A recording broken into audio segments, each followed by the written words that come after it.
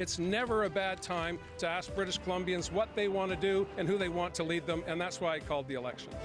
We're now being forced into a general election that nobody in British Columbia wants except the NDP. It's not a time when we put the interests of a political party ahead of the British Columbians. We need a government that's focused on the needs of people now more than ever. This is not a time to worry about the details so much as to get people back to work. The BC Green Party is here as a very viable alternative. We're keen on getting British Columbia going again. We're standing up for the future that we believe in. This is an extraordinary time. It is an extraordinary election.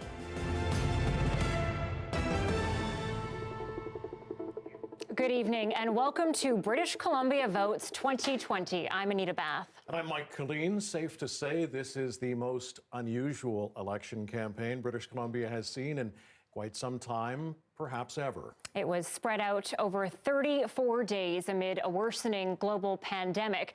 That, of course, meant the usual campaign events just couldn't happen. We saw no throngs of supporters, no buses full of media traveling across the province. Instead, small meet and greets, masks, and plenty of physical distancing. Much of the campaign playing out on Zoom and online. We are just 1 hour away from the polls closing, and as odd as this campaign has been, we are expecting tonight to be unusual as well. We'll be bringing you the campaign headquarters, and we'll have reporters there. But because of COVID-19, these gatherings will be very small. And the other possible big wrinkle tonight, mail-in ballots. As of today, Elections BC says it has received close to 500,000 ballots, and those won't be counted tonight. So will we know who's won today's election by the end of this evening? You know what? We certainly hope so, but that remains unclear. Now, the starting of the campaign, plenty of criticism aimed at the BC NDP for calling the election in the middle of this COVID-19 pandemic. Thousands have lost their jobs and others have been faced with the death of a family member. Greg Rasmussen takes a look back at a most unusual campaign and some of the turning points, missteps, and surprises. Hoping for a bump at the ballot box, NDP leader John Horgan is running on his handling of the pandemic. COVID has turned our world upside down, but working together, following advice, following the science, British Columbia is leading the way in Canada. NDP promises include much greater spending on health care and a $1,000 COVID cash benefit for middle-class families. It's been a tougher road for the BC Liberals. Their leader has often been on the defensive due to controversial candidates. His big promise, temporarily axing the provincial sales tax. And that will mean getting rid of the PST for a year. That'll mean getting rid of the small business income tax, supporting our tourism and hospitality businesses. The Greens went into this election holding 3 seats and the balance of power. Their new leader is pushing for faster action on climate change. And to start putting in place the building blocks for a clean economic recovery so that we can have a stronger, more sustainable province in the long term.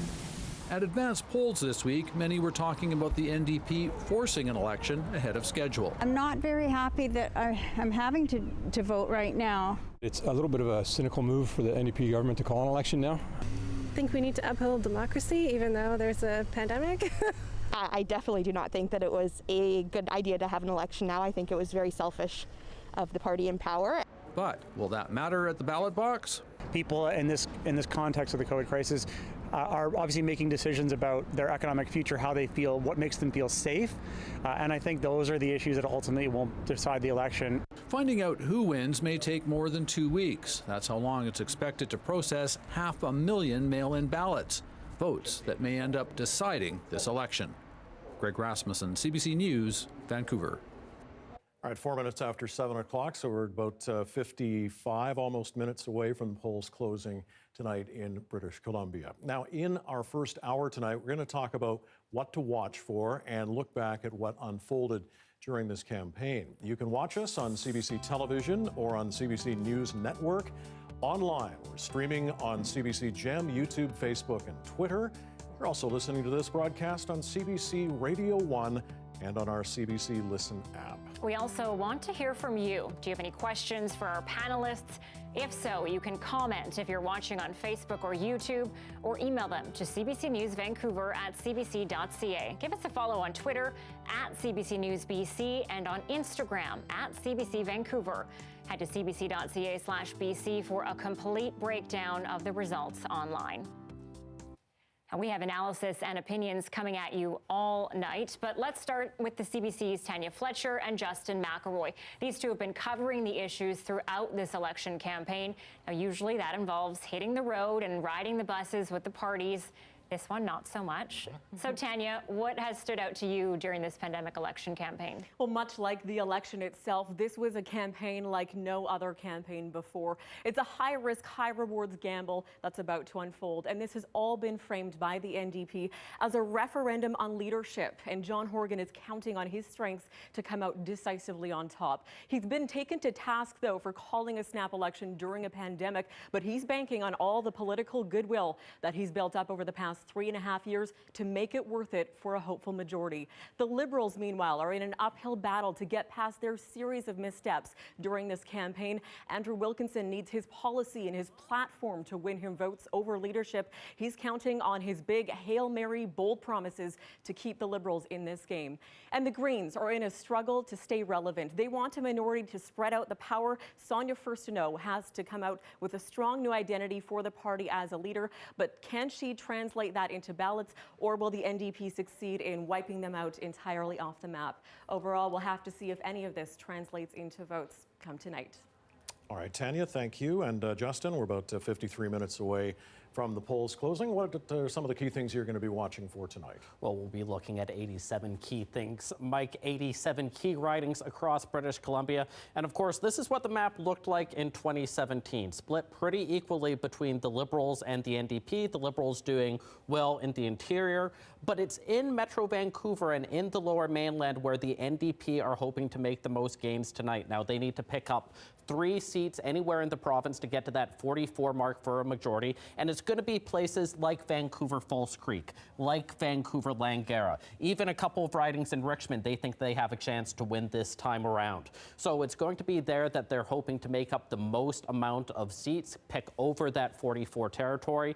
If they can pick some up in the interior, that's a bonus as well, but it's where they've been focusing their campaign. It's where they've had the most resonance with their policies, and that ultimately is where they believe their path to a majority government lies. All right, Justin McElroy, Tanya Fletcher will be checking in with you, of course, throughout the evening. Now, as mentioned, one of the possible wrinkles tonight is the unprecedented number of vote-by-mail packages that are in play. As of last night, nearly 500,000 mail ballots had been received by Elections BC.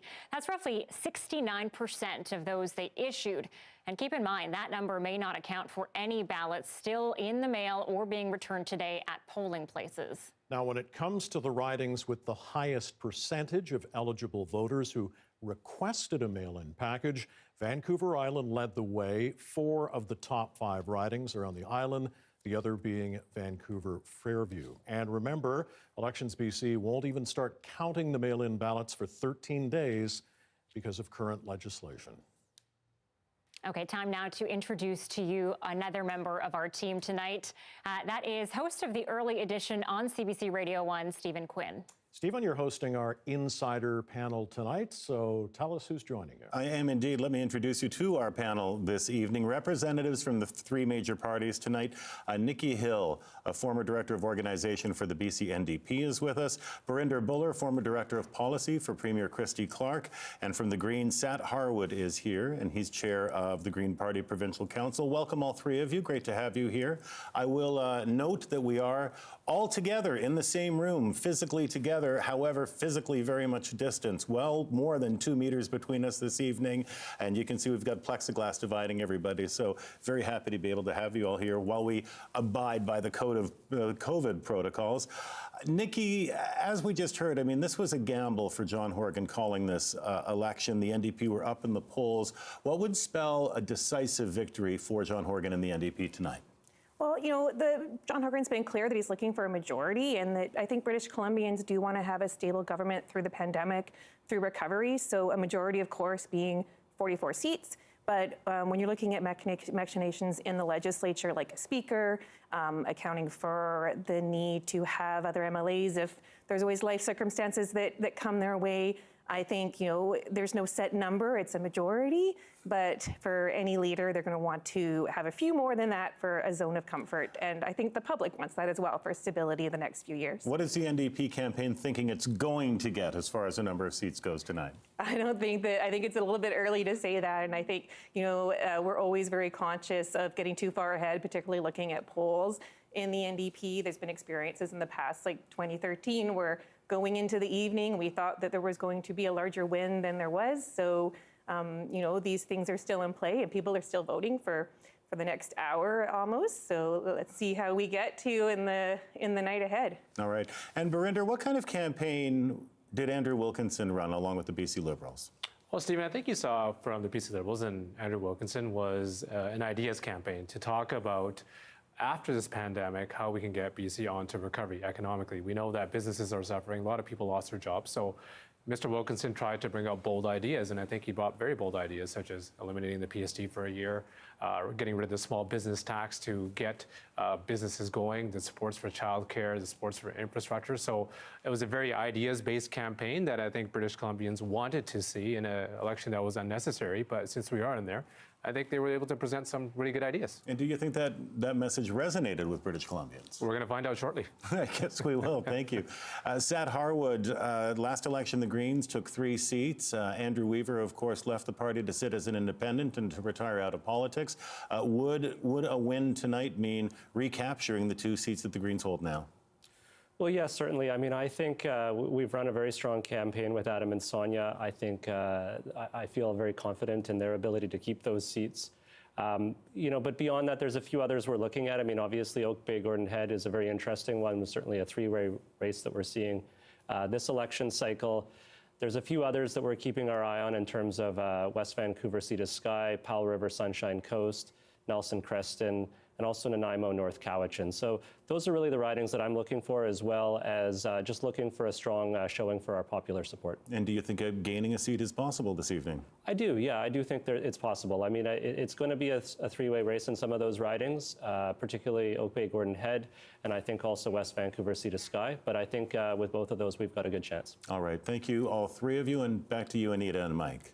Thanks, Stephen. And just keeping an eye on time, we have about 47 minutes left until the polls close. But first, let's head over to our analysts tonight. First from UBC, professor and political analyst Gerald Beyer and Shachi Kurl, president of the Angus Reid Institute. You can see they are separated tonight by a giant piece of plexiglass. Yes, giant, enormous. I haven't seen anything quite that big.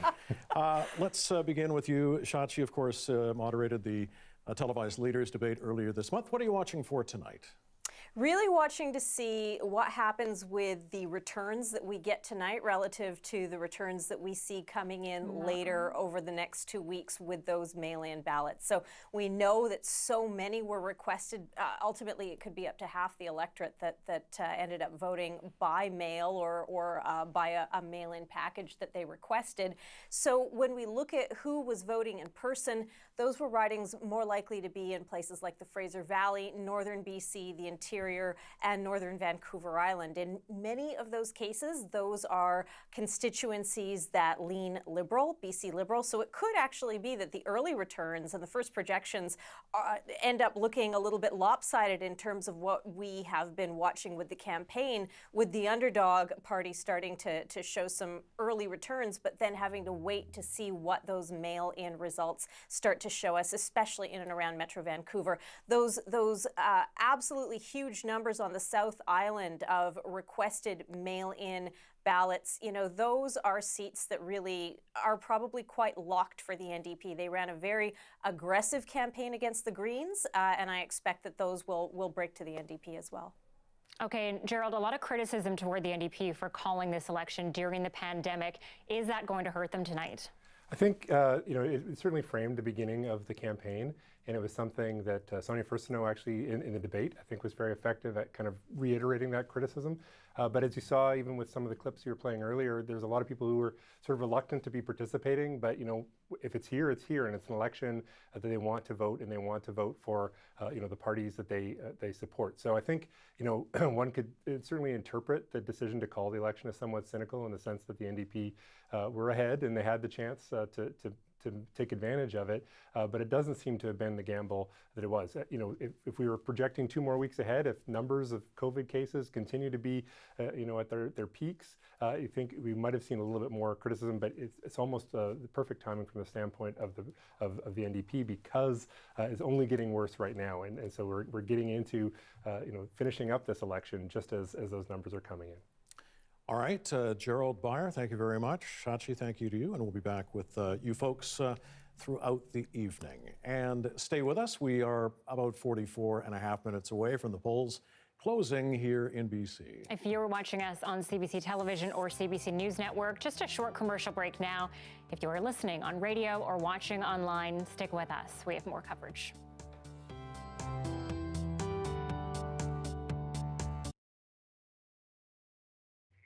Well, crime and safety became big issues during this campaign. The Liberals pointing the finger at the NDP for warehousing the homeless and allowing tent cities to pop up in public parks. Briar Stewart now on how it's playing out in one Vancouver neighborhood.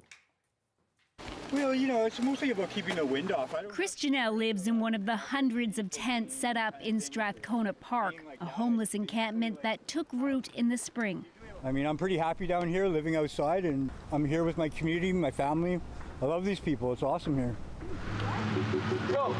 But the camp is a contentious fixture in the neighborhood, and it's a clear display of the homelessness crisis being debated during the provincial election.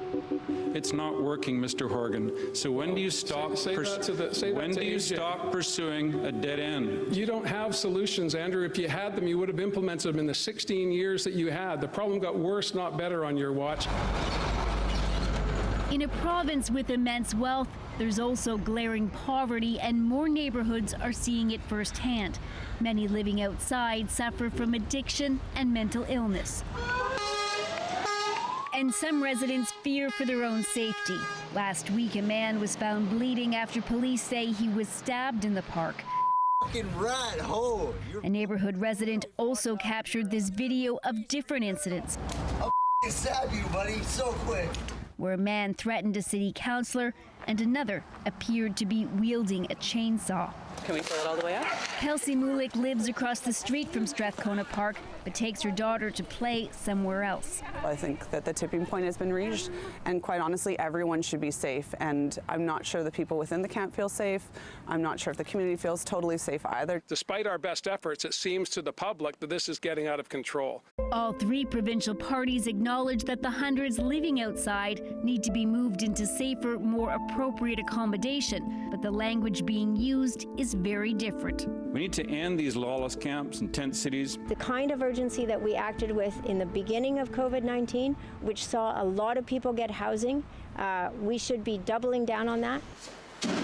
In May, hundreds were moved out of tents in Vancouver and Victoria and into hotels bought by the province. Yeah, this is a double room. Has a living room area and a bedroom area. This suite is for a couple, and it's now become permanent housing. So this is our overdose prevention site. At first, there were complaints from neighbors around noise and needles on the street, but Jose Reyes, who oversees the site, says things have improved. I've been hearing less, which is a good sign. It's human nature worrying about you and your family, so I think it's a very natural reaction they're having. He says the building will start its own cleanup crew, and he hopes residents can become a valued part of the neighborhood. Back in Strathcona, some of those living in tents urge people not to assume everyone is a threat. I think they should all just come down here and really talk to some people before they just judge us all and say that we're all like criminals and hoodlums. But Janelle says he won't be moved on into just any temporary housing, adding those living in this park should be consulted when it comes to any solution the government tries to come up with. Briar Stewart.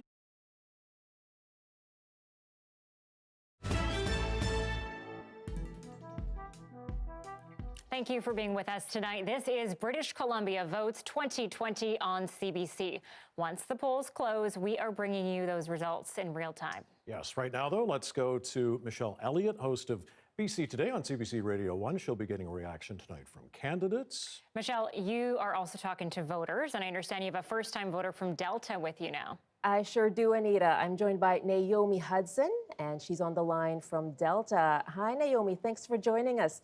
Now, I know you're also a first-year university student, so probably fair to say this is a busy time for you.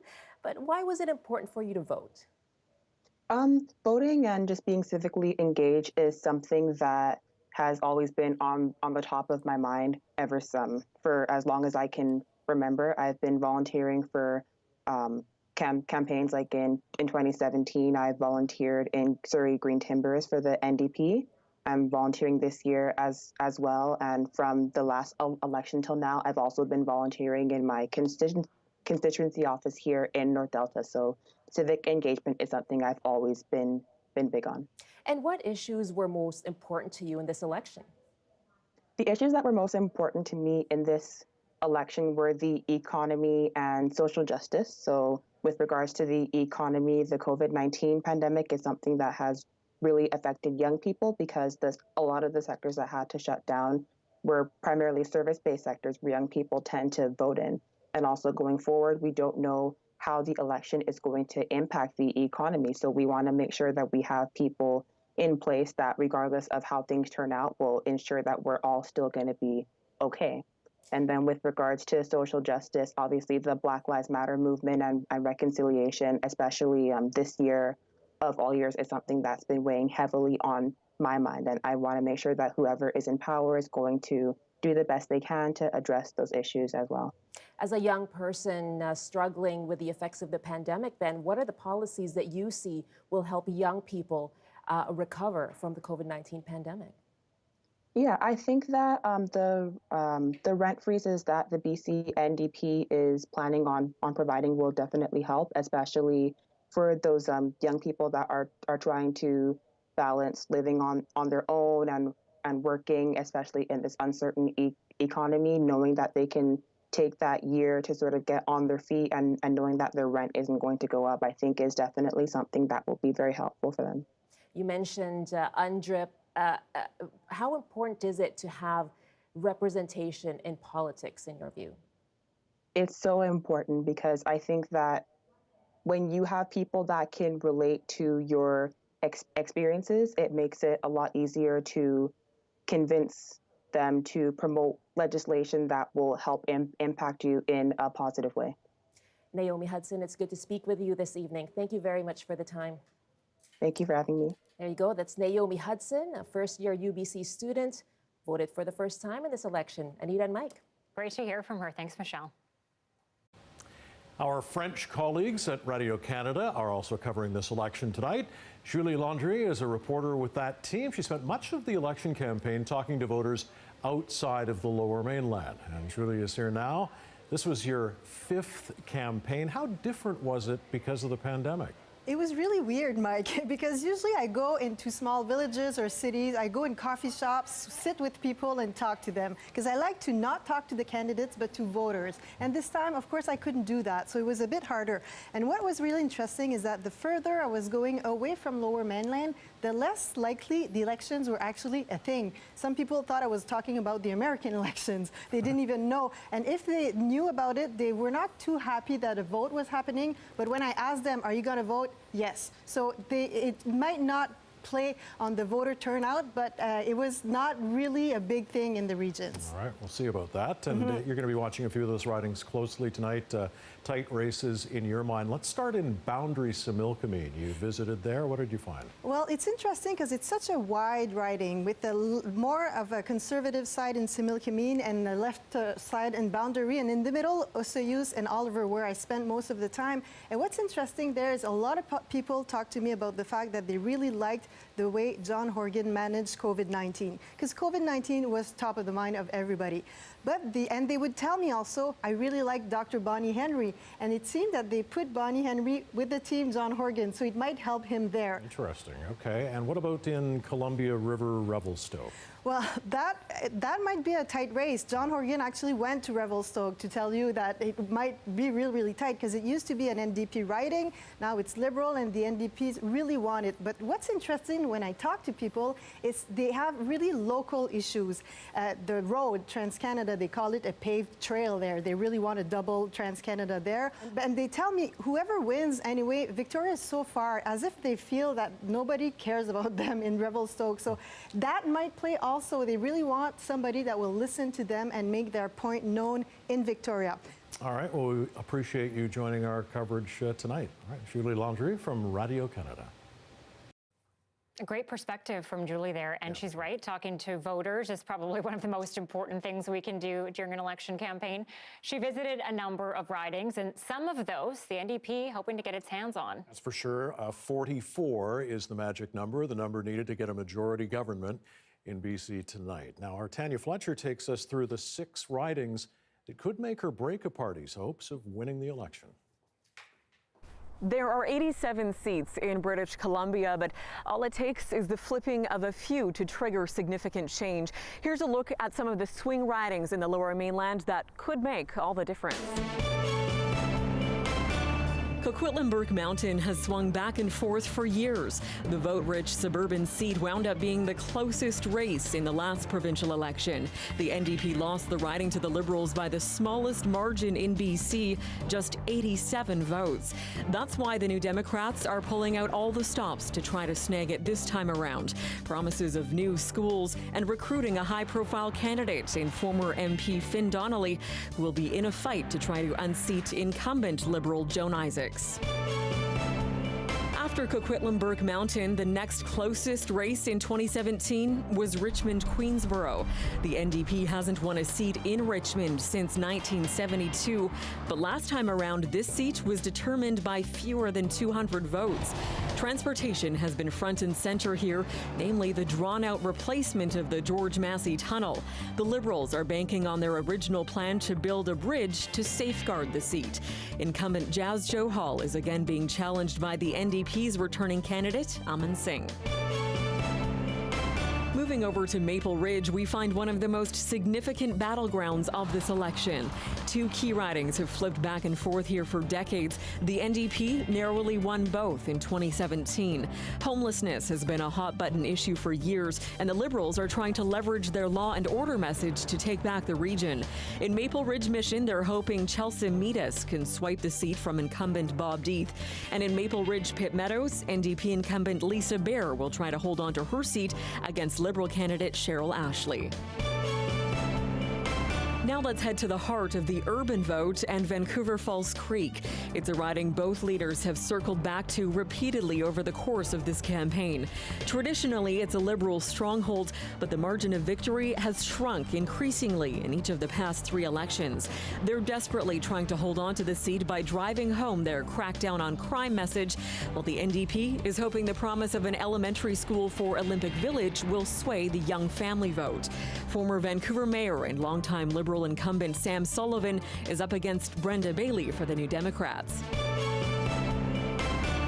And finally, over to Surrey, home to a total of 9 seats. It's the region with the most to gain and the most to lose. The NDP has Surrey Cloverdale squarely in its sights, another riding where they've gradually been making gains over the past few elections. The Liberals, though, are attempting to leverage anger over a local issue to keep it in their grips. They're promising a referendum on the decision to get rid of the RCMP in favor of a municipal police force. Liberal incumbent Marvin Hunt will be met by a well-known contender for the NDP, former city councillor Mike Starchuk. In the end, the NDP will need to pick up at least 3 more seats in order to hit the 44 required to form a majority government. And these are the Metro Vancouver ridings that will be key to paving the way to victory in this vote. Tanya Fletcher, CBC News, Vancouver.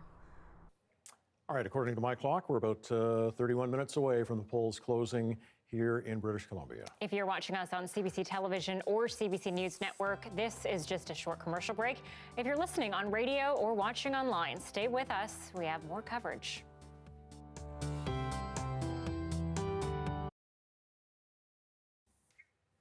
To election promises now, the NDP said it would extend SkyTrain all the way to Langley. The Liberals following up, vaguely promising a similar move. Safe to say, though, public transit hasn't really been the hot button issue it has been in the past, but that doesn't mean riders are happy with the current situation. We sent Mickey Cowan to the streets of Surrey to find out what voters are looking for.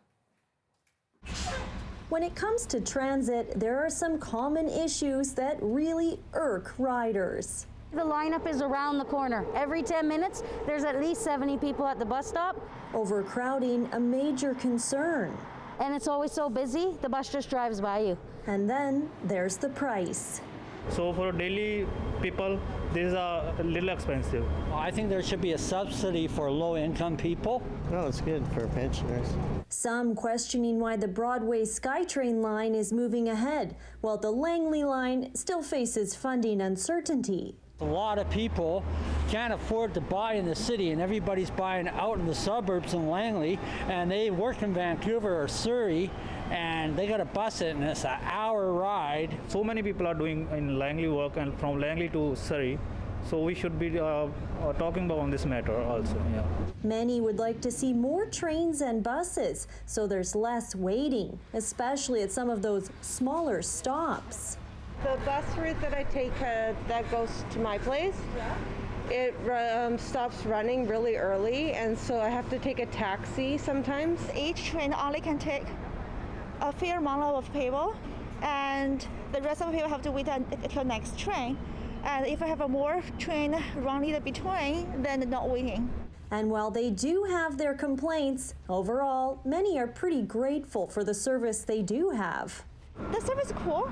But service good, it's on time, never late. As for whether these riders will get some of the upgrades they're asking for, we won't find out until British Columbians select their next government at the ballot box. Mickey Cowan, CBC News, Surrey. Let's continue talking transit with Justin McElroy now. Justin, did the pandemic and shrinking ridership play a role in pushing transit off the party's platforms? I think so, Anita. You know, it's interesting when you look back 3 years ago at the 2017 election, how much urban issues played into the campaign. It was all about the failed transit referendum. It was all about promises for expanded transit in different places. It was all about housing affordability. This time, because of the pandemic, health was a bigger issue, of course, and overall, the NDP were happy just to maintain talking about the status quo, promising nothing giant big, but certainly issues like transit will continue to dominate local discussion in Vancouver for a while. Thanks, Justin. Okay, we have 27 minutes, 45 seconds left until the polls close, and then we're bringing you those results in real time. Yes, John Horgan calling a snap election in the midst of a global pandemic. He's faced, of course, a lot of criticism for doing that. And if he can't pull off a big win tonight, this could all be for nothing. So a lot of eyes on Horgan and the NDP tonight, especially with the most recent polls still showing the party has a major lead over the other parties, the Liberals and the Greens.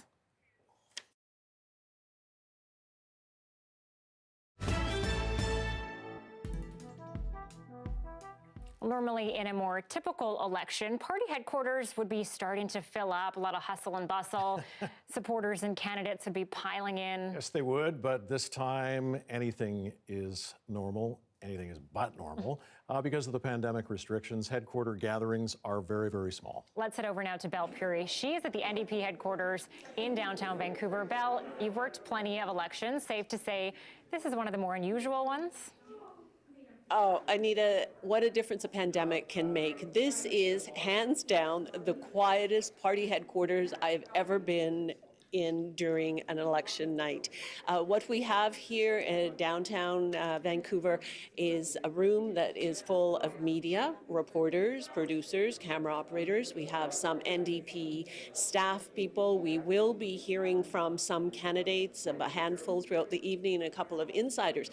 But that's it. There are no supporters, there are no balloons, there are no signs. And let me just give you an idea of how it is set up. Each media outlet, we've been assigned a pod, if you want to call it that. And within that pod, as colleagues, we can maintain our physical distance. And then between our pod and the next media outlet, there's another 6 feet that keeps us apart from everyone. There are no supporters in this room. The only supporters we're seeing is on the screen that's behind me as they flash by there. And in front of the screen, you can see the podium. That's where John Horgan will speak to British Columbians sometime between 10 and 10:30, we're told. But otherwise, this is something that we've never experienced before on an election night. Yeah, you're looking a little lonely there right now, Belle. I think this will pick up a little bit, I know. Just a tad. And of course, as you say, the supporters aren't there, but generally speaking, how optimistic is the NDP about tonight? Well, they're always, very careful in saying what is going to happen tonight. And there is the question of how much will be decided tonight and how much will be decided in the mail-in ballots that will be looked at down the road. But overall, the few conversations that we've had, they're feeling very confident, but they're looking at key ridings, ones where they won by just a very small margin last time. All right, thanks, Belle. Belle Puri live at a very quiet NDP headquarters in Vancouver tonight.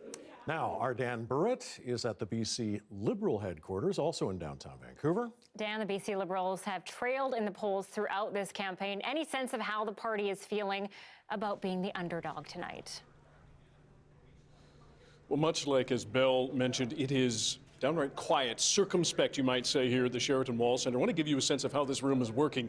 We are out of the lobby, in the lobby of this ground floor. In there is the main headquarters, and that's where, just behind the candidate Michael Lee, that podium you see is where Andrew Wilkinson is going to speak tonight. We don't know when that is going to be. We'll have that for you live. But this is a relatively staid atmosphere at the moment. 50 people max on this floor. Not the mood of BC Liberal election wins past. In that room in 2013, I remember I was there, the Liberals won a shocking majority upset behind Christy Clark. In 2017, very different story. They won 43 seats, but that government lasted 52 days. They've now been in opposition for 3 years. And hoping that big promises, as we've mentioned, the so-called Hail Mary promise of halting the PST for a year may in fact win them back power under Andrew Wilkinson. Interestingly enough, the party sent out an email this afternoon asking for donations to, quote, ensure fairness and integrity amid massive vote-by-mail ballot numbers. We know it is in the hundreds of thousands. They want to train volunteers, deploy field staff, and perhaps hire lawyers to watch the final counts and key ridings. And the party insists we won't know the outcome of the election and the campaign tonight. We wait and see if that's true. Anita, Mike? Well, I'm not sure we've seen anything like that before, Dan, but I want to talk about Andrew Wilkinson's leadership. A lot of criticism toward him throughout this entire campaign. Is his leadership on the line tonight? It's very possible. Chatting with former candidates as well as insiders within the Liberal Party, there have been questions around Andrew Wilkinson's leadership for some time. So tonight is the night when we find out whether or not he will stay on. We don't know the sense of that right yet. We still don't know the scheduling of when he's going to come out and speak. Lots of questions to be answered. There are a few MLA candidates here tonight, as I said, Michael Lee, Karen Kirkpatrick, among them, who are around and willing to speak to us. We'll have to find out once those numbers come in how they are actually feeling. But yes, leadership is on the ballot this time. Okay, Dan, thanks. I'll be back to you later. And let's head over to the provincial capital now. The BC Green Party has a small headquarters tonight as well. That's the theme for tonight, I think. It is. Gregor Craigie is live with us now. He's the host of On the Island on CBC Radio 1. And Gregor, Sonia Furstenau was appointed leader of the Greens just 7 days ahead of this election call. She had a pretty strong performance in the television debate. How has she responded, though, to her first campaign? Well, she, as you heard, Mike, at the beginning, hammered and hammered and hammered again on the theme that this election should not be happening in a global pandemic a year ahead of when it was legislated to take place in October of 2021. And who could blame her? As you said, 7 days on the job, and she and her party had to scramble to get enough candidates. And of course they didn't, because what are there, 87 ridings in BC. In the end, they got 71 candidates fielded. Not a bad effort. but not as many as they would have liked to. The Greens, let's be clear, they had a confidence and supply agreement, the CASA with the NDP. They wanted to go to the polls in October 2021. So Sonia Furstenau hammered that point, that John Horgan was being opportunistic politically, should not have been going to the polls, and that British Columbians shouldn't be voting. But she got on with it, as you saw and as you mentioned, Mike, in the leaders' debate. So she's put a best foot forward.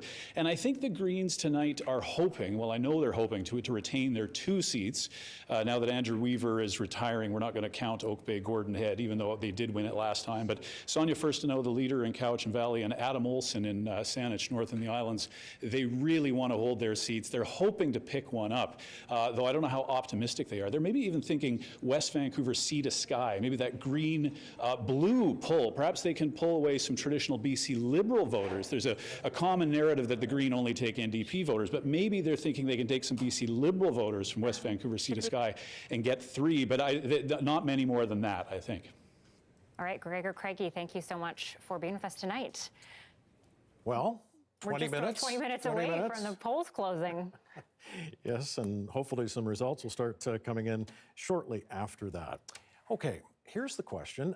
What's it like for all the candidates to sit and wait, knowing they've done everything they can to try to win the election? We sat down with 2 former premiers, Mike Harcourt and Christy Clark, and asked them what it's like on election night.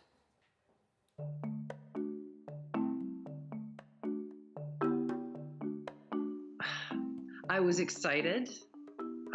First I was nervous.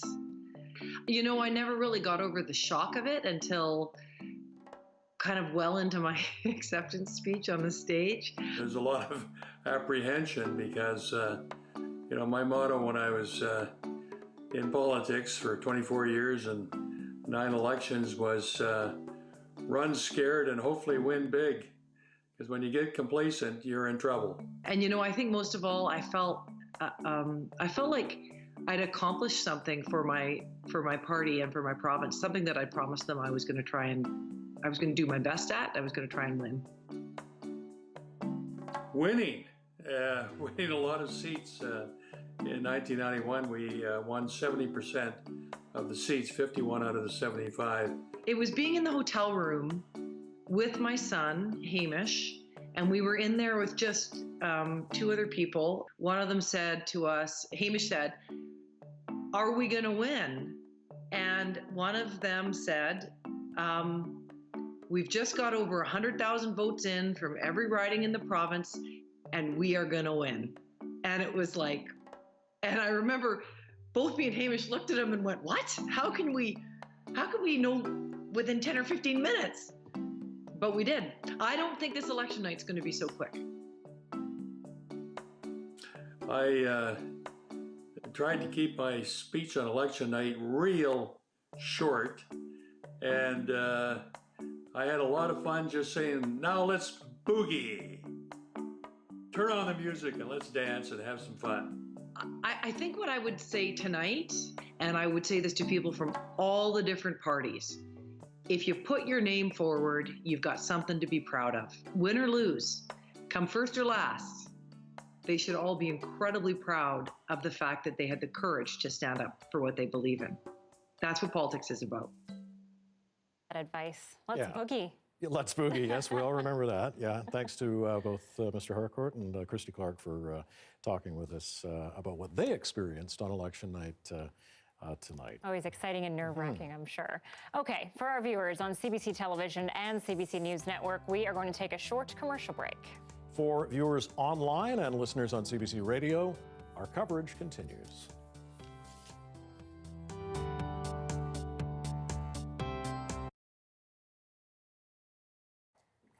Let's head over now to Michelle Elliott, standing by with another first-time voter from my hometown, Abbotsford. Michelle? Well, yes, I'm joined by Sam McCarr from Abbotsford. Perhaps you know Anita Bassam, but thank you for joining us this evening.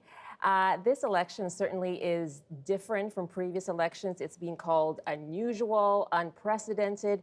Why was it important for you to cast your ballot? I think it's really important for me just because being a first-time voter, I think it's just good to get the experience in general for the first time. And also, especially now with the situation we're in with COVID-19 and how we're going to recover from that, I think it's really important to kind of vote for your future. And I think our generation is the future. So I think it's really important for people my age and first-time voters to get out there and vote if they want to kind of feel like they made a difference in the community and how they voted. And what issue was most important to you?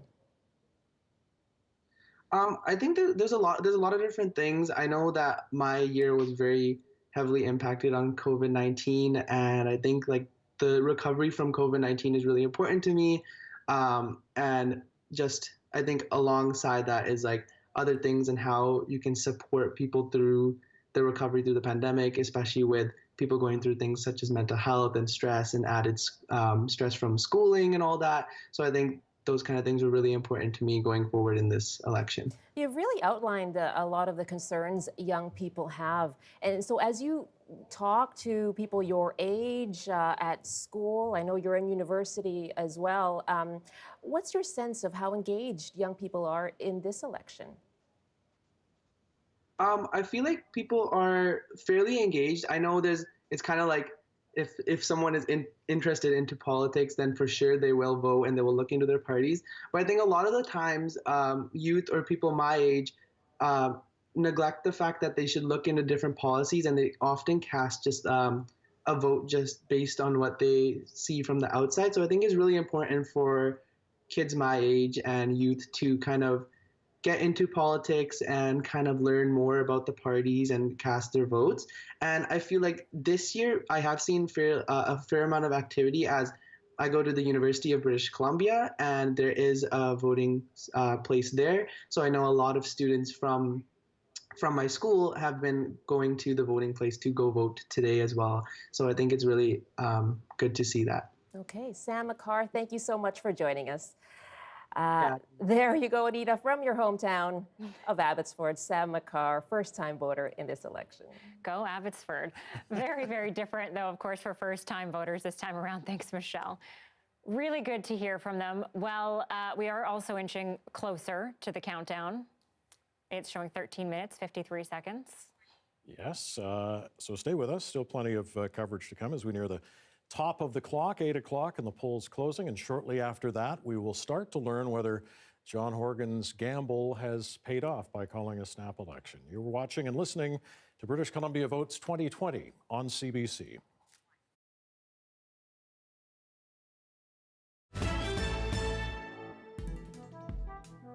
Well, it's been a bottleneck for years. The aging Massey Tunnel is awaiting replacement, and it became an election issue this campaign. The Liberals say a replacement bridge they started work on would almost be finished by now if the NDP hadn't stopped construction.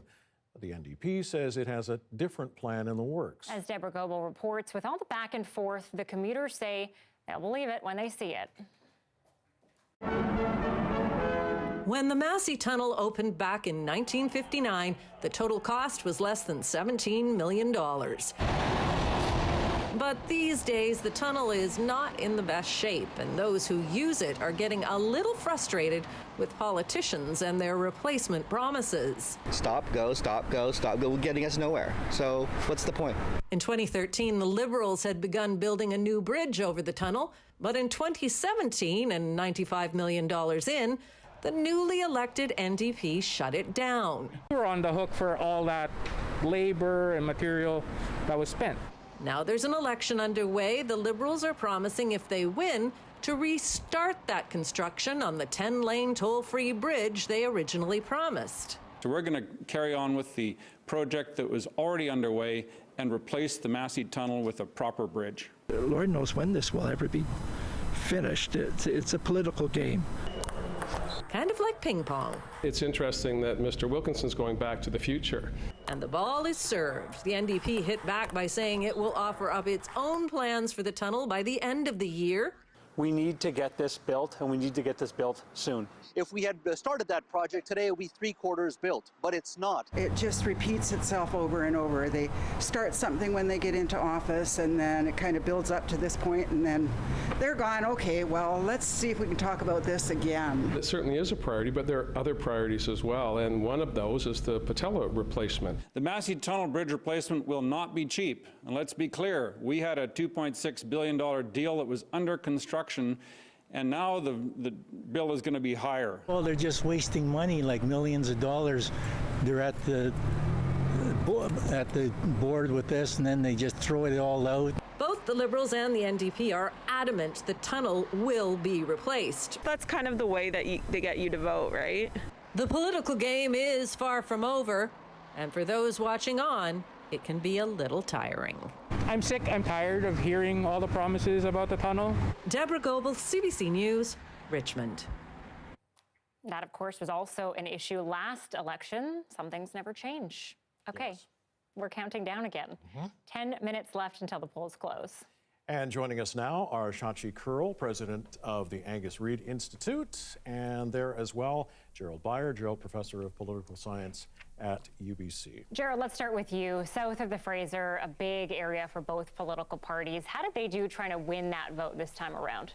Well, I mean, I think it's critical, as Justin pointed out from the top. It's a couple of seats that have to go one way or the other for the NDP to win. There's sort of prime pickings there in Richmond for them to go after, and so they're looking at whatever they can say that can help them in different geographic areas. You recall in 2017, one of the things that helped them was the removal of tolls on bridges that were part of the Lower Mainland. That seemed to help them in some places. Will a replacement for the tunnel, or at least this promise of one, help them is hard to say. But those are the kinds of geographic promises we sometimes see in an election, because you got to pick up seats. You don't have to pick up the popular vote necessarily. You got to pick up places and tip the balance a little bit. And Shachi, what are you watching out for in Surrey and Delta tonight? Well, I mean, as with across the province, Mike, all politics is local, as Jerry points out, but at the same time, there are some key themes or issues that are really driving and motivating votes in this election.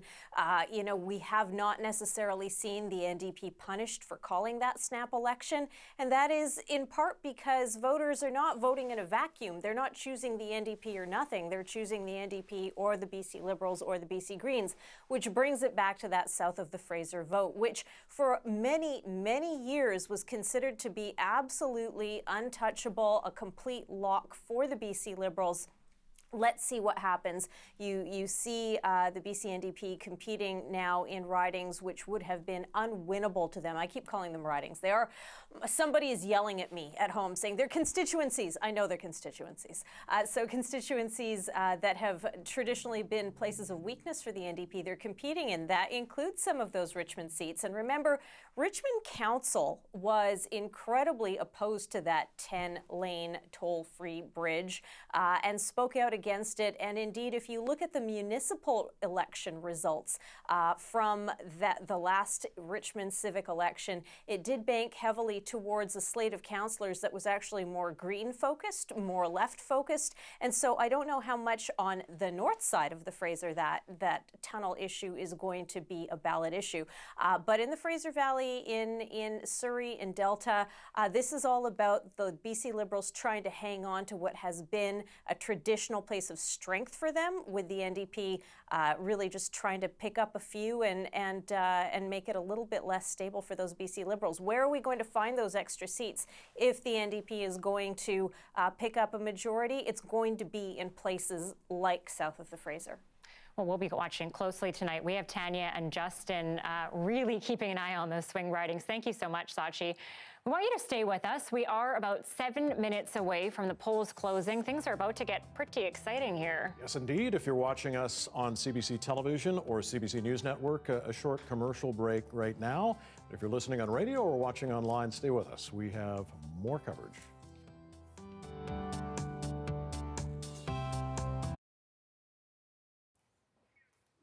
All right. right, time now to head back over to Stephen Quinn, standing by with our election insiders. Stephen? All right, thank you, Mike. Nikki Hill, Barinder Buller, Sat Harwood from the, representing the NDP, the BC Liberals, and the Green Party, respectively. And we were talking a moment ago as we were watching our reporters at the party headquarters, very sparsely populated party headquarters this evening. Nikki, tell me, all three of you have been in the back rooms at this hour, 6 minutes left until the polls close. Nikki, for you, what does it look like back there? This is probably the hardest part of the campaign for people who are in those rooms, of course. And I think, many years I worked for the NDP, I was sort of the last person left behind while you pushed everybody out to go pull vote or stop pacing and annoying you while they needed to find something to do at this point. I think, with the pandemic election, that probably looks like putting people on the phones if they're doing that pacing, and it's just waiting. It's no campaigns want to have a conversation with you. Candidates should be out there pulling every single last vote. So this is really one of the most difficult points in the night for anybody who's been working on it really hard, as people have been for the last month. And Barinder, when the clock strikes 8, does everybody just drop everything, or what happens then? Absolutely. I mean, you work right till 8 p.m. to get the last vote, and you're pushing and making phone calls wherever can. The party is also looking at their own internal databases, seeing the votes coming in from campaigns. And I think the internal pollsters are usually the researchers are the ones usually nervous to see if they're lining up to what they've told the parties. And Sat, how closely are you watching poll by poll? Because we know that constituencies or ridings can vary right across the length and breadth of those ridings, and depending on what polls are coming in, those will tell the story. Yeah, I mean, the polls are important, obviously, for sure, and we certainly will keep an eye on those. But, in the end of the day, when you get to the last hours or last minutes before voting closes, at that point, the die is really cast, right? And so, in normal years, there would be a lot of tension, a lot of anxiety as the group waits to hear the results. This year, it's going to be a lot different. The groups are going to be very, very small. It's just Adam and Sonia and their families at the hotel. Mm-hmm. Most of the staff are in other parts of the province. So it'll probably be a little bit more serene than in previous campaigns, just because you don't have that crowd to work you up with the highs and lows. And we heard that, of course, about the BC Liberal campaign and Andrew Wilkinson. That podium is there in the same place as it was a couple of years back, but very, very different look there. Absolutely. And for you, Nikki, is this the very worst part of it, the part where you flip over to being able to do nothing now? It really is. It's tough, and you want to hear exactly what's been happening outside and around the province from people who are on the ground, and this is the moment where they start to, of course, get so busy. So this is tough. Thank you all so much. Back to you, Mike and Anita. Thanks, Stephen. You are watching and listening to CBC's coverage of the BC election campaign. We're less than 5 minutes from those polls closing. I'm sure some people have that ritual, trying to sneak in their vote right at the last minute. Like last couple of minutes, they last just couple wait minutes, right till get in then. line. Gotta be last. Yes, and tonight we are, of course, bringing you coverage all evening, live results as they happen with expert analysis. Much more coverage to come. Stay with us on CBC, British Columbia.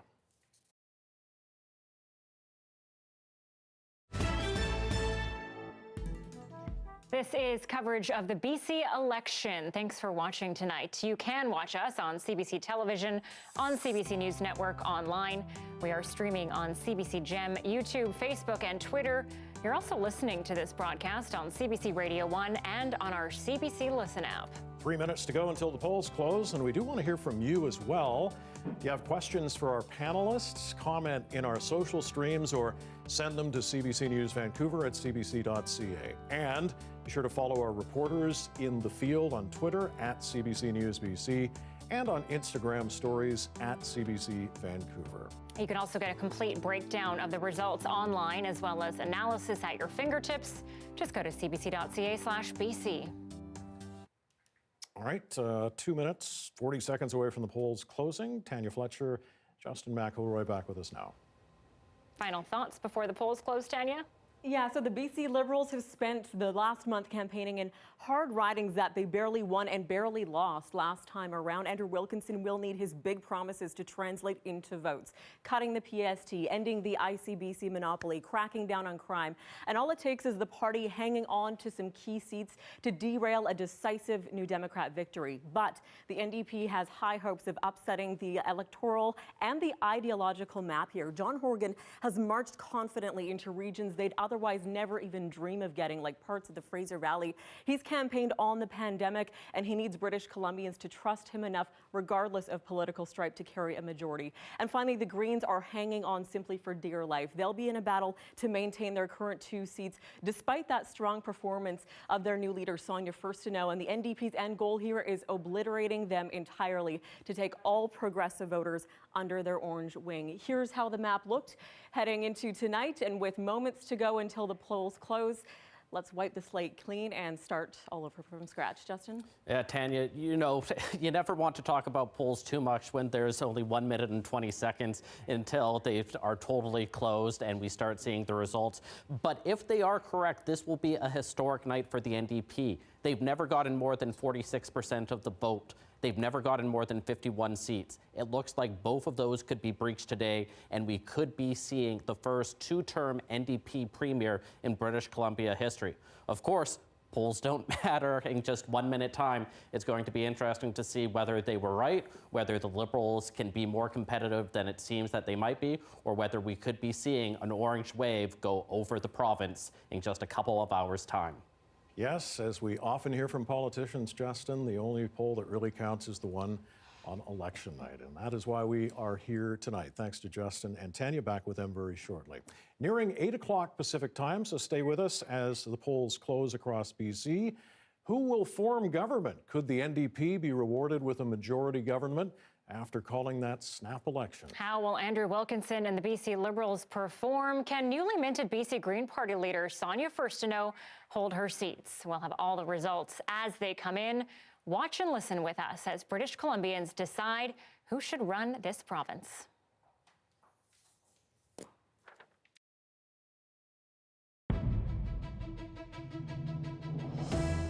It's never a bad time to ask British Columbians what they want to do and who they want to lead them, and that's why I called the election.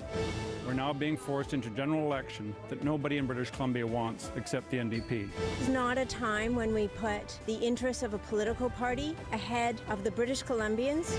We need a government that's focused on the needs of people now more than ever.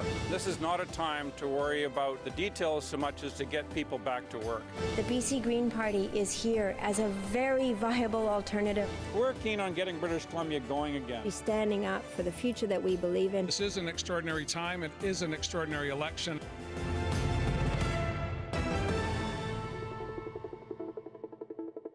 Good evening. The polls have just closed across the province. You are watching British Columbia Votes 2020. I'm Mike Killeen. And I'm Anita Bath. Well, it's been an unusual election campaign, one that happens to be right in the middle of the COVID-19 pandemic. John Horgan calling a snap election, safe to say, a campaign like no other. Yes, we've seen a lot of masks, plenty of physical distancing, and because of the pandemic, our coverage tonight is going to look very different as well. The two of us are more than 6 feet apart. 7.2 feet, I measured. He likes to be exact. We're also using different studios to keep our team safe. Election night in a pandemic also means the large gatherings of people celebrating those big wins is simply not possible. But the parties have managed to maintain smaller than usual headquarters this evening. Our reporters will be live throughout the evening from those locations. Val Puri is at NDP headquarters here in Vancouver. Dan Burrett at Liberal headquarters, also in Vancouver. And Gregor Craigie is in Victoria tonight at the Green Party headquarters. Here back at the CBC, we'll also touch base with Stephen Quinn and Michelle Elliott throughout the night. Stephen has with him the party insiders gathering their reaction to what we're seeing. And Michelle will be talking to voters and to candidates. All right, let's take a minute now to explain the scoreboard, as we call it tonight. If you're watching on TV, it's right there at the bottom of your screen. And for those of you listening on radio, we will, of course, update you with the numbers throughout the night. Now, it's showing zeros across the board right now, but each party is trying to hit that magic number tonight. There are 87 ridings across BC, and 44 seats are needed for a majority. The last election, 3 years ago in 2017, the Liberals won 43 seats, the NDP 41, and the Greens 3.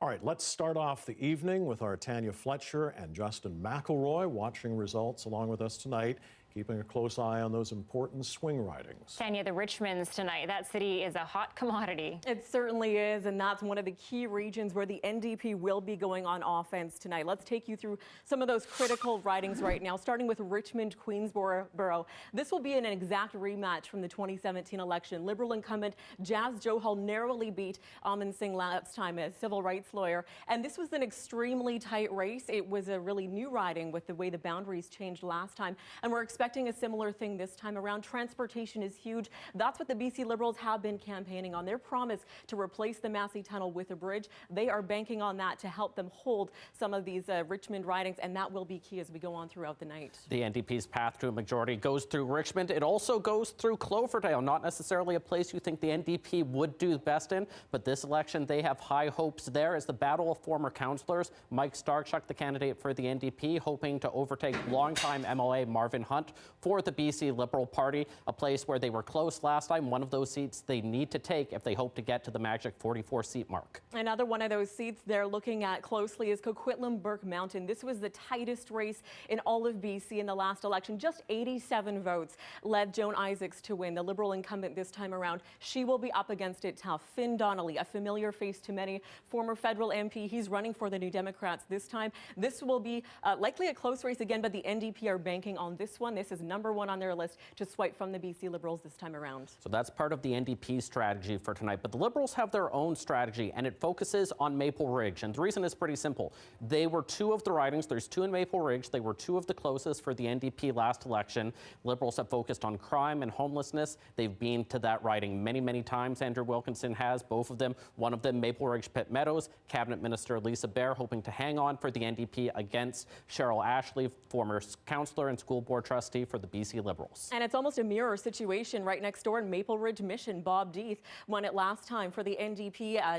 City Councillor Chelsea Meadus will be up for the Liberals this time. And as Justin mentioned, the Maple Ridge ridings, those are so key tonight. The Liberals know they can win them back. They have the potential because they have held these seats previously. The NDP, though, is confident they can keep them. This is one we'll keep coming back to over and over again tonight. The Liberals are really banking on this one. They've circled back to this one so many times over the course of the campaign. And again, the Liberals, 43 seats they won last election, so they were just one away. So their hope is to win the two in Maple Ridge and then hang on everywhere else in Metro Vancouver. One of the most vulnerable seats that they won last time that they're hoping to hang on is Vancouver Falls Creek. Sam Sullivan, former mayor of Vancouver, has never lost an election, a general election, in 27 years of elected office. He's going to be in tough against Brenda Bailey, the tech executive running for the NDP. But again, the Liberals, if they can hold on to these three seats, they will have a chance tonight. If early on we start seeing these go towards the NDP, will be a long night for Andrew Wilkinson. All right, some key ridings to watch. Justin McElroy and Tanya Fletcher with us tonight. Back to you guys shortly. Stephen Quinn is the host of the Early Edition on CBC Radio 1, and he is with our election insiders tonight. Stephen? And I'll introduce our panel. Nikki Hill, former director of organization for the BC NDP, is with us this evening. Barinder Buller, former director of policy for BC Premier Christy Clark. And Sat Harwood is here, chair of the BC Green Party Provincial Council. Thanks again, all of you, for being here. We have heard it said many times, this is an election like no other because it's being held in the middle of a pandemic because of COVID-19. But Nikki, also because this is the first election we've seen with spending limits in place. No donations from corporations or from unions. What does that mean to the NDP in this campaign? Well, I think it really puts that emphasis on people, and I actually think it's been to the NDP's advantage in the last couple of years with that funding change because a lot of donations already came from individuals, smaller amounts, adding in people, and the NDP's been doing really well on adjusting to events, adjusting to actually doing direct outreach, and I think they'll continue to see that trend as well. Is it a bit of luck that because of the pandemic, the campaign's been very much scaled down in size, at the same time budgets have been shrunk? It has for sure, but I also think people started to move to virtual events quite quickly, similar to nonprofits have for their galas and so on. Candidates have done the same thing. They're still raising money. They're still, in this way, they're actually engaging with people more directly, I think. So I think we'll see some fundraising successes still. Barinder, traditionally the BC Liberals, the biggest fundraisers when it comes to election campaigns, throwing money all over the place. What about this time around? Yeah, you have to adjust as you go, Karn. But I think to your question, Stephen, I think this campaign, we can't judge what spending caps mean. I think future campaigns will do that, but certainly BC Liberals will have to adjust to the new reality, but they are reaching out broader to grassroots and growing that further.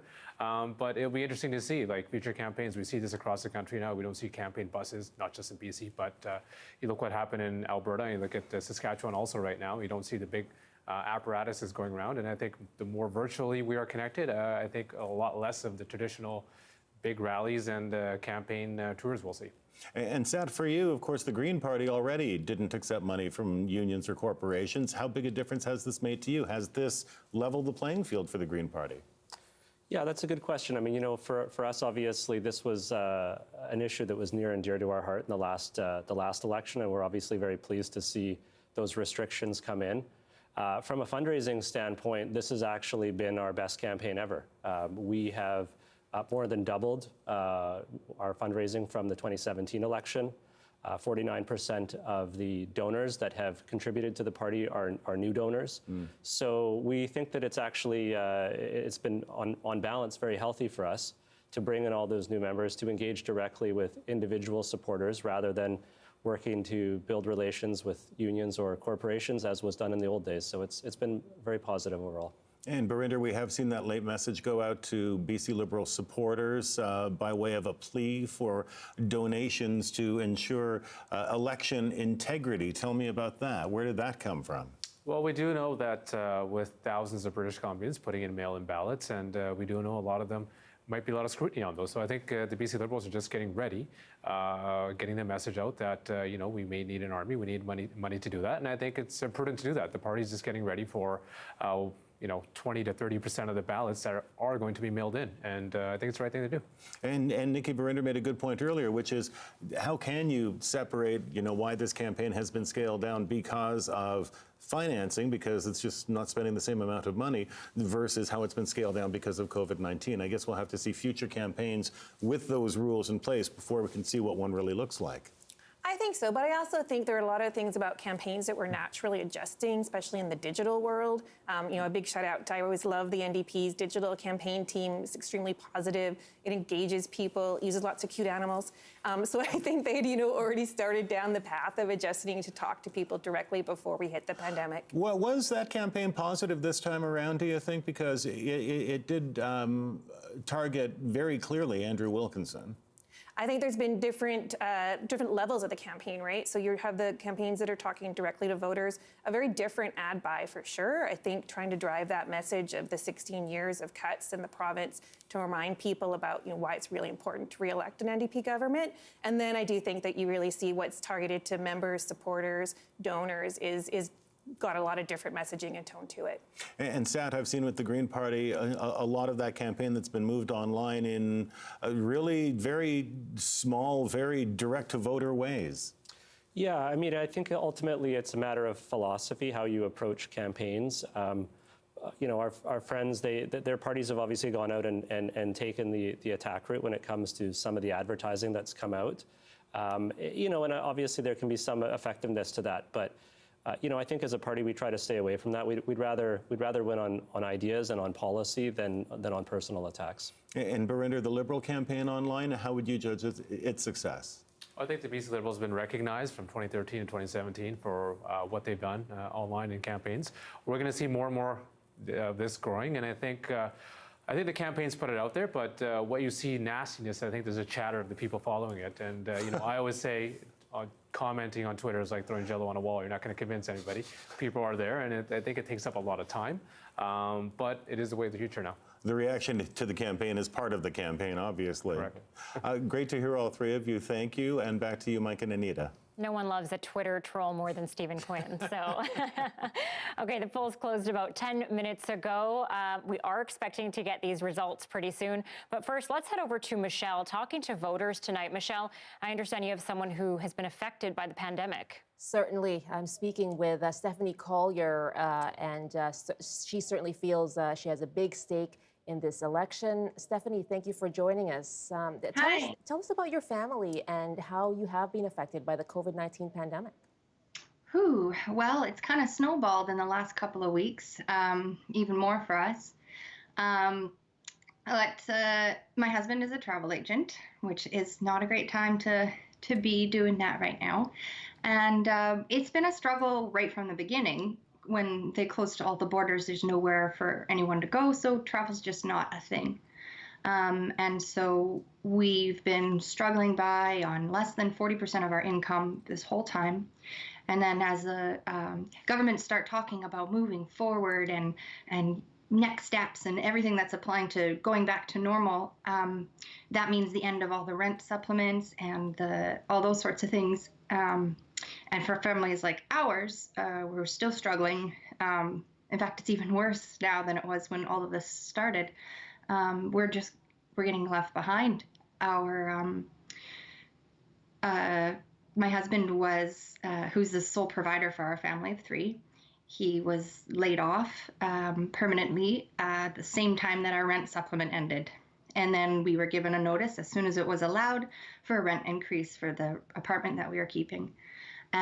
So living on EI with our newly increased rent, we couldn't afford to stay and we couldn't afford to go anywhere else.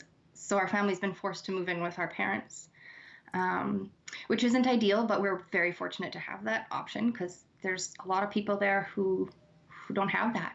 We'd be homeless without them. So that's what we're dealing with now. Stephanie, you've certainly faced a lot of challenges. As you say, they've snowballed. So what was most important for you in this election then? In this election, there's the things that need to happen immediately. We still need help as assistance for families like ours. We still need help financially with our rent, childcare, all of those things.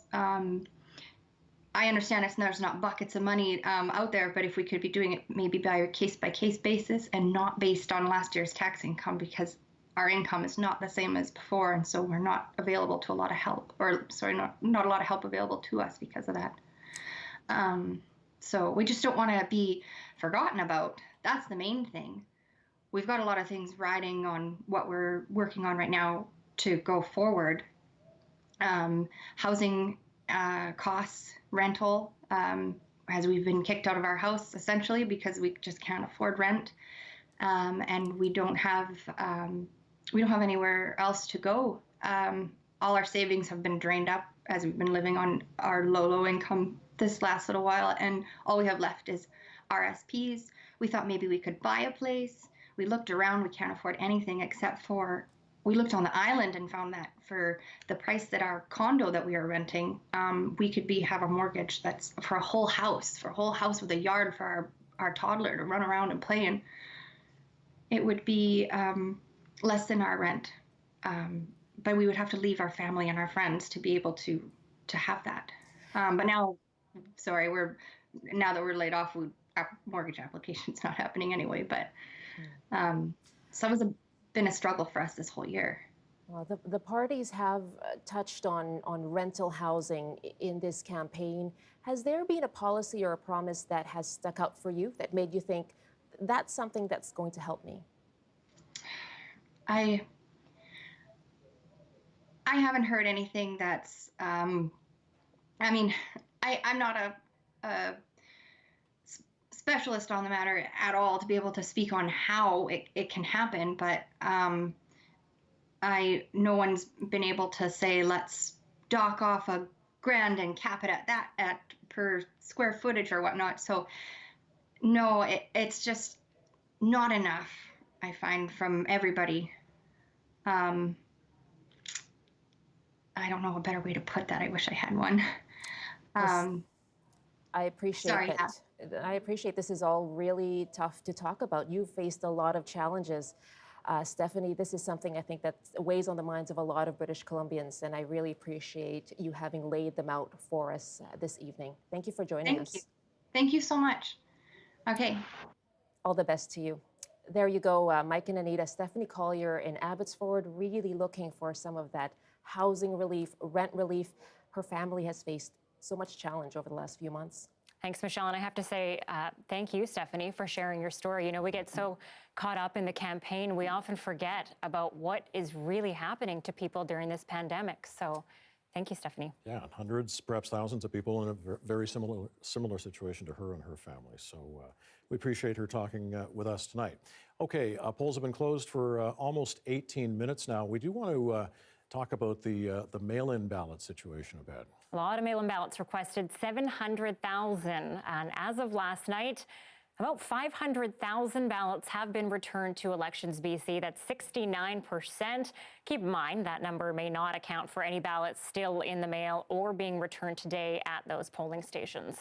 That's right. And of the 700,000 that were issued, here's the top 5 ridings by percentage of requests. 4 of them on Vancouver Island and 1 here in Metro Vancouver, that being Vancouver Fairview. So we have to wait and see what happens with that. Those mail-in ballots won't even be counted until 13 days from now. No. Current legislation. But some results are coming in. Some results are being counted. So let's take a look at Delta South and what's happening there. All right, Ian Payton is the Liberal candidate there in the lead. 3 polls out of 93 reporting, so very early to tell, but right now the Liberal is leading over the NDP. Right, the early results starting to come in just, 19 minutes after the polls have closed. 4 at this point leading for the Liberals, 3 for the NDP. This is going to go back and forth, of course, for the next little while. Greens at 2 and the Conservatives leading in 1. Oh. And looking at Saanich North and the Islands, this is a seat the Greens are really hoping to hold on to. Adam Olsen in the lead. He is the incumbent. He's in the lead by 1 point. 1 poll reported, so it's a little early. Let's give it some time. Staying on the island, North Island specifically, Alexander Morton, a well-known name, out in an early lead for the Green Party there. Again, though, just 3 of 102 polls reporting on North Island tonight. Taking a look at Powell River, Sunshine Coast. NDP Nicholas Simons is in the lead, a small lead over the Green Party candidate there, with the Liberal just behind. One of the key ridings we're watching tonight is Skeena. Again, very early in the evening, Ellis Ross still holding there with 14 at this point. There's just 1 poll reporting of 62 in Skeena. Finally, let's take a look at Peace River North. This is where we have the one Conservative on the board, Trevor Bolin, leading over the Liberal candidate there. That is the leader of the Conservative Party. These are very early results, so we will be keeping an eye on all of this. Things can change very quickly on election night. Early results, but results nonetheless, and that's what we're here for tonight. So let's get back to Tanya Fletcher and Justin McElroy for some more analysis and writings. Guys. Yeah, and you can see the map already starting to be filled in a little bit early on. We got some blue, we got some green, we got red, orange, it's everything. Later on, it'll probably become more red and orange, and it'll probably be focused in more of the time on the Lower Mainland. And the reason for that is pretty simple. If we go to there right now, there is 48 of BC's 87 electoral ridings in the Lower Mainland, and you can see so far just only one of them, I believe that's Richmond South Centre right there, that's for the Liberals thus far. I'm sure we'll get to that board fairly quickly, but otherwise, again, the NDP's path to a majority goes through picking up 4, 5, 6 seats in the Lower Mainland that they didn't last time around. And let's stay in Richmond while we're here. So you can see that soon this will likely be a whole lot of red. Richmond is a traditional, deeply rooted stronghold, Liberals in Richmond. But what's interesting, Justin, is over the past few years, the NDP has slowly been cutting away at that. And we have seen some big names step down. Linda Reid, she was the longest serving MLA in the legislature, has retired. She's not running again. Same with John Yap. So it'll be interesting to see if the Liberals can see this kind of new wave of new new candidates, young faces, and whether that will translate and resonate with voters this time around. But Richmond hasn't seen an NDP there in years and years, since 1972, in fact. 1991. 1991. They've been Liberal, since for decades. And so this is very, very safe Liberal territory. But it's a spot that the NDPs think they have a weakness. And Richmond-Steveston will be key as well. And I think Richmond-Steveston and Richmond-Queensborough are where the NDP, the 2 out of the 4 ridings there, that they have the best shot. I want to swing on over to Surrey. Let's head east as we're talking south of the Fraser and some key regions as a whole. There are 9 seats in all of Surrey. Currently, the NDP holds 6. They flipped 3 of those just last time. They're hoping all of it. This is Surrey Fleetwood here. It's already starting to turn orange. That's one of the ones we expect to keep orange. But Justin, it's interesting. There were some swing ridings in play last time around. We saw that orange wave, that groundswell of NDP support in the 2017 election, and that's what flipped them a couple of seats. They have to bank on that, not only to hold those seats, but to pick up a few more. Deep in the south of Surrey, Surrey South, Surrey White Rock, those are traditional Liberal strongholds. The NDP thinks Surrey Cloverdale is likely their best shot at making pickups in Surrey this time around. So regionally speaking, those are kind of the storylines we're looking at tonight. South of the Fraser, overall, the north, very rural. We do see a lot of right-wing support there. So the urban-rural divide won't be a surprise as well this time around. Andy, to Mike? Again, we can't keep stressing that this is really early on. We've got about 800 votes in the system, which is not a lot at all. But while we wait for more votes to come in, let's go to NDP campaign headquarters, where Belle Puri is tonight. Okay, standing by. Belle, I understand you have a guest there? I do. I'm joined by Marie Delamattia. She is the lead political advisor for the NDP during this campaign. Thanks for joining us. You just literally came down from the room with the core team. Take us there. At this point, 28 days, campaign's over. Yeah. What's happening in there? People are nervous. People are anxious. They want the results to come in as fast as possible. But I think we're going to have a long night ahead of us. So it's going to be taking some time. We're going to have a couple of weeks probably before we hear all the votes counted and know what the results are. And exactly that. The results don't seem to be coming in quickly. We're 25 minutes into it, and I think we have, about the results for 800 votes. What are you looking for in the early results this evening?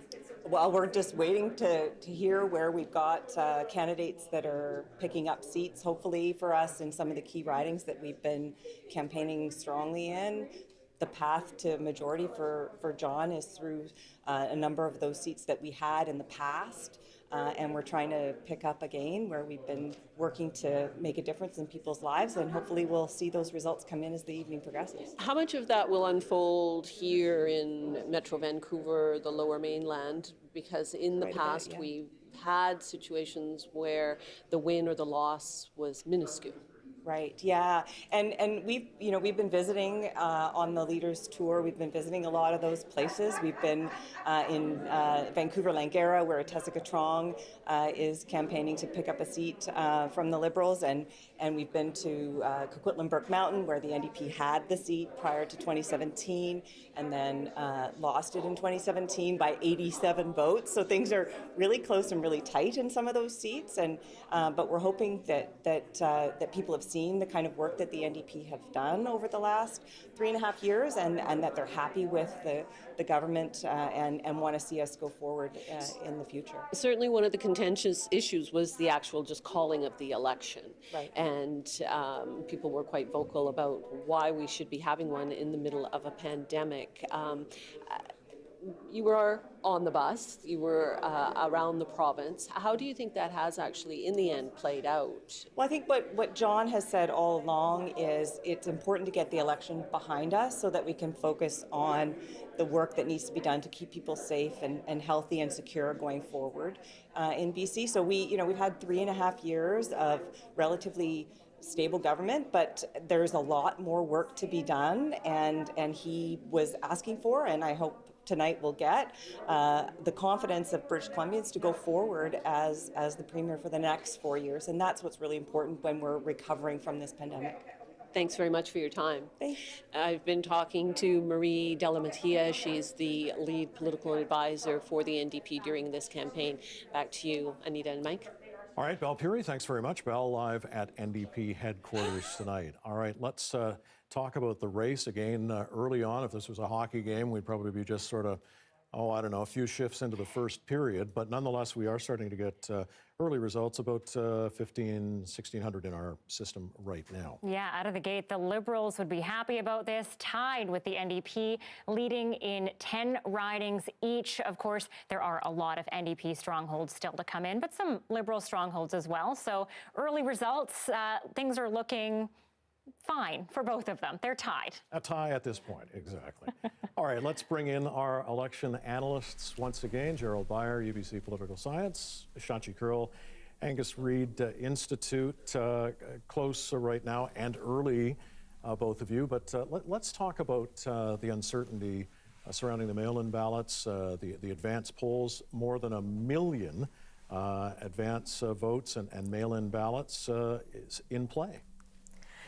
Right. So, this is the point in the evening where normally, Mike and Anita, in an election broadcast where, this big board comes up, some graphic with real snazzy swooshes happens with the musical effects going, hey, we now have a projection from our decision desk because, hey, we're almost half an hour into this thing. And usually that is enough time to start to project which way this is going to go. Not so much tonight. This is going to be a very long evening. So if anybody knows any good jokes or has some poetry they want to recite, we are, I think, Mike, you mentioned 1,600 votes into this with, an electorate that is in the millions. So a lot of votes, a lot of results still to come. And in many key ridings, in those battleground ridings, whether they be NDP Green or NDP Liberal, a lot of those votes are going to be coming by mail or by vote package that would have been dropped off or mailed in. So this is going to be not just a long night, but a long couple of weeks. As Maria Delamattia talks about she just wants it done. People want it over with. Hey, I want it over with too, but we don't always get what we want. I want Shachi to keep doing her movie announcer voice that she just did. Maybe keep us entertained for a bit. But I think it's true. I mean, there are some ridings where it's 30 or 40% or close to 40% of the votes are coming in by mail. And those ridings, it's going to be really hard to make those projections, especially if they're close ridings. Vancouver Falls Creek is one of those ridings. At 30+% of the vote is going to come in by mail. It was a 550 vote difference last time around. So, if it comes down at the final analysis to 3 or 4 seats, deciding whether there's a majority government or not, it is a 2-week night that we're looking at rather than a midnight like we had in 2017, where we still didn't really know what was going to happen until the legislature sat. All right, Gerald Beyer, Shachi Kurl, thanks very much. We will get back to you, of course, throughout the evening. Results coming in. Let's take a look at one riding right now. A very interesting situation in Fraser-Nicola. Just one poll reporting there, but the independent, Dennis Adamson, with an early lead in the riding of Fraser-Nicola tonight. Now let's take a look at the big picture and the popular vote. The NDP doing just a little bit better than they ended the last election with. That was 40%. They're at 42.3%. The Libs dead on with where they were last election. The Greens are actually down in the popular vote. But you see that big 38.8% on your screen if you're watching on television.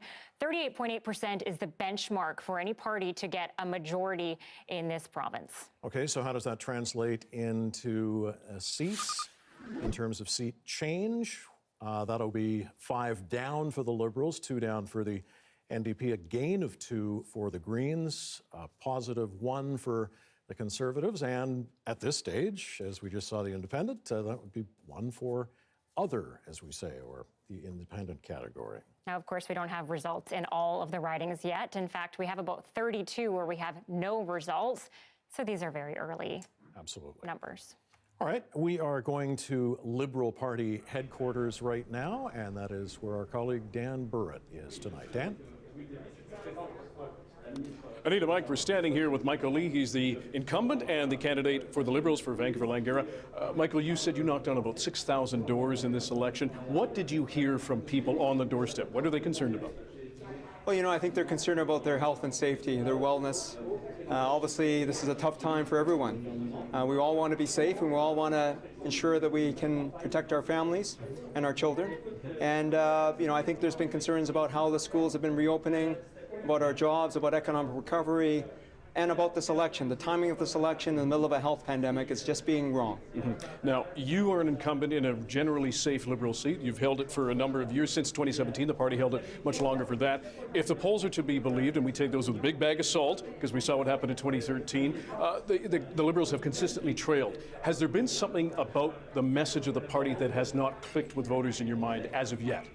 I think we've brought forward with Andrew Wilkinson a very bold set of policies, very balanced in terms of childcare, seniors care, what do we do with our infrastructure spend, how do we restart our economy in terms of the ICBC, lowering the cost of ICBC. There's been a really strong set of balanced policies that I think is important for British Columbians to hear. And yet the PST halt for a year is estimated to cost up to $10 billion. Would that not have been better spent on programs that people are concerned about their health and well-being? We're in a challenge right now. As Andrew has talked about, this is a wartime measure.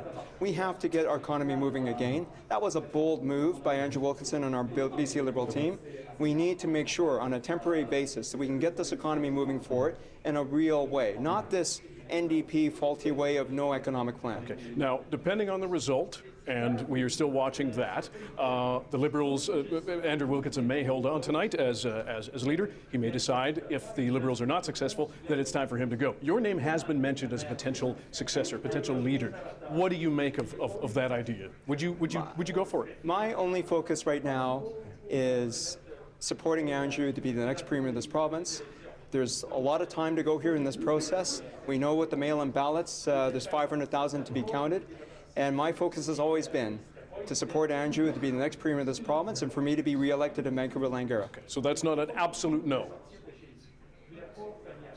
We're talking about election tonight, and let's just see with an Andrew Wilkinson-led government, that's what I fully expect, and that's what I'm completely focused on. All right, Michael Lee, Vancouver-Langara, Liberal candidate, thank you very much for your time. We appreciate it. Thank you. Anita, Mike, back to you. All right, Dan Burr, thanks very much. Live at Liberal headquarters tonight. So for those keeping score, right now we're at 34 for the NDP, leading for the NDP, 24 for the Liberals, and 4 for the Greens. I'm told that that doesn't include, at this point of the evening, anything from Sonia Furstenau's riding in Cowichan Valley. 1 there for the Conservatives. Some interesting numbers we're seeing on the board for sure. But let's look at what it would take for the NDP to get a possible majority tonight. 44 seats are needed for a majority. The NDP is leading in 34 seats right now, but there are still 24 ridings that are unaccounted for. So let's throw that in. Now, the NDP has an incumbent in 12 of those ridings. That would take the party over that 44 number to get a majority, and that would mean they have a majority. But let's keep in mind, the night is young. Yeah, it is young, but at this point, if that pans out, playing very well for the NDP at this point. Okay, let's get to some more early results. Back over to Tanya Fletcher and Justin McElroy. Yeah, so we're going to whip through a couple of these quite quickly. Let's start up north. Let's go to, I think we have, Caribou Chilcotin here. So the NDP, this is very close, only a 2-vote lead, but just 4 of 71 polls reporting, so still very early on. But this is an interesting one. This is very, very strong Liberal territory. So if this continues, that will be definitely a surprise of the night. That is not expected, though. Yeah, speaking of things that are expected, though, Peace River South, this is traditionally one of the strongest seats for the BC Liberals. Only a 7-vote lead thus far, but certainly Mike Bernier, longtime MLA for the Liberals, expected heavily to retake that seat for them. And I want to talk about a really interesting one in the north as well, Stikine. Nathan Cullen, a very familiar name and face as well, former federal MP. He did face some controversy throughout this campaign, but it doesn't appear to be affecting him just yet. A 66-vote lead, just 4 of 51 polls reporting here. Gordon Sebastian is up for the BC Liberals, a hereditary chief, but it should be interesting to see this one go as we head into the evening. Yeah, and it's fascinating. You keep going through these ridings here. Some of them are Liberal strongholds. Kelowna Mission, Renee Merrifield. Again, not a place the NDP is expecting to be competitive, and certainly so far not yet. You take a look also at our next board here, which is going to be Columbia River Revelstoke. Again, Liberals up so far, but again, this isn't where the NDP's path to victory is. It's in the Lower Mainland. And speaking of that, let's go to Richmond South Centre. We've got some early results. Alexa Liu, 19-point lead, but this is just 9 of 78 polls reporting at this point. She is replacing Linda Ree, the longest-serving MLA up in this riding. So it could be interesting to see where this one goes. The NDP does have its sights set on this one, but this one generally is very safe Richmond territory. And finally, let's swing over to Surrey. I think we've got some early results for Surrey Cloverdale. This is one of the key ridings we've been watching, and it is very close. Just 3 of 109 polls reporting a lead of 7 for Marvin Hunt. He is a longtime Liberal MLA, the incumbent this time around. It's the battle of the former city councillors. Mike Starchuk is in it for the NDP. I think he can win this one. I imagine this is one we'll keep coming back to over and over, especially if the vote margin remains that low throughout the evening. Anita, Mike. Okay, thanks, Tanya and Justin. Now, we still have results to come in 16 ridings across BC, but right now we have the NDP leading in 38 ridings. But here's the big one I think people are talking about right now, the Greens leading in 5 ridings, and that doesn't account for leader Sonia Furstenau's riding. So we'll dig into that a little bit more as we make our way through the evening. Polls just closed 38 minutes ago, and already we can see, based on these early results, where we may well be heading tonight. Right now, though, we are heading back to our colleague Stephen Quinn with our political panel, the Election Insiders. Stephen? Thank you, Mike. Along with Nikki Hill and Barinder Buller and Sat Harwood. And Sat, to you, you see that number up there on the screen, the number 5. What's going through your head right now about where that support is coming from, especially since none of those results are coming from Sonia Furstenau's riding yet? Yeah, well, it's certainly, obviously, it's very encouraging, but we need to be mindful of the fact that it's still very, very early in the evening in terms of the votes that have come in. That being said, the ridings that we are currently leading in are ridings that we expected to do well in. We've got a great candidate, Alexandra Morton, in the North Island. Kim Darwin and Powell River Sunshine Coast is a dear friend of mine, and another great candidate, Nelson Creston, another riding we expected to do quite well in. And then, of course, Parksville Qualicum has shown over the last few years that it is a bit of a 3-way race in that area. So they're all ridings that we thought that we could do well in, and it's positive developments, but it's still early in the process. We are very early in the process. I should say we're looking at a board that has the NDP leading in 38 ridings, the Liberals leading in 28 ridings right now, the Green Party leading in 5 ridings.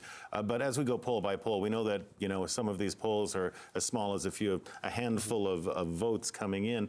What is happening with the 3 of you here, though, as actual insiders, is you've got your phones ringing off the hook and you're texting your heads off. And Barinder, I'm wondering what you're hearing from the Liberal campaign right now about what we're seeing on the board. Yeah, so it's early, Stephen, but one thing that we are starting to see in trend, and I'm certainly hearing about, is potential of a low voter turnout. And that would be interesting to see which campaigns get their votes out.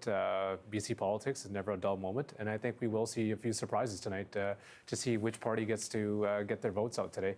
But I think right now Liberals are feeling okay about a lot of the incumbent seats that they have. And Nikki, for you, is there anybody in the NDP right now looking at that Green number and worrying about that? A lot of people did not want this election. A lot of people thought John Horgan should not have called an election. A lot of people may have voted Green because they couldn't bring themselves to vote for the NDP. I think there's a couple of things going on. One is that I'm actually hearing from my folks that the voter turnout is steady, and I talked to a couple of campaigns this morning that were, blowing through, calling their contacts. So pick places like Vancouver Falls Creek, which is in play. On the Green side, I think it's important to remember that's not just coming out of NDP vote. If you look at seats that have been won in the past or somewhere like West Van, Sea to Sky, those are Liberal seats. That's a Liberal seat. So I think there's a lot at play right now with that Green vote that could impact both, where we could see that lower Liberal result coming up there when we're ticking up for the NDP, that just as equally. All right. And we are, again, still early on. I just want to repeat the numbers now because they've changed on the board. And for the benefit of our radio listeners, 43, the NDP leading in 43 ridings right now, the Liberals leading in 29, the Green Party now leading in 6. And Barinder, has there been any talk about, among the BC Liberals right now, about what that Green showing is? Or is this just, are they writing it off as this is just early polls, this isn't going to be anything close to a final result? Oh, I think early polls, but I don't think people should be surprised. I think Ms. Fresno did pretty good in the debates. Popularity went up, as Sat had mentioned, but it is early on, and we'll have to see if that trend continues. And Sat, for you, are you expecting those? I mean, again, just holding on to the 2 seats is something the Greens would have considered a victory tonight. If we see, them double that, that would be a huge win, would it not? Yeah, certainly. I think that would be a significant victory for us, considering the circumstances of the election being called. Absolutely. But, in the end of the day, we've run a very good campaign. We've had some great leaders' debates. Sonia's been excellent. So hopefully that pans out through the rest of the evening. And Nikki, with the number of advance votes we have, which of course we will see counted tonight, but those mail-in ballots out there, more than, likely more than 500,000 of them, how influential is that going to be when it comes down to us getting a final result in this? I think it just really depends on where we're seeing decisive races later on. And I know we're going to say this on repeat, that it's really early. But there may be some seats where those mail-in ballots are critical, and we may see seats where the margin is so high that they're not actually going to come into play. And I'm starting to like the look of that board, but it is really early. It is. And at some point this evening, we will all stop saying it's really early because it will become later. Thank you, all 3 of you. Back to you, Mike and Anita. All right. There was a drinking game being talked about on Twitter. How many times you say it's a long night, but I think it's really how many times can we say it's early really results. early. Yeah, exactly. But nonetheless, apparently a good early start for the NDP tonight, as Stephen says. The NDP leading, look at that, in 46, 47. 28 for the Liberals, Greens 4, bouncing around a little bit, but that is where we're standing right now with the polls closed for 43 minutes. We're going to look at what this all means in terms of the popular vote. It helps give us an idea of where things are going. Look at this. The NDP at 45.4% at this point. Going back to 2017, they were just over 40%. The Liberals at 35% right now.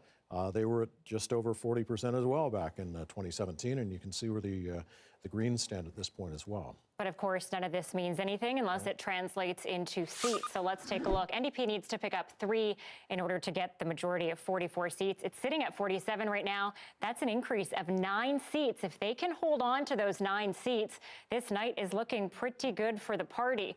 Now, keep in mind, 54 of the ridings right now are under a 100-vote margin. So things are extremely close.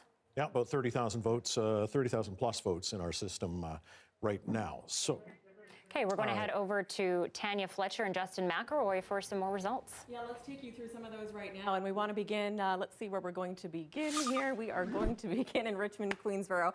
So again, this is one that's been going back and forth. Look at this, a 10-vote margin only right now. Still 5 of 88 polls reporting. So it's still close yet, but Jas Johal is slightly maintaining his lead over the NDP's Aman Singh. It's good news for the Liberals, but the NDP have much more good news right now. They're taking the seats they need to. They're taking Oak Bay Gordon head early on, just 73 votes, but this is the sort of result they need. Another riding where they're doing well early on is Coquitlam Burke and that's another one we said that they had to take. Right now, 127 vote lead over Joan Isaacs. Finn Donnelly could be on his way there too.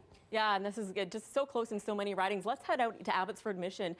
We've got Simon Gibson, who's up a 94-vote lead, 11 of 99 polls reporting, so still early. But Pam Alexis, this is going to be pretty close. She's a Mission mayor, and so this one will be. She was believed to be, a very good candidate for the NDP. This one could make it a little bit closer than you might expect in very traditional right-wing BC Liberal territory. And Maple Ridge Mission, this one's similar as well. Bob Deeth. We've got we don't zero votes, it would seem so far. 5 of 108 polls reporting if that's correct. So it is still early regardless, even though we don't have the numbers down here. But these are some ridings where we'll likely see it go back and forth, and it will be quite tight. So there you have it. As we mentioned, it looks good for the NDP right now. Things flipping back and forth in some of the key ridings. We are continuing to keep an eye on those. Anita, Mike. Thanks, Tanya and Justin. We are ready to talk about our first elect of the night. Let's take a look. Projected elected Josie Osborne in Mid-Island Pacific Rim. This, of course, the former mayor of Tofino. So there you go, Josie Osborne, projected elected Mid-Island Pacific Rim, our first elect of the night. And for those keeping close eye on the score, 46 leading for the NDP, The Liberals with 31, Greens at 4. Let's head over now to Belle Puri at NDP campaign headquarters. Belle, you are with Bowen Ma. I am with Bowen Ma, the incumbent NDP MLA in North Vancouver Lonsdale. North Vancouver Lonsdale. Talk to me about how you feel tonight, leading into tonight, compared to 3 years ago. Well, I mean, it is an exciting night tonight. We have the opportunity to see whether or not British Columbians have chosen to re-elect John Horgan and the BC NDP. I mean, it's still early in the evening, but I think that we're feeling optimistic and hopeful. You, in the last election, took it back from the Liberals. How was the campaign different this time? Well, certainly campaigning during a COVID election, it forces us to be much more creative. In 2017, we ran a very traditional campaign with lots of door knocking and lots of volunteers at the doors, whereas in 2020, this year, we deliberately stayed away from the doors and opted for safer methods of reaching voters. How much, if any, did you have meetings with your competitors? So I actually did meet the BC Liberal candidate once on the streets. We were both reaching out to voters. It was lovely to meet her in person, but mostly we've been focused on reaching community members. And late in the stage of the campaign, of course, there was an issue with comments that were made by Liberal Party members at an event that was to honor one of their retiring MLAs, but you became the direct target of that. How did that unfold in terms of impact over the last few days of the campaign or few weeks? Well, you know, to be honest, over the last several weeks, we've continued to do what we always do out there in North Vancouver Lonsdale as the NDP. We focused on our community and on people. And so we've really been focusing on speaking with voters about the issues that matter to them. For a lot of voters, the comments that they heard made by the BC Liberal candidate were very troublesome, and they did bring that to our attention, absolutely. But we've been focusing on really putting ourselves out there and providing a very positive experience for people. We'll let you get back to watching the results. Thank you. Thank you so much. That's Bowen Ma. She's the incumbent NDP MLA for North Vancouver Lonsdale. Back to Mike and Anita. All right, thanks, Belle. Now, we do still have results to come in 5 ridings, but this is looking very good for the NDP right now. The big story, perhaps, though, the Greens leading in 4 ridings. If this holds, the party is going to be extremely happy with this result. We're told that the Greens are in second place as well in 11 ridings. So we'll see how that plays out, but that would be a very strong, in their minds, performance for them tonight. But super, super tight races at this point of the evening. I believe we have about 43 ridings with under 100 vote margin. That's 43 ridings with under 100 votes separating the first from the second. So you can imagine just how close this race actually is. All right, let's head over to Justin McElroy and Tanya Fletcher. More results tonight. Yeah, Mike, the NDP's high water mark ever, 46% of the popular vote. They're at 45% right now. It looks good for them early, and these are some of the reasons why. If we go to some of these ridings, Parksville-Qualicum, a riding held by the Liberals, the only Liberal riding in Vancouver Island at this point. It could go NDP. A local councillor, Adam Walker, leading over Michelle Stilwell in 3rd place, the incumbent there for the Liberals. Next up, we're going to see for on the board, Vancouver Falls Creek. We've talked about this one many times tonight, one the NDP really wanted, but more importantly, the Liberals had to hold on to. Again, it's early, but we keep seeing this, the NDP with a slight lead against the Liberals here, 38 votes over former Vancouver Mayor Sam Sullivan. Chilliwack, this is one that for years, for decades, has gone for the BC Liberals. Not what you would think NDP territory, but again, early days yet, but School Board Chair Dan Coulter leading incumbent Liberal John Martin by 63 votes early on. And I want to take a sweep through Richmond, and let's take a look, first of all, at the map. We can see that, like we said, it's traditionally all red. Right now, half of them are orange. So this is a big deal for the NDP. This is what they were hoping to do. It appears to be good news for them so far. Let's whip through all 4 of the Richmond ridings to see where this is translating. I think we're going to start with Richmond-Steveston, I believe. Nope, Richmond North Centre. Great, Teresa Watt. This is the one that the BC Liberals will need to hold on to. This is the most likely they will hold on to of all of the 4. It appears we don't have the results in quite yet on our board, so let's just move on to Richmond South Centre next. Henry Yao, look at this. He is ahead, 134 votes in the lead right now, 19 of 77 polls reporting. The NDP, this is looking very good for them. Alexa Liu is in the running for the BC Liberals. Let's go to Richmond Queensborough. This is the one we keep coming back to. Look at this. Jas Johal barely hanging on to his lead. 22 votes is the margin right now. So close. 7 of 88 polls reporting here. This is one they're counting on his high profile. He's been a very high profile critic in opposition, and they need him to keep that seat. And finally, let's end on Richmond Steveston. Look at the NDP pulling out front. 126 vote is the margin for the NDP. Kelly Green is the candidate here. Matt Pitcairn, the former head of the Richmond Chamber of Commerce, is replacing John Yap as the BC Liberal candidate. We have 25 of 85 polls reporting. This is, relatively speaking, a fairly sizable lead for the NDP. So at this point, they are leading in half of the Richmond ridings. That is a big deal for the NDP if they can make a breakthrough there this time around. Anita, Mike. Thanks, Tanya and Justin. Now, keep in mind, this election is happening in the middle of the COVID-19 pandemic. With that in mind, I want to take a look at Vancouver Kingsway. That is Adrian Dix's riding. He's been front and center of this pandemic, and he is projected elected in his riding of Vancouver Kingsway. Not surprising, the NDP has won this seat in every election since 1956, except 2001. Tight races on this election night. The NDP leading in 48, Liberals 34, Greens 3 at this point. Right now, we head over to Green Party headquarters. Before we do that, we're going to project-elect John Horgan in his riding of Langford-Juan de Fuca this evening. Again, not a surprising win here. John Horgan expected to win. He is hoping that this will translate into votes for the rest of his party and they can hold on to this majority that they're trying to maintain for tonight. We'll see if that gamble is paid off. No kidding. All right, time to head over to Green Party headquarters, and Gregor Craigie is standing by. Anita, I'm at the Delta Ocean Point Resort in downtown Victoria, or not quite, just over the bridge from the legislature in downtown Victoria, about a half an hour drive away from John Horgan's riding that you just projected that he would win again. This is where the BC Greens had an electric night 3.5 years ago when they elected 3 Green MLAs, and I'm standing with Stefan Jonsson, the Director of Communications for the BC Greens. Stefan, a lot has changed since then. You're hoping to re-elect Sonia Furstenau in Cowichan Valley and Adam Olsen in Saanich North in the Islands. Beyond that, what are your hopes for tonight? So the biggest thing is that we don't go back to a two-party system. For BC, I think we've shown in the last 3.5 years how invaluable it is to have many voices in the legislature. And so, like you say, re-electing Sonia and Adam, it would be great to see us grow from that as well. There are ridings where we have done well in the past and are continuing to do well in this election.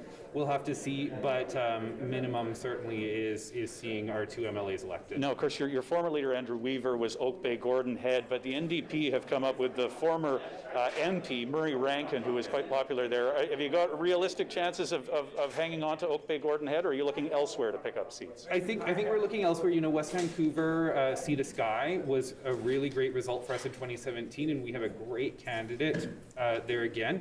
Nelson Creston, we've also done really well in the past, and we'll be looking there to see if we can either improve on that result or maybe pick it up. And there may be some surprises as well.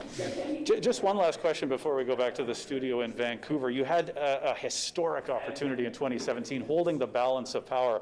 It looks almost impossible that you'll hold that tonight. What have you lost? Never mind seat counts, numbers of MLAs, but in no longer holding the balance of power. And if we see another majority government that we saw leading up to 2017.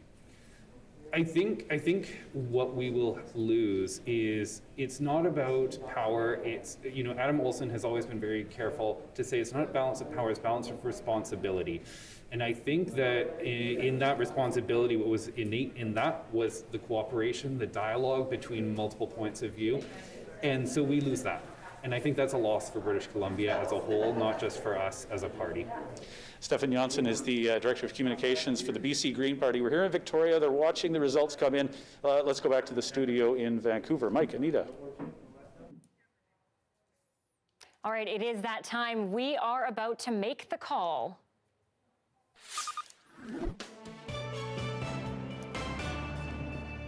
The CBC Decision Desk has seen enough tonight to project an NDP government in British Columbia. John Horgan making history tonight. No NDP leader has ever been re-elected in the history of this province. He called an election in the middle of a pandemic and was criticized for it, but it seems to have paid off. Normally, we'd say lots of probably excitement and smiling faces at NDP headquarters, but because we're doing this in a pandemic, that's not the case. But we're going to go back to Belle Puri, who's at NDP headquarters right now. Belle? Mike, Anita, it's very quiet in the room where there should be a celebration. John Horgan is watching the results with the inner core of his team in a room here in the hotel. We don't expect to see him or hear from him for some time yet, possibly between 10 and 10:30. But here, of course, no supporters, no one to cheer the change of the fluctuating numbers, anyone to cheer that it is clearly an NDP majority. But certainly there was confidence as they went into the evening. There were hopes that they would win the key ridings that they needed to, hold on to ones that they had taken from the Liberals in the past. Still watching what's happening with the Greens, but as I say, we hope to hear from John Horgan around 10 o'clock. All right, Belle, thank you very much. Not as exciting as it usually is at all, but I'm sure they're all celebrating in their homes somewhere.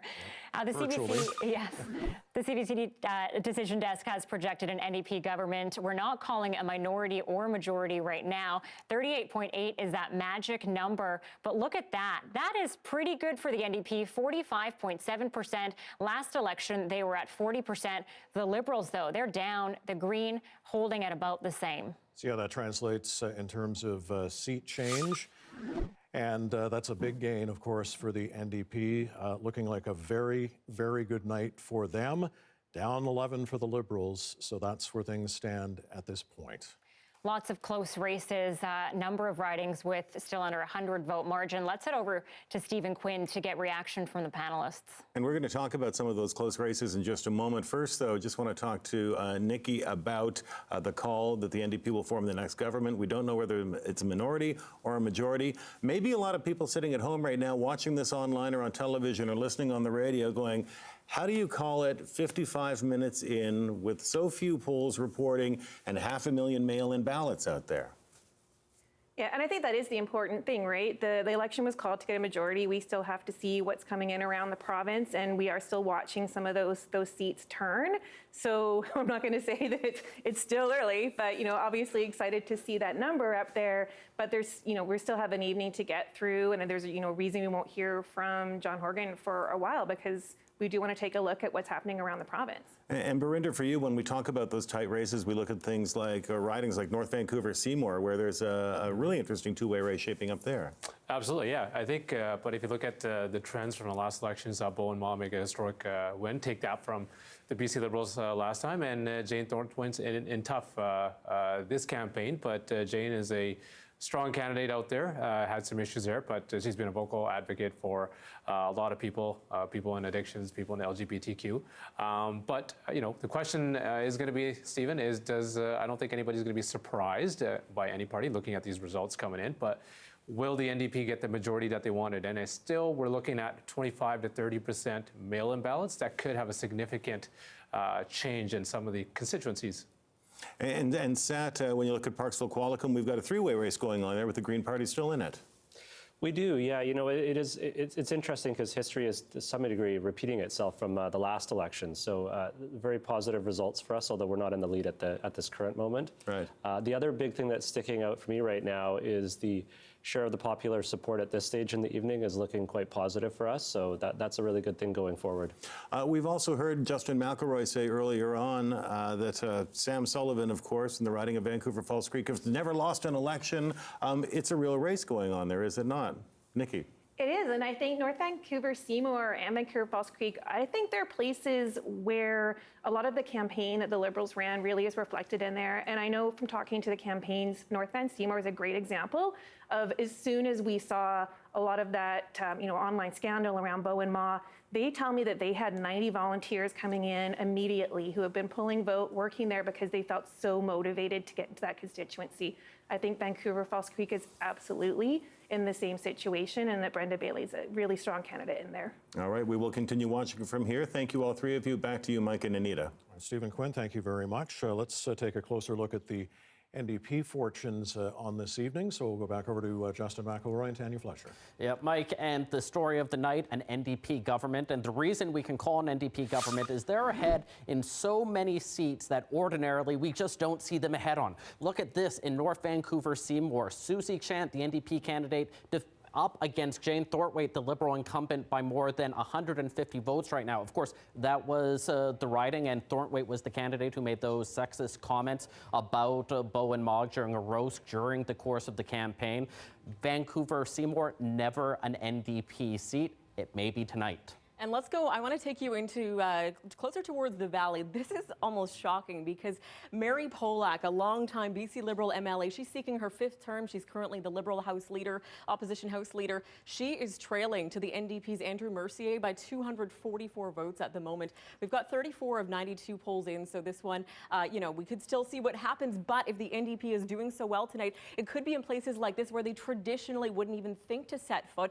But as you mentioned, Justin, we move further east, we see more urban families moving east, young families. Transit is a huge one. The further out that way you go, the NDP has promised, widening Highway 1, SkyTrain extension to Langley, and you wonder if that had something to do with those early good results. Mike Starchuk, a similar story here. He's leading right now, 159 votes. This one we knew would be close all night, but Marvin Hunt, longtime BC Liberal MLA.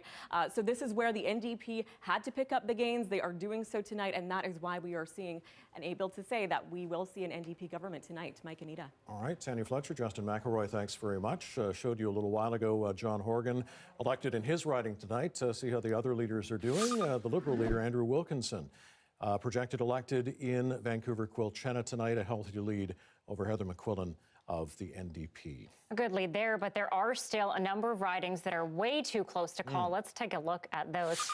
The fate of the election could lie here. Now, it's quite mixed across the board.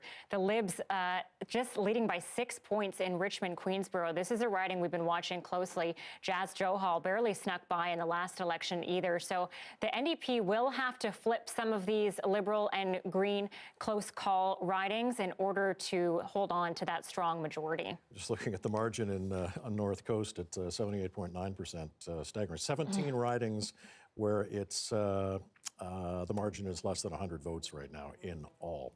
Okay, let's get their thoughts on the way things are going this evening. Back to our election analysts, Shachi Kurl and Gerald Byer. Hey guys, okay, all right, we'll just talk then. I think what this represents is look, we're seeing a bunch of different factors here. First of all, really underscoring the primacy of Metro Vancouver as a vote driver. So a lot of these seats that are flipping or in play where the NDP really dared to compete in those Richmonds, in those safe BC Liberal seats, and the strategy was we're going to go after those seats. A lot of that has to do with young voters that are concentrated in Metro Vancouver, overwhelmingly choosing the NDP. Also seeing a big gap on gender. So the NDP did much better with women than the BC Liberals. And I think then finally there was a general sense among those swing voters that after 16 years, even though the BC Liberals had been in a timeout for the last 3.5 years, it just wasn't time to bring them back. It was too soon. And, there's been some references tonight to 2013 and the upset for the BC Liberals that year when it was expected to go a different way. A couple of things to remember. Christy Clark was a very effective campaigner. She was also a campaigner that picked up a lot of urban and suburban female votes. Andrew Wilkinson, not that leader, not that guy, had problems on the gender issue, had problems on LGBTQ2 issues, was just not seen to be really a leader for everyone. And so that has hurt them in Metro Vancouver. Let's see where else it affects them. And ultimately, calling an election in a pandemic, people kvetched about it for the first couple of days, did not end up being a factor. Shachi, thanks very much. And Gerald, I want to get your thoughts on what we're seeing tonight and the possible impact of all these mail-in ballots and the number of people that showed up to vote at advance polls. Could it have an impact at the end of the day or the end of the night in this case? I mean, I think we were able to make a call on the leading, but not on the elected, and I think that's that says a lot about those electeds those leadings moving to that elected column, I think, are going to be a bit more challenging, especially in some of those constituencies across the province where the mail-in ballot is particularly high. So ones where the margin is pretty tight, we're going to have a harder time to see that shift.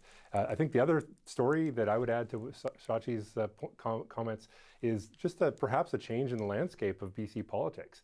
In 1979, Justin has mentioned the 46% mark that the NDP was able to get to. They were in opposition with 46% of the popular vote. We were seeing a change. We're seeing a change potentially with the addition of the Greens to the political spectrum in BC, that 46% puts you in that sort of comfortable territory for a majority, because the Greens can continue to poll at 13 or 14% and not particularly be efficient with churning that into seats. And so we're seeing now something a little bit different about the BC landscape. It is always, 50 or more % of the population was supporting a center-right party, and when the center-right didn't agree, it would be in a lot of trouble, and that's where the NDP could kind of come up the middle.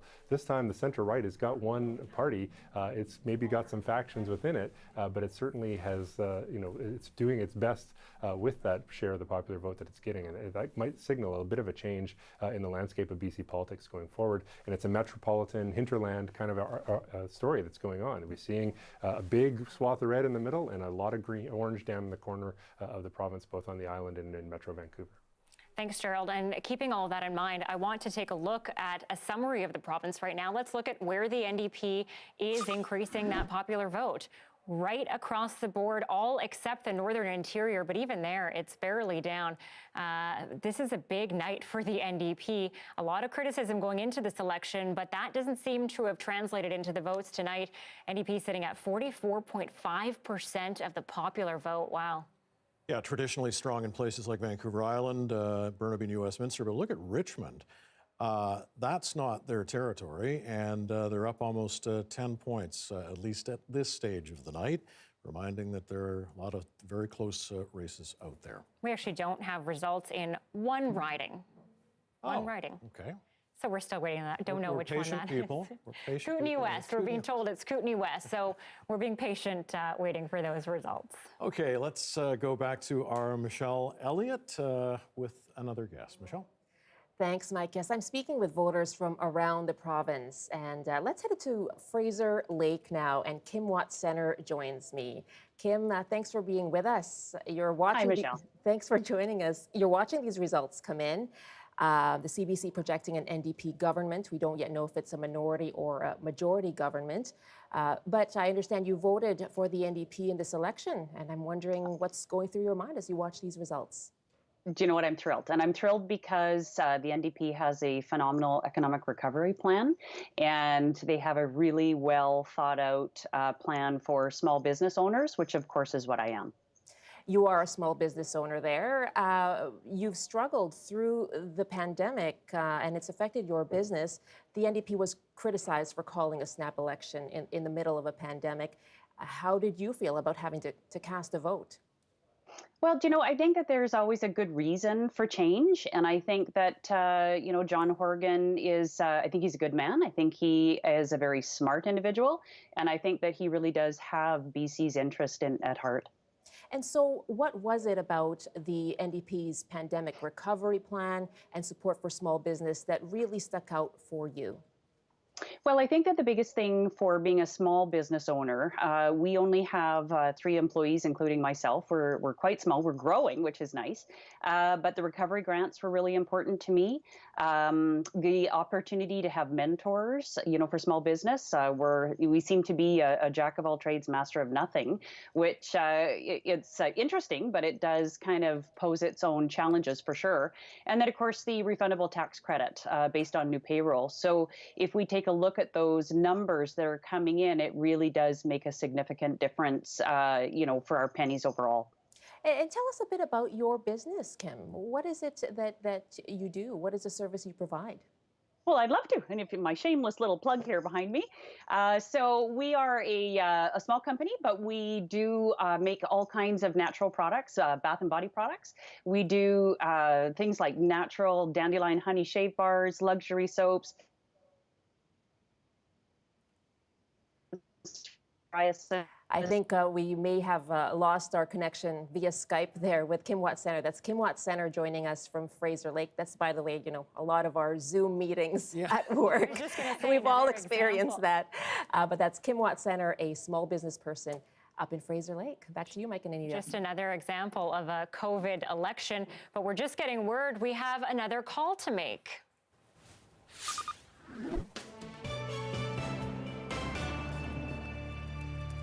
And the CBC Decision Desk has seen enough tonight to project now an NDP majority government in British Columbia. This is what John Horgan was so anxiously seeking, and it would appear that he has reached that goal tonight. The gamble may have paid off.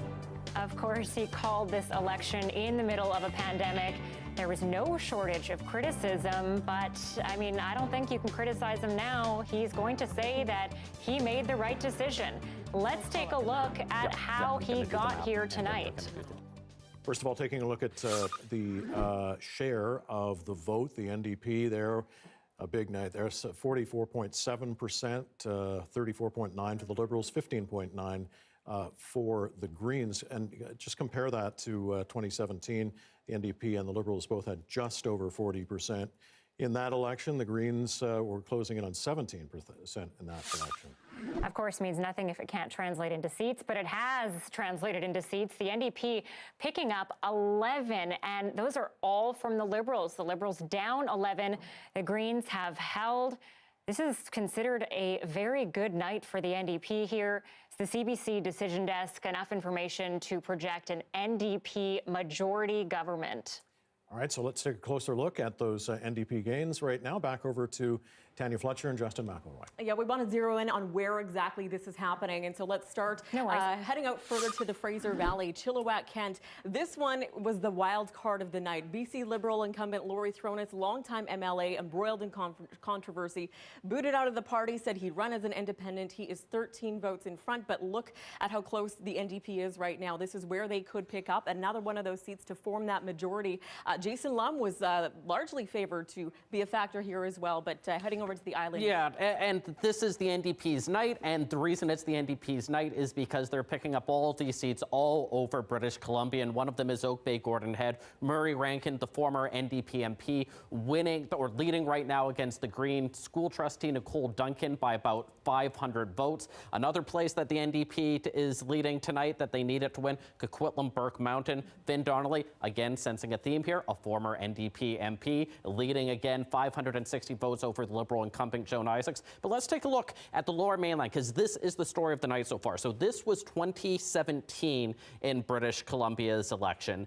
And now take a look what it's looking like right now in 2020. See all of that red that suddenly became orange all over the place, Tanya. Yeah, and I think what's really interesting is as we move further south of the Fraser and further east into the Fraser Valley, that's where we were talking about traditional territory the NDP would never dream of making gains. And they have tonight, or at least it's looking like they will make gains in some of those regions, very traditional right-wing regions that the NDP, they've been trying to go to, those progressive voters, the young families. Transit is an issue, affordability. And people are saying, if ever there's a time to give this NDP government a chance, well, they banked on it with the pandemic, and we've been starting to see that here through the Lower Mainland. Some of these colors are shifting. So yes, the electoral map, but also the ideological map is shifting as well. Same thing with Richmond. It's really interesting to see how they are really creeping up in some of those Liberal strongholds. Mike, Anita. No kidding. I just had a bit of a wow moment out loud when I saw that map switch. Absolutely. It really is quite wild to see, but this is what the polls predicted. We should point out, though, that there are still about 500,000 mail-in ballots that do need to be counted. They will affect some of the riding results. Don't start counting those for 13 days from now, so we shall see. And we're still waiting on one riding to come to report in tonight. Okay, let's go to NDP headquarters now. CBC projecting an NDP majority government. Our Belle Puri is there. Belle? And Mike, I'm with George Heyman, the NDP MLA for Vancouver Fairview, the Minister of Environment in the last NDP government. So we are looking at an NDP majority. A smile under your mask?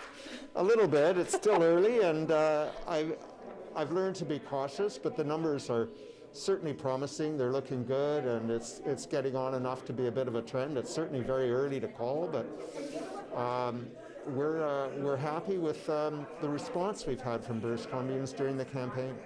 Now, a lot of the key ridings that, might flip or would be in play were here in the Lower Mainland. What worked for the NDP in capturing some of those ridings? Well, I think what worked for us was people looking at what we've done for the last 3.5 years, investing in education, childcare, healthcare, dealing with the climate crisis, and then focusing during the pandemic on services to people. And ensuring that when we offered people or businesses support, it was exactly where it was needed. So, given that, going forward then, what should we expect to see? The NDP will, stay on that course, speed up things? What will be the priorities? Well, the priority for British Columbians right now is getting through the pandemic. It's focusing on healthcare, and we have a robust $2.3 billion healthcare plan. The physicians, the family physicians, said it was the best of the three parties. We're investing in urgent and primary care centers, hospitals, and long-term care homes. That's what people need right now, and that's what people need into the future. So we're going to keep offering that, and we're going to offer support to people who've lost their jobs and small businesses so we can come out of this pandemic stronger than ever. We need to come through it together. What do these results tell you about the initial concerns about calling an election during a pandemic? I think people were nervous about an election, but the doctors tell us we would be in a pandemic a year from now. We thought people deserved to choose which direction they wanted to go in for the next 4 years. And we were quite explicit about what we were offering. Services, healthcare, support for small business. People responded to that. Thank you for your time. Thank you. That's George Heyman, NDP for Vancouver Fairview. And back to Anita and Mike. Thanks, Belle. We want to head over to Stephen Quinn now. Now, Stephen, very quiet at headquarters at the NDP where Balpuri is, so I'm expecting perhaps some cheers in the room where you are. That's exactly what I was expecting when we had the call of the NDP majority. There you go. There's a little enthusiasm shown by Nikki Hill here, the former director of organization for the NDP.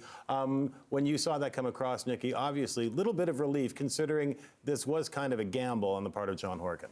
Yeah, I mean, it's really exciting to see, but still, we remain, cautiously optimistic looking at these numbers tonight. But I think really what it's proving is that people see what the NDP government did in the past 3 years, and they like it, and they understand that they can trust the NDP through the pandemic. And I think that's really important that, this is a vote for healthcare. It's a vote for childcare.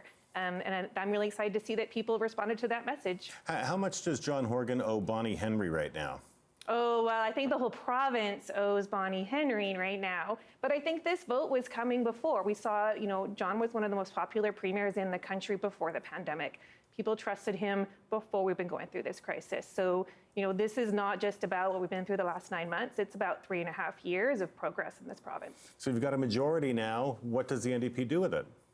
Well, I think that's been pretty clear. I've been proud of the fact that the NDP actually has been tracking their commitments the past 3 years, or actually Justin McElroy has been tracking their commitments for us the last 3 years, and it's really great to be able to see that, building on the economic recovery plan, building on these platform commitments. It's all about people and what people need in this province in the months ahead and years ahead.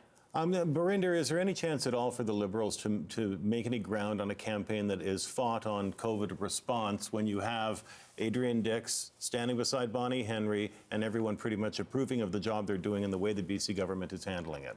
Well, certainly, Stephen, it was a challenge, and you got to remember the BC Liberals did the honourable thing and worked cooperatively with the NDP and the Greens to allow. I mean, you saw the Minister of Health and the opposition health critic and the Greens critic come together and do public forums together. You saw BC Liberal ministers tweeting and praising the health minister, right? So I think certainly there was no time for a profile there. But, looking at this, I don't think BC Liberals would be too surprised at the results given the profile that Mr. Horgan had using COVID as the cover. But, polls had the BC Liberals down to 20 seats and certainly doing a lot better than that. And we'll see how much of an opposition. Still a lot of seats that are, in play. West Vancouver Sea to Sky keeps going back and forth. You look at a place like Surrey, where Panorama looks like coming back to Liberals. So we'll see. But I think we'll end up with a pretty strong opposition. We have George Heyman beating George Affleck in Vancouver-Langara, so the NDP ahead there. In Vancouver-Falls Creek, we have the NDP over Sam Sullivan right now. Both George Affleck and Sam Sullivan were a big part of the tough on crime, law and order that we heard from, which was sometimes, conflated with issues like homelessness and addiction and mental health. Was that a misstep for the campaign? Well, I think you look at what's happening in Vancouver. It was a big issue with the 10 cities and crime, all that. So you had to be and Maple tough on that. Ridge. Correct.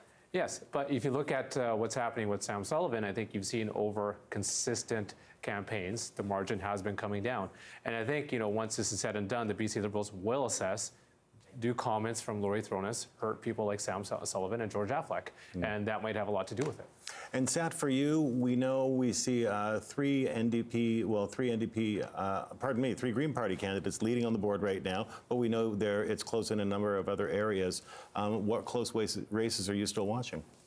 Well, the main ones that we're watching right now is really West Vancouver Sea to Sky and Nelson Creston. West Vancouver Sea to Sky was a riding that we really thought we had an excellent chance at. And right now, our candidate, Jeremy Valerian, has got looks like about 120 vote lead. So it seems to be widening as the night has gone on, which is great. So we're feeling very optimistic right now. All right. It is no longer early. We're going to stop saying that now.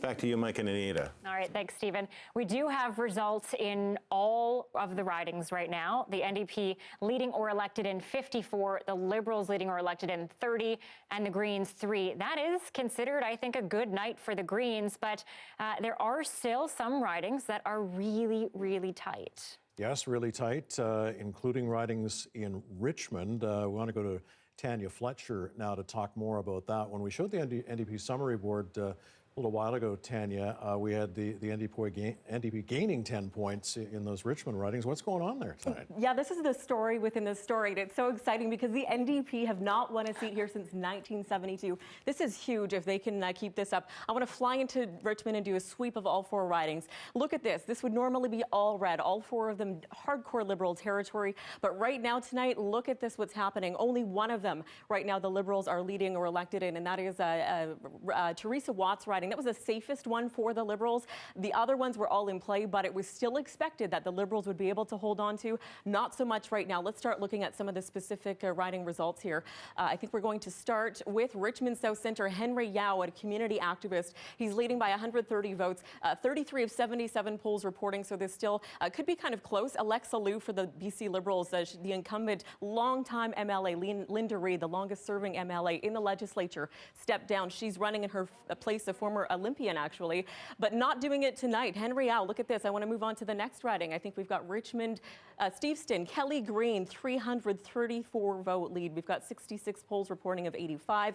Matt Pitcairn, the former head of the Richmond Chamber of Commerce, not able to keep up with her. And this is one where Kelly Green ran in the last election in 2017, did not win. This time the NDP thought she could do it. Looks like she is pulling out a lead in Richmond Steveston. And Richmond Queensborough, I want to end here. This is the one we were looking at all night. Jazz Johal will be very disappointed if he does not pull out this win.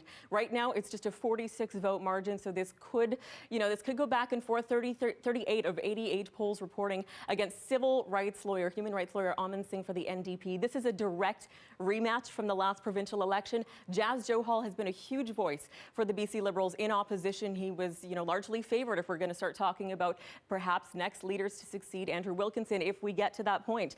Jazz Johal, definitely a big face, a high profile, and so he cannot lose this seat in Richmond Queensborough. But this really does, I think, in essence, this one riding reflects how the whole night has gone for this entire region. 4 seats that were liberal, looking like they're almost all flipping to the NDP orange like a dominoes, and that really is stunning to see in this day and age. Anita, Mike.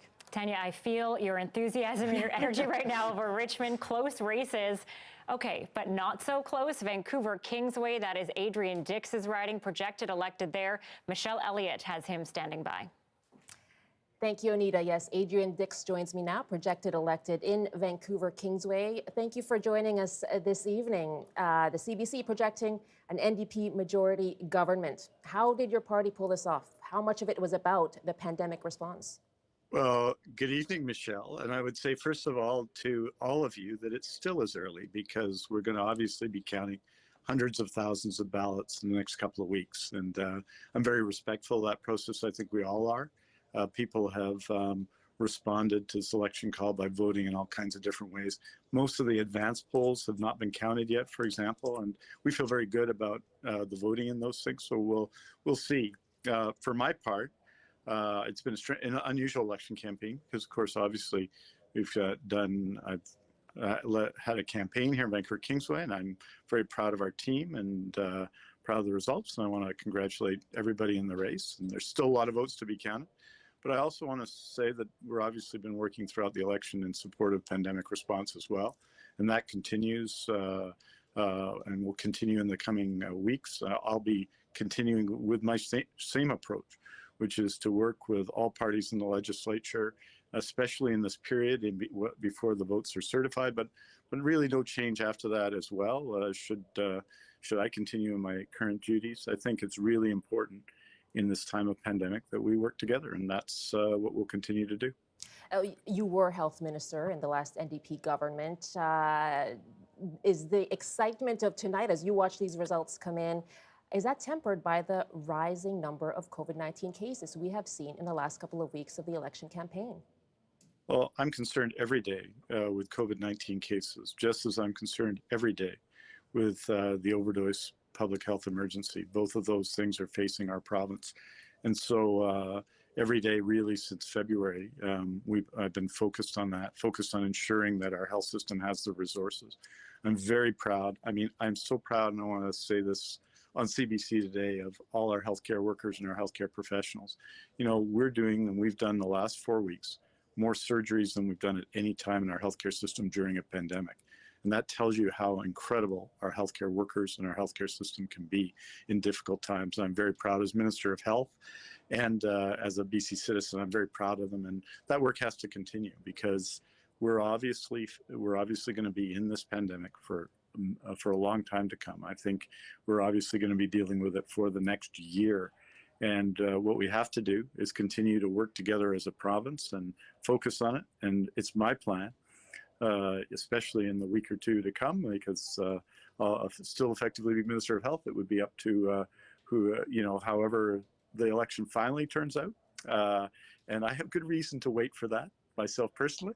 But for the next few weeks and throughout the time after that, to continue to work with everyone, because that's what we need in our province.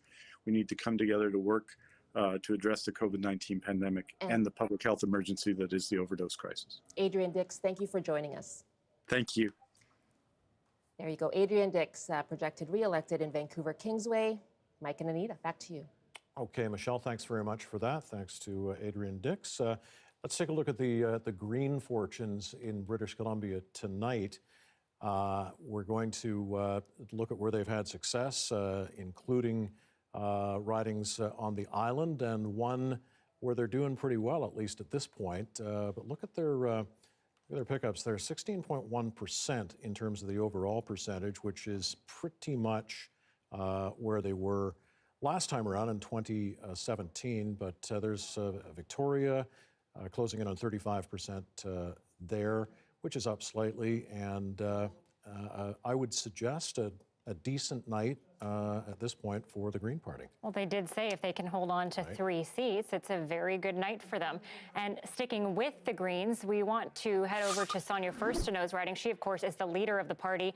Cowichan Valley, she is projected elected there, leading 600 points over the NDP candidate. Again, the Greens are calling this a good night for sure. Still on the island, Saanich North and the islands. This will be Adam Olsen hanging on, projected elected to that seat for the Greens there. Okay, let's head over to Gerian Shachi, because yes, a good night for the Greens, a not so good night for the Liberals, but an excellent night, I would say, for the NDP. Shachi, what does an NDP majority look like here? What are we talking about when we go back to Victoria? We're going back in some ways to 1996. The NDP haven't had a majority since 1996. What was the top Canadian song in 1996? It was Celine Dion's It's All Coming Back to Me Now. I had to go there. The English patient was I the want to top start singing now. Don't do this to me. The English Patient was the top movie, and Al Gore and Bill Clinton were claiming to invent the internet. So, it's been a long time, but in some ways, this now gives the New Democrats the mandate, the license to really shift if they want to in terms of their governing policies, in terms of where they want to go. So the last 3.5 years was very controlled because they were coming off of a campaign, 16 years of Liberal government, having to convince the electorate, hey, we're not going to be scary like we were in the past, or at least the perception of that scariness. We're not going to tax the heck out of high-income earners or make life unaffordable or drive jobs and people out of BC. This time they have been given the go-ahead and the okay by BC voters to really fulfill a mandate. So in some ways, they're on the hot seat now. This goes from a time of cautious governing to say, you know what? Well, why can't you make housing more affordable? What about those transportation promises? What about those health promises? Oh, and by the way, we still think it's important that you balance the budget. So, the pressure in some ways, it's great. Per the 1991 election, people are probably boogieing at home, like Mike Harcourt said back then, as opposed to in the campaign hall. But at the same time, the work actually starts, and the accountability for this government is now going to be greater in some ways than it was when we were simply sampling an NDP government over the last 3.5 years. Yeah, and a lot of that pressure is going to come from within the party itself too, right? I mean, it's not necessarily as a clear mandate from voters to move significantly to the left, but certainly the activists within the party, the people who've been the core of the NDP for a long time, they see this as an opportunity now that there's no shackles. There's no shackles on the Green side. There's no shackles in terms of getting things through the legislature. So there is a lot of expectation to try to fulfill some of those things where the party might have been a little bit more cautious this last time around.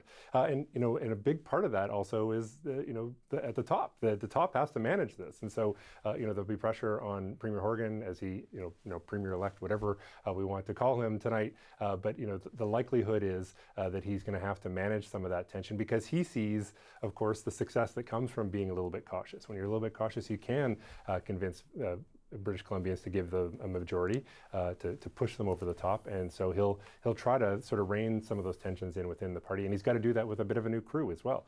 He lost a lot of cabinet ministers when he decided to call this election. A lot of them opted out of coming around this time. He's got the personnel to do it with, but he's going to have to pick some new people to freshen up that team, and he's going to be looking toward that tension for sure when he's doing it.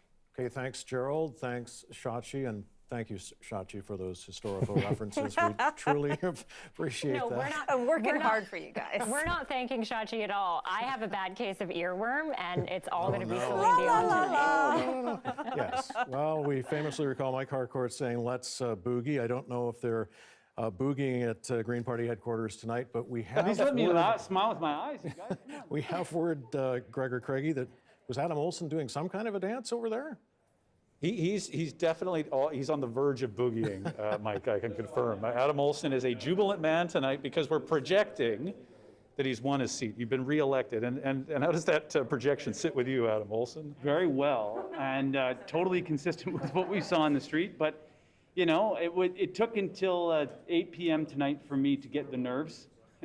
And, they've been eased a little, but, we've got a long night ahead of us, and I'm thankful that this has got out of the way. Okay, and you're going to be thankful if Sonia Furstenau, your new leader, is reelected in Cowichan. Beyond holding on to those 2 seats, what do you need? I mean, is just holding those 2 seats enough, or do you want to get 3, 4, 5? What's your realistic goal tonight? No, I think no political party in this is just thinking the bare minimum is what we're looking for. I think our goal was always to grow. No doubt we entered into this campaign with a hill to climb.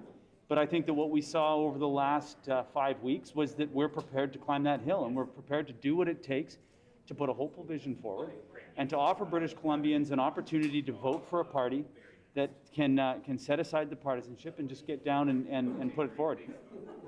You have been in a historic position for 3.5 years. Yeah. The balance of power, or as you've liked to say many times, the balance of responsibility. Yeah. If it's an NDP majority government, you don't have that anymore. You're just, and I don't mean it.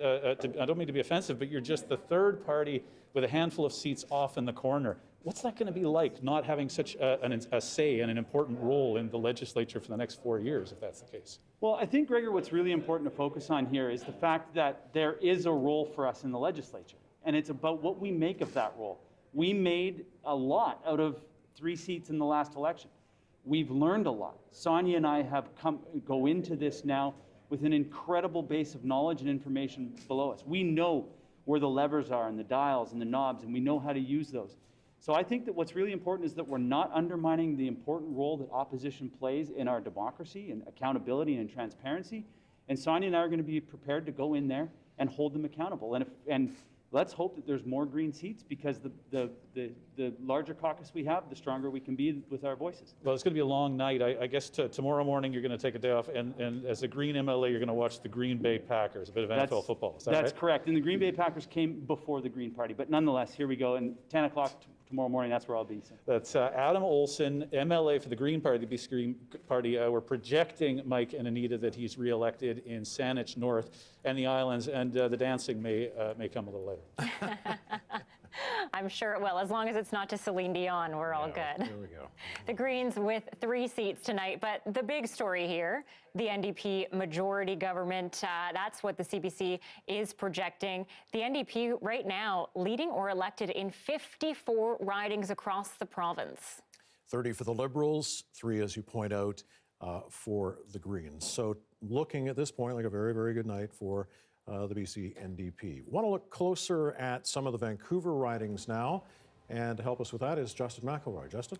Yeah, Mike, it was only a few elections ago that if you would look at the city of Vancouver with its 11 seats, it would be 50-50 between the Liberals and the NDP. But now look at this. Look at all this orange dominating here. That's 9 seats for the NDP, just 2 for the Liberals. So where are some of the key seats that we were talking about before this election, and where are they tonight? Well, Vancouver Falls Creek, we've been there again and again, and you can see that lead that Brenda Bailey has against former Vancouver Mayor and Liberal incumbent Sam Sullivan, holding steady, 382 votes, one that the Liberals had to have. Doesn't look like it's going their way so far, but again, only a third of polls reporting. That could change. What's the seat that is doing all right for the Liberals at this point? Well, let's go first to Vancouver Fairview, because this is the sort of seat that the Liberals really thought they could have had a chance in, where if they had a really urban agenda, they had a high-profile candidate and former Vancouver councillor George Affleck. But look at that. That's about 55% of the vote for the NDP there. George Affleck more than 1,000 votes down. Liberals have to be disappointed that they couldn't make any real inroads in the city of Vancouver tonight. But one place that's a silver lining that they are hanging on to, at least this point, is in Vancouver Langara. That's Michael Lee. He ran for the leadership of the party last time. You heard him earlier tonight be mum to our Dan Burritt as to whether he might seek to run again should there be a vacancy for the party coming up. That's when the NDP were hopeful to have a chance. Tessica Truong, a young progressive candidate that there was a lot of campaigning for, especially by John Horgan. At this point, this is one of the few places where the BC Liberals can say, well, things went pretty well tonight. But for the most part, as we saw early on with that map we showed of orange throughout Vancouver, it's good news for New Democrats. Thanks, Justin. And let's stick with that BC Liberal theme and look at what happened across the board, across the province to the BC Liberals. Not a terrible night, but definitely not good. Down in pretty much every area of the province, down 13.9% in the Fraser Valley, down in North Sea to Sky, really down across the board here.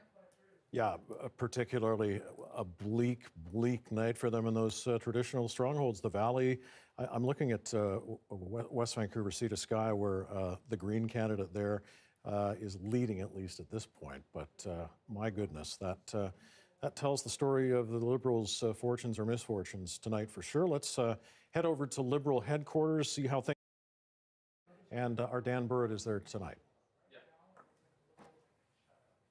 Mike, Anita, this place is a tomb. You wouldn't know that the NDP has won or is projected to win a majority government, and that the Liberals have lost and lost big. Now, there are several, we're still waiting for Andrew Wilkinson to join us down here. We've been asking whether or not, or when he's going to be coming down to make some sort of statement. We're told he is watching with his family upstairs. When we asked earlier whether we could send the pool camera up to get some of those traditional shots of the leader watching with his family, the results coming in, we were told no because of COVID-19 concerns and for privacy reasons. Everything's been spaced out because of COVID-19 here at the Sheraton Wall Centre. That's why we're not in there. There's not enough room for us to maintain that 6-foot distance. But again, the Liberals, it is quiet as a church mouse. And we've heard from some of their staffers who said they're not surprised by the NDP victory, but they're still counting on a lot of those mail-in ballots, the hundreds and thousands that were sent out, probably and mainly because Elections BC encouraged people to vote by mail. A lot of them took that opportunity to do so because of COVID-19. We also heard this morning from others who said that lineups at polling stations across Metro Vancouver were very short. You could easily go in, you could drop off your mail-in ballot if you hadn't sent it in already. So again, we're still waiting to hear from Andrew Wilkinson. Still no timeline on when he might come down. We are waiting, and we will hopefully find out what his plans are. He has won his seat in Vancouver-Quilchena. We don't know whether he will stay on as leader, though. Nita, Mike? Dan Burrett, thanks. I'm just, it's hard to watch some of these headquarters and the fact that there are just no people there. I've covered elections at headquarters with Dan Burrett, and, you know, the scene is usually way more lively. People are celebrating or they're drowning the losses, I guess. It is the time that we are in. A different night for sure. Now, we want to head over to Michelle Elliott. She's got Todd Stone standing by, a former cabinet minister in the Christy Clark government, projected elected in his riding. Yes, I'm joined now by Todd Stone. Good evening. Thanks for joining us. A good night for you. You're projected re-elected in Kamloops South Thompson. Not so good for the BC Liberals overall tonight. Why do you think the party just couldn't gain enough traction in this election? Well, I think that at the end of the day, there's a tremendous number of votes that still have to be counted, and we'll see just how many seats we end up with. But it's going to be if it's an NDP government, indeed, there's going to be a strong BC Liberal opposition to that government. I'm looking at some of the interim results, as everyone else is. There are some exceptionally talented BC Liberals that are winning in ridings all over British Columbia. And so it will be a very strong opposition. And British Columbians are going to need us more than ever before.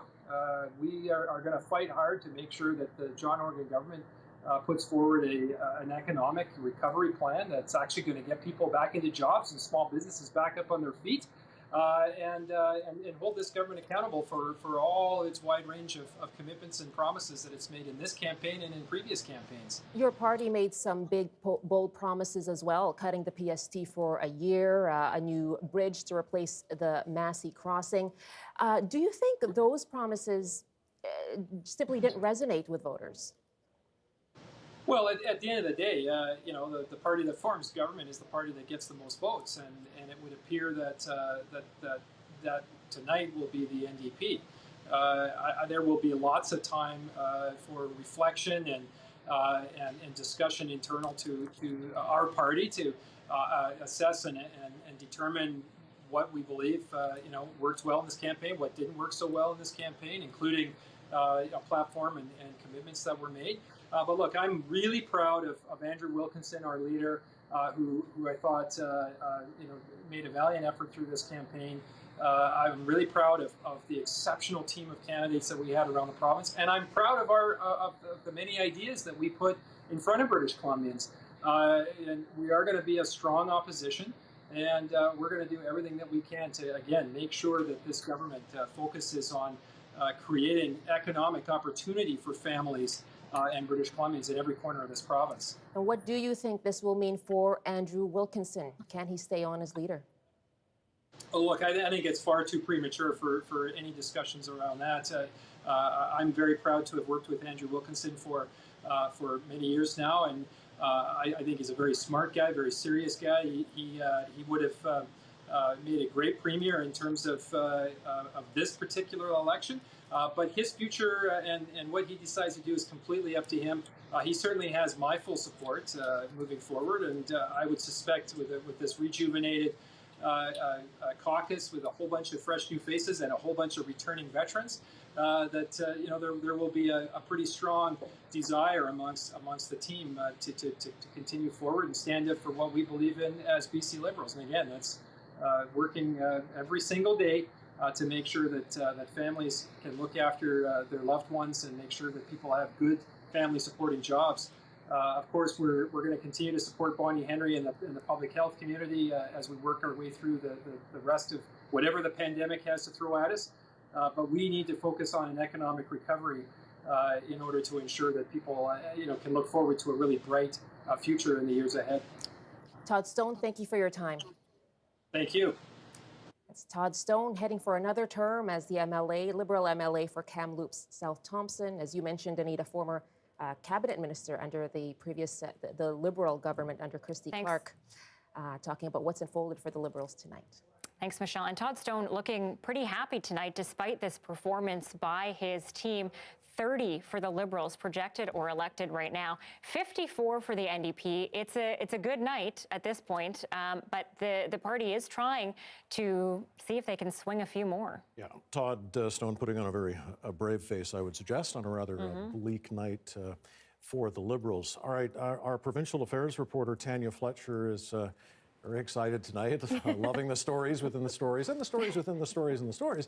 So many. You talked about Richmond earlier, which is just an interesting situation, and same in the Fraser Valley tonight. The Fraser Valley, unthinkable seats the NDP would never usually even consider winning. They haven't spent any time, hardly ever, on this campaign, especially trying to target these areas. But look at Chilliwack right now. Dan Coulter, who's the chair of the Board of Education in Chilliwack, he's leading 443 votes over the Liberal incumbent John Martin. This is one where we thought we might have seen some vote splitting on the right. The Conservatives have a very strong candidate with Diane Jansen. That could have been part of the storyline here tonight. Vote splitting on the right. We did see that in the last elections. It has become a little bit close on that front. But Dan Coulter, this is huge, huge for the NDP. Let's go to Chilliwack, Kent. Laurie Throness. We know he's faced a lot of controversy. If he can maintain his lead, and if he does win, he will not sit as he will not sit as a BC Liberal. He said he will sit as an independent if he wins, because he resigned from the party. But you can see the third place candidate is Jason Lum. He was kind of favored to be possibly the wild card to come up. Again, Chilliwack, Kent, this has been going back and forth. We have 50 of 90 polls reporting this has been a high-profile riding to watch all night. This one we might see some change still, because that is still a very narrow margin there. Heading to Langley, Mary Polak territory. She was trying to seek her fifth term here.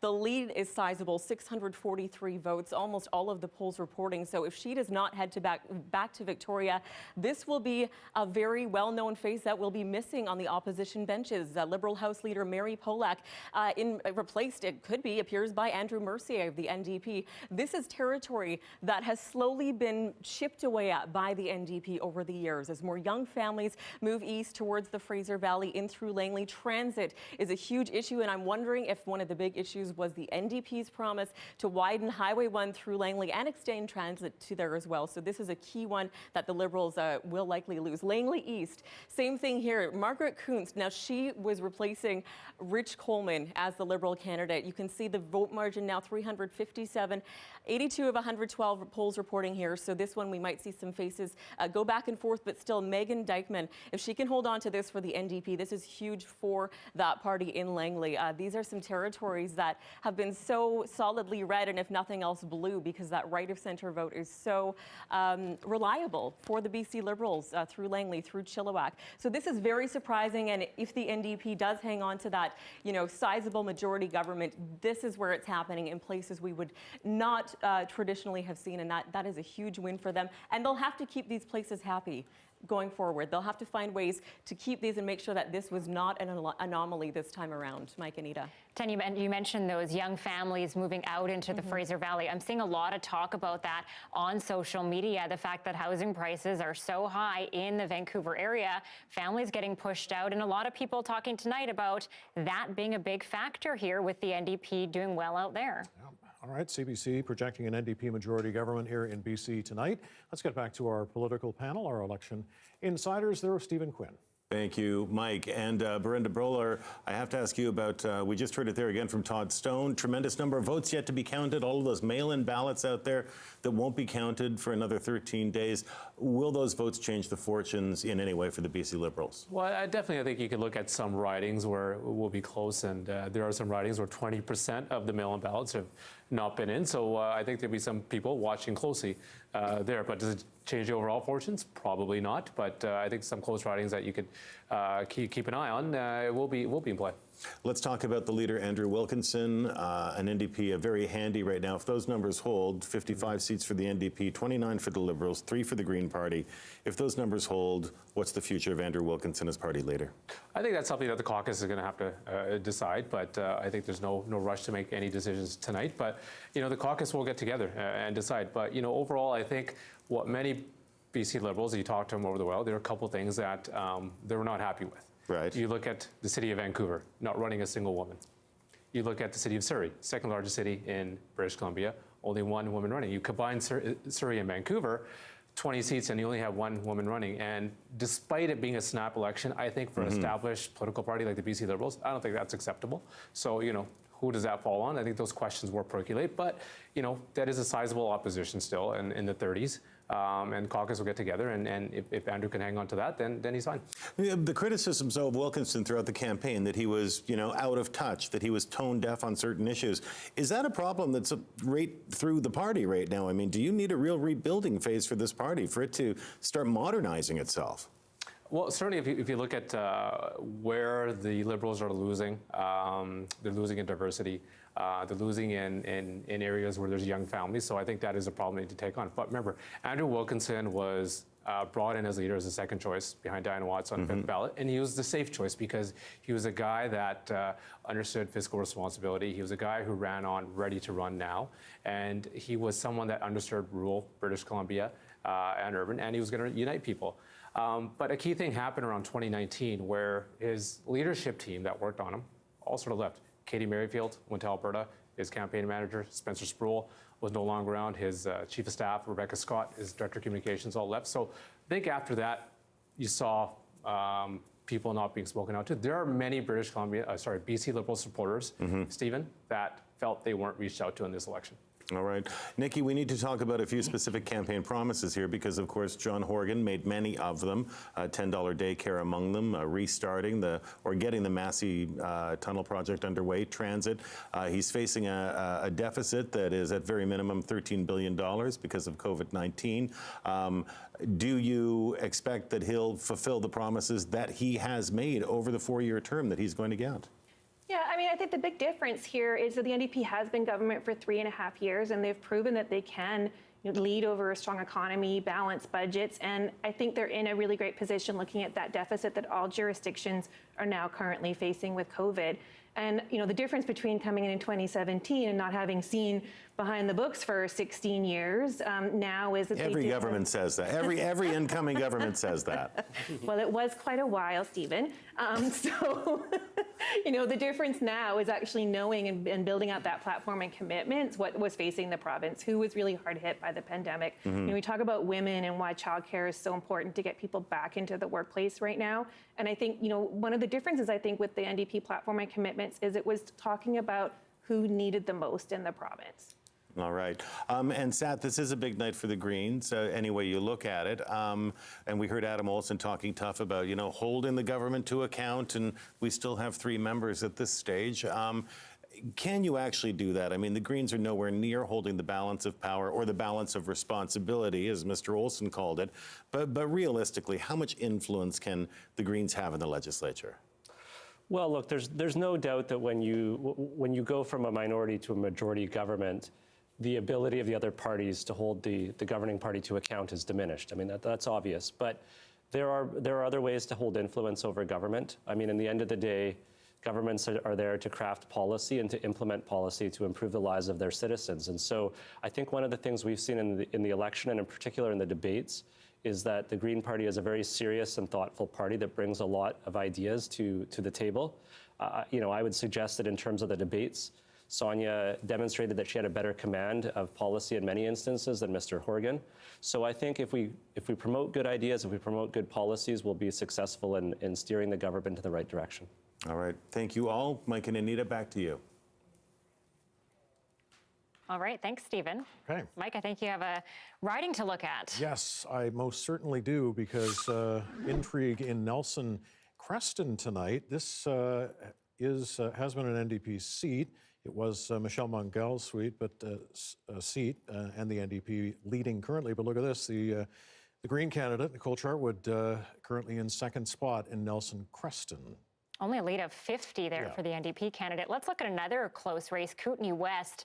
The Greens also behind here just by 82 votes. Now, Katrine Conroy going after her 5th term here. This riding has been NDP in 10 of the last 11 elections, but this is a really close race right now. Again, just 82 ridings, putting the Greens in second here.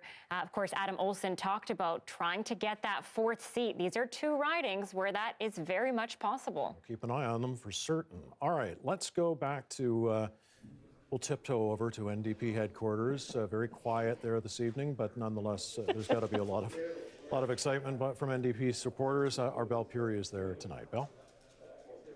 And I'm joined by Ravi Kahlon from Delta North, declared elected there. Congratulations. This is your 2nd election, and emotional for you, because I asked you, what do you know about your numbers, and do you know how well you did? Well, yeah, no, I'm seeing the results while everything's happening, and it's been, emotional for me. Mixed emotions, obviously very happy to see the results, cautiously optimistic about where things are going. But also, my dad passed away on the first day of the campaign, so it's a mixed emotion. So I'm just thinking about my family and friends over there, enjoying and celebrating back home. So very excited about that. Congratulations on being reelected. Tell me about in Delta North, of course, the Massey Tunnel, the bridge. That's huge for your constituents. So going forward now with an NDP majority government, what does it mean for that project? Yeah, well, people understood that the project was slated for announcement soon, that the federal government had already committed to providing dollars. People understood that all that work had been done to bring all the mayors on board to support a vision going forward. And they really, what I heard from people is they didn't want the process to start again. And that's what was that was the alternative. The BC Liberals were offering a chance to go to a bridge, which meant going in a different direction altogether. And so people want that project to move forward and get the final approval, and that's what I expect will happen. And what kind of timeline are we looking at? How fast? I mean, it's one thing to say it's going to happen, but when is it going to happen? Well, our timeline was always this fall. So I expect that timeline will pick up. Obviously, there'll be a few weeks of ballot counting and so on, but my hope is that we get to work right away. We get in front of the federal government to get through the commitments that they made to us as well. In some of the ridings where it was close last time and maybe close the time before, and they've been taken by the NDP. What made the difference, do you think? Well, I think it was, quite frankly, John Horgan's message. It really resonated. I mean, I heard from so many people that, they liked John, that they thought he did a good job. They thought Adrian Dixon had done a good job, Dr. Henry had done a good job, and they really wanted us to continue that good work. But I think most of all, the message was, we can take care of each other. Let's make investments in healthcare, let's make investments in our seniors' care, and that really resonated with people in my community, and you can see it resonated with communities throughout the Fraser Valley. He gambled, calling an election in the middle of a pandemic. It paid off? Well, people understood that this election was going to happen during a pandemic. It was going to happen in the new year. It was going to happen maybe in the fall next year, but it was going to happen during a pandemic. And so I think that the message around certainty and having stability for the next 4 years really resonated with people, certainly in my community. All right. Thank you for your time. Yeah, thank you very much for having me. Nice talking to you. That's Ravi Kahlon from Delta North. All right, thanks, Belle. We should point out the CBC is projecting a majority NDP government. John Horgan took a big risk calling a snap election in the middle of a pandemic. and that seemed to have paid off tonight. But we want to talk about some of the ridings where things are still close. Let's go over to Justin McElroy looking at the North Shore. Yeah, it used to be you would talk about the North Shore and it would take like 5 seconds because you would say the Liberals won all 4. But it's different tonight because it's a different sort of election. And it's most different in West Vancouver Sea to Sky. Look at this. Green Party candidate Jeremy Valloret winning right now, ahead by over 1,000 votes over Liberal incumbent Jordan Sturdy. Now, the question here is where those votes are coming in. Sea to Sky country has West Vancouver, which supports the Liberals. It also has Bowen Island, Pemberton, Whistler, which tends to support the Greens. So we don't know yet whether that lead is going to be sustainable or not, but just the fact that the Greens are doing so well there, a mark of just how badly the Liberals are performing tonight. Let's take a look at the rest of the North Shore now, though. North Vancouver, Seymour, another place the Liberals always win. Tonight, not so much. NDP candidate Susie Chant with a 484 vote lead over Jane Thornthwaite. Symbolism here, of course, being Thornthwaite's controversial comments during a roast for Ralph Sultan during the campaign that Andrew Wilkinson and Thornthwaite eventually apologized for. Let's take a look at the third riding in the North Shore. That's West Vancouver Capilano.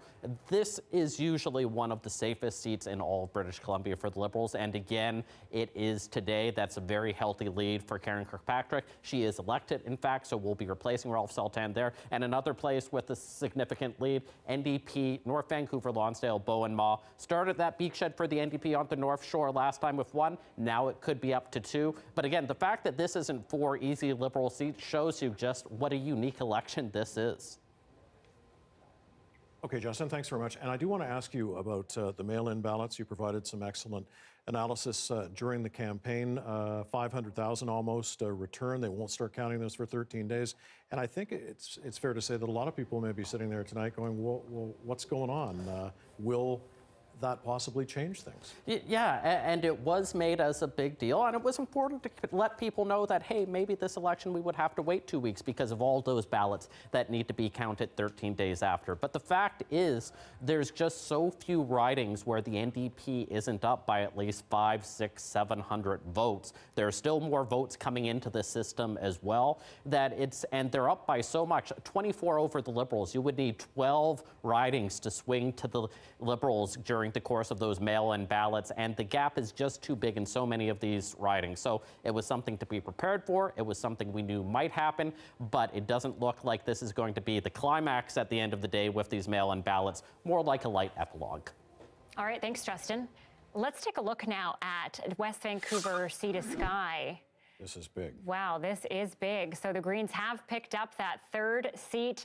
The Green is elected in that riding, a 1,000-vote lead over the Liberal candidate. Adam Olsen was hoping to get that third seat. He mentioned that earlier on the show at Green Party headquarters, and he's been able to do that. And on the mainland, no less. Usually, Vancouver Island is really where the Greens perform well. This is a good sign for them. As Justin said, I mean, not too long ago, you would say for West Vancouver Sea to Sky, Liberal, let's move on and go from there. Different story tonight. Things are changing, demographics are changing, people are moving around. Okay, let's go back to our Michelle Elliott and find out who's with her now. Michelle, who you got? Thanks, Mike. I'm joined now by Selena Robinson, projected elected in Coquitlam, Millardville. Thanks for joining us this evening. Thank you. It's great to be here. Well, this was a high-risk gamble that your leader, John Horgan, took. What do you think made the difference here for the NDP?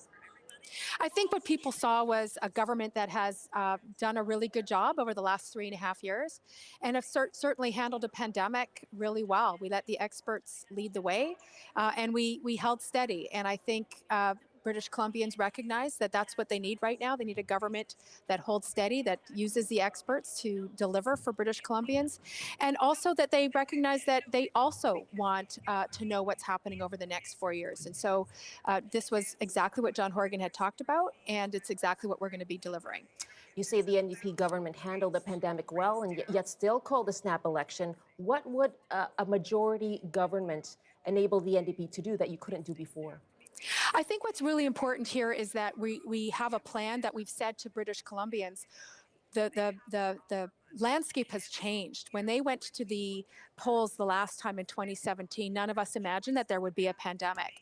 And in March, when we saw what was happening and we saw that we were faced with this pandemic, and we've gotten through a very, very difficult time. We did that together. British Columbians rallied together. We now know that what we can do is looking forward, making sure that we have the British Columbians have now made a choice and said who is going to do the best job to get us through this next phase of COVID and lead us through recovery. And British Columbians, I think, are speaking pretty clearly tonight by their votes. And on that recovery, you know, earlier this evening, I spoke with a British Columbian named Stephanie Collier in Abbotsford, who has really been affected financially by the pandemic. Her husband, his job in the tourism industry has been affected. They are unable to make rent. You were housing minister. What will you do for someone like her? What will your government do for someone like her? Well, again, we've inherited a housing crisis when we formed government in 2017. We've been building as much housing as we can. We're going to be accelerating that, making sure that we can have affordable housing for people, not just for the short term, but certainly for the long term. But also this renter's rebate that we're bringing in. We couldn't do that before in a minority situation. We're going to be able to do that now as a majority government. So those are the kinds of things that we've committed to bringing forward, and we're going to be able to deliver. Selina Robinson, thank you for your time. Thank you for having me. That's Selina Robinson, projected re-elected in Coquitlam-Ballardville. Mike and Anita. Thanks very much, Michelle. We should point out there are 10 ridings right now under 300 vote margin. That means there are just 300 votes separating first from second. 7 of those are NDP leads. The party, of course, hoping to hold on to those, hoping that margin widens as much as possible. But then we also have the mail-in ballots. And yes, we keep coming back to this because it is important to talk about. There were a lot of them. Let's go back to Shachi and Gerald. Shachi, how likely are these mail-in ballots to strengthen the NDP? There's certainly opportunity now, Anita, for the NDP to pick up a few more points of popular vote, percentage points in popular vote. So how much will that change the composition of the legislature? Maybe a little bit, maybe not that much. It really depends on those really tight seats that are sort of going to be pending, and we won't have an answer or a winner or enough votes counted until those mail-in ballots are in. But we know from past polling that those people who voted early, and particularly the significant majority of early voters were mail-in voters. They were heavily favoring the NDP. Those who were voting on election day today or who were showing up at advance polls later this week were a little bit more split between the NDP and the Liberals. So look, the trend we're seeing is pretty much bang on where we expect to be. But I would say there is some scope for the NDP to just kind of put a little bit more of an oomph on their final percentage of popular vote result. What does that change? Nothing, but it just gives them a little more spring in their step, and we'll see if they get over that 46% of popular vote after all. They're just under it right now.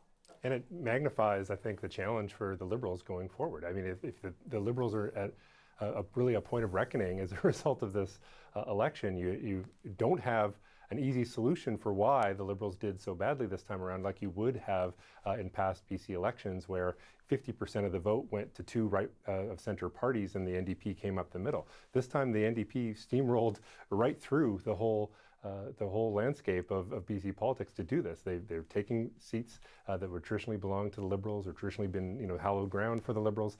And so now the question is it the leadership? Is it the point on the ideological spectrum where the party finds itself? And I think a riding like Chilliwack Kent really shows you that. You're going to have a former BC Liberal elected as an independent in part because of the strength of a Conservative who's there as well. So that polarization within the province is polarizing in a way that doesn't necessarily benefit the Liberals, and it's making it a more inefficient vote. And to Jerry's point, if we have time, it's really interesting what happened with the BC Liberals in this campaign, because in some ways, some of their policy planks really were reflective of an absolute head transplant on part of the BC Liberals. You went from a party of the BC Liberals under Gordon Campbell in 2001, very fiscally conservative. Remember, past that legislation, no deficits ever. You had Andrew Wilkinson saying very openly, we're going to run deficits until we see the economy recovering. We are going to put people in need first. We're going to loosen up on social spending.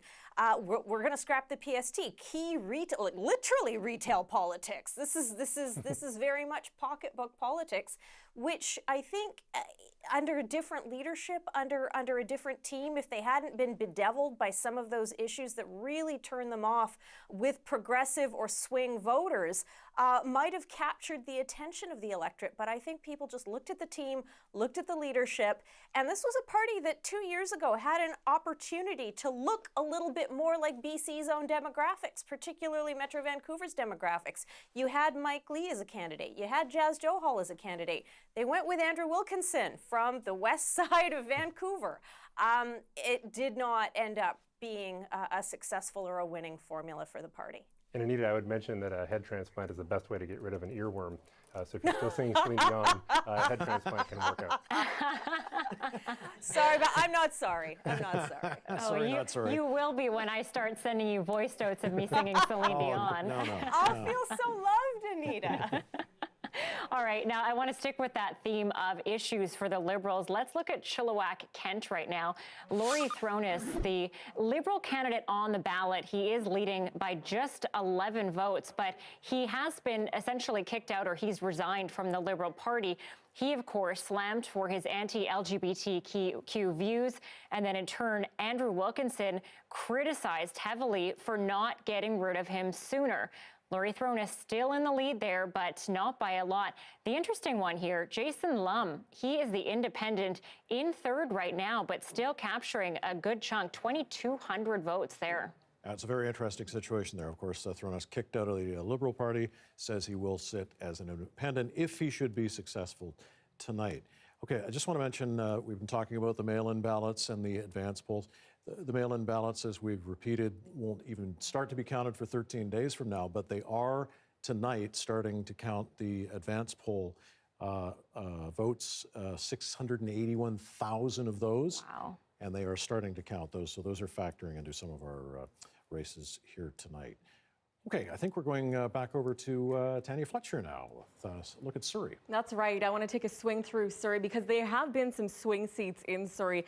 Let's keep in mind, 9 of them in total. The NDP going into tonight had 6 of them. They flipped 3 last time, and it looks like they're, at this point, picking up at least 1. But let's take a look, kind of a bird's eye view of some of the issues. Coincidence or not, right now the SkyTrain ends at Surrey Fleetwood. John Horgan and the NDP have promised to extend that east. It would go through Surrey Cloverdale and through Langley. Those 2 ridings, the NDP are currently looking like they're picking up. Is that key? Are we seeing a revisit of in the last election, the NDP promised to eliminate bridge tolls? It looked like that was the secret key ingredient to flipping some of those ridings. That could be the case for transit through Surrey tonight. I want to take you to Surrey Cloverdale. This is the one they are looking most hopeful to pick up. And look at this, a huge margin, 1,100 plus votes there for Mike Starchuk. He is elected, projected elected there over Marvin Hunt. This is a big upset for the BC Liberals. They needed to hang on to this seat and not let the NDP, keep their current grip on Surrey because it is such a seat-rich city,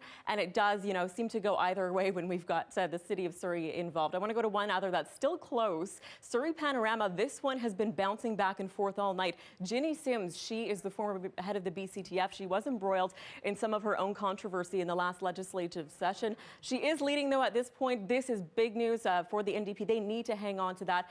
Liberals thought they had a real chance with Gulzar Chima in this riding, but you can see for the NDP, they needed to hold on to Surrey and keep chomping away, biting down that margin of the Liberal ridings that were still in play, and they did that tonight, it looks like. So that it has been key. We saw the NDP and the Liberals there a lot over the course of the campaign, and we know why now. Anita, Mike?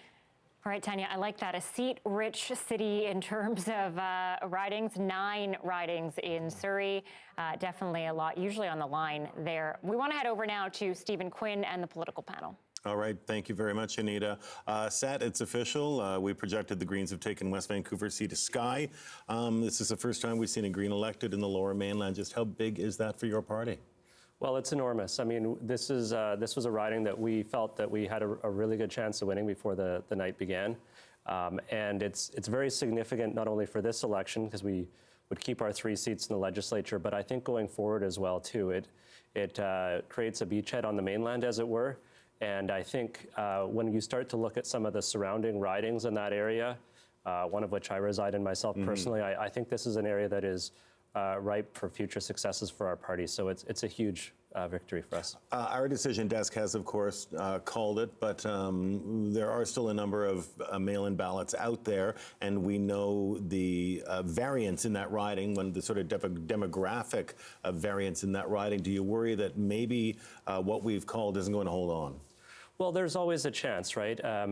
That's always the risk that you take when you make a call, and certainly this one is particular because we've got a lot of votes outstanding.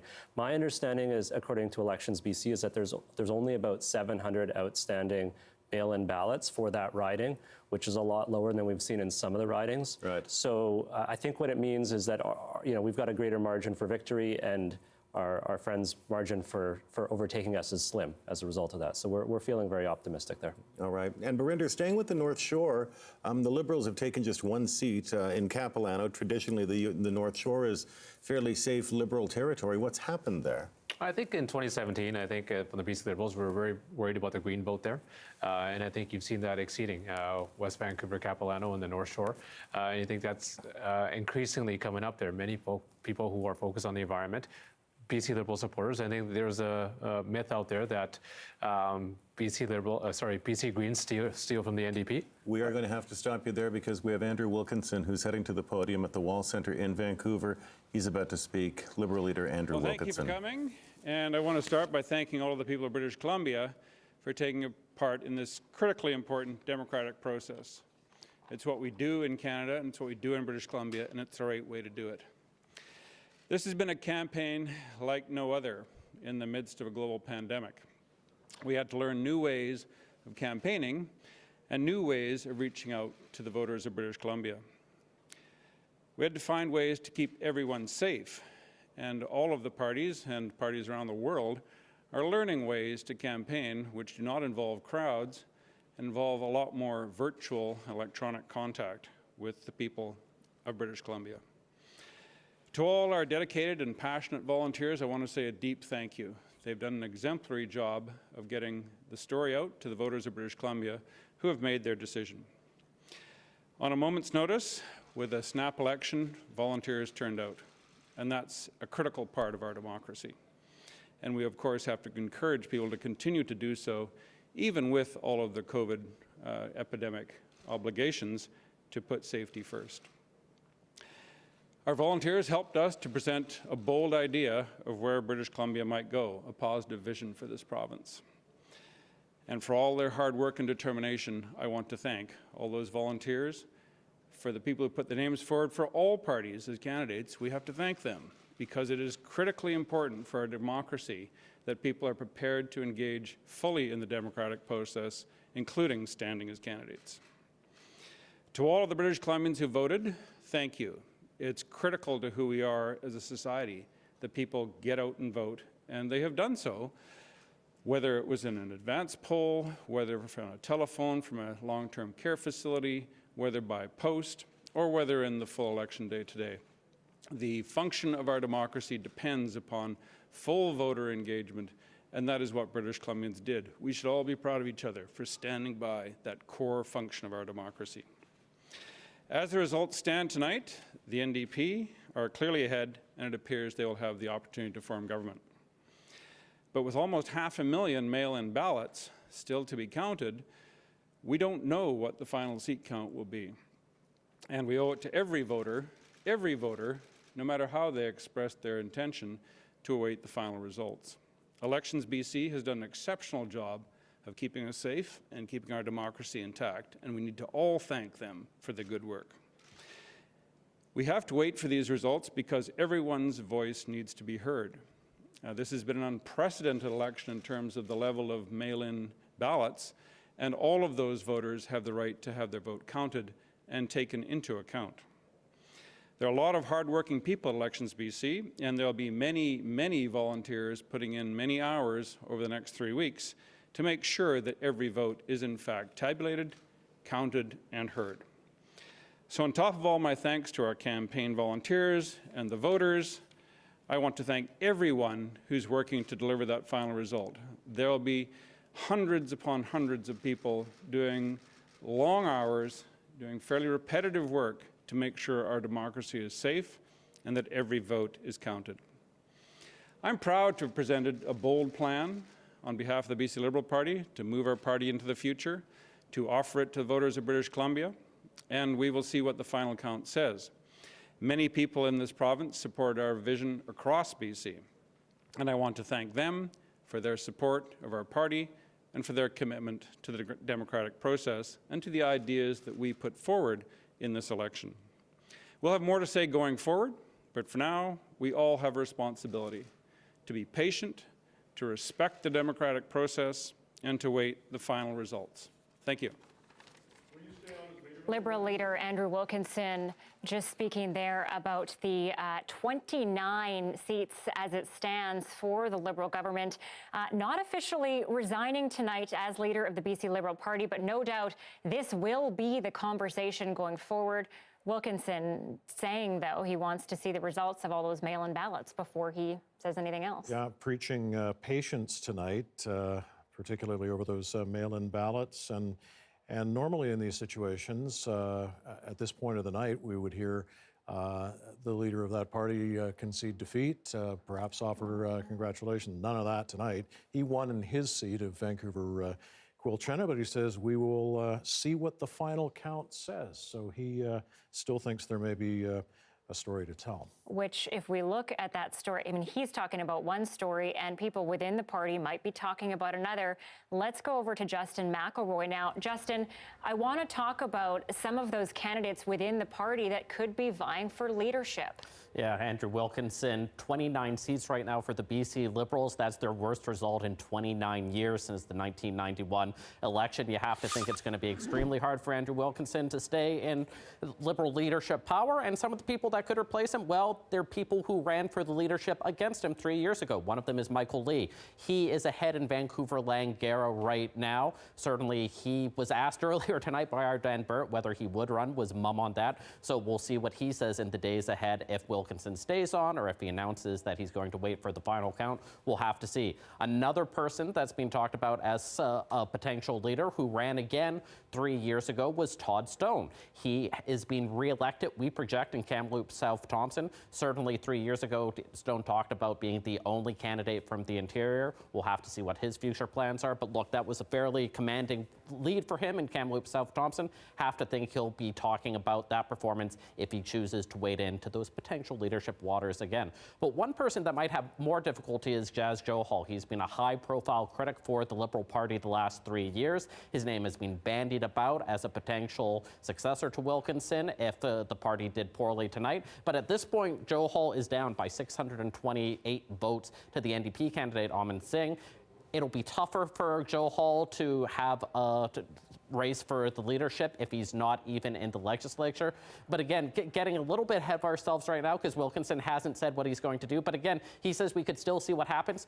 It's 54-30. We might see 53 seats, 52 seats. It's not going to change too much. Question might be who is the interim leader for the Liberals. Shirley Bond, Prince George Vailmont up there, Mike DeYoung, a longtime MLA up there for the party in Abbotsford West. So the Liberals have a lot of choices to come in the days and weeks ahead, and one of those choices will be whether Andrew Wilkinson stays on as leader. We shall see. All right, Justin McElroy, thank you very much. One of the most intriguing races tonight is in Chilliwack, Kent. Let's get an update on the situation there right now. This one has been close and still is close. Laurie Thronas, who got turfed out of the Liberal Party, says he'll sit as an independent if he wins.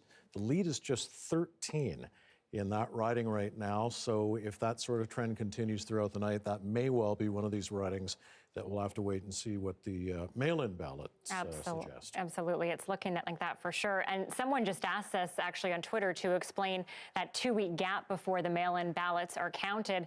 The main reasoning for that, as I understand, is ensuring there are no duplications, making sure someone didn't vote in person and through the mail-in system. So that's why we have that 2-week gap. It's in the legislation. That's what it says. So it's 13 days. That may change going forward, but that is the situation right now.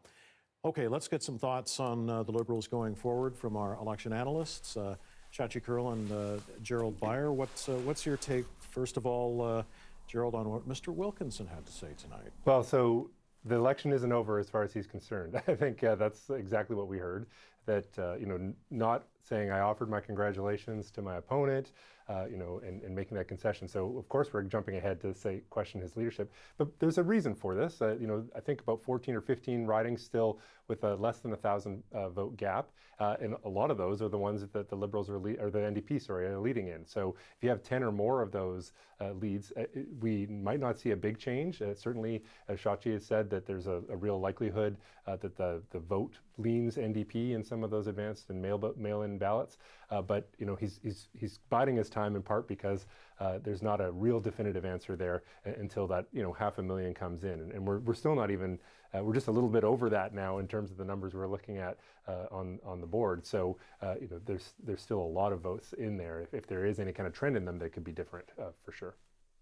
I think we also see really the shoe on the other foot for the BC Liberals, just in terms of what the opposition NDP had to deal with over several election cycles, which was trying to keep an economically driven.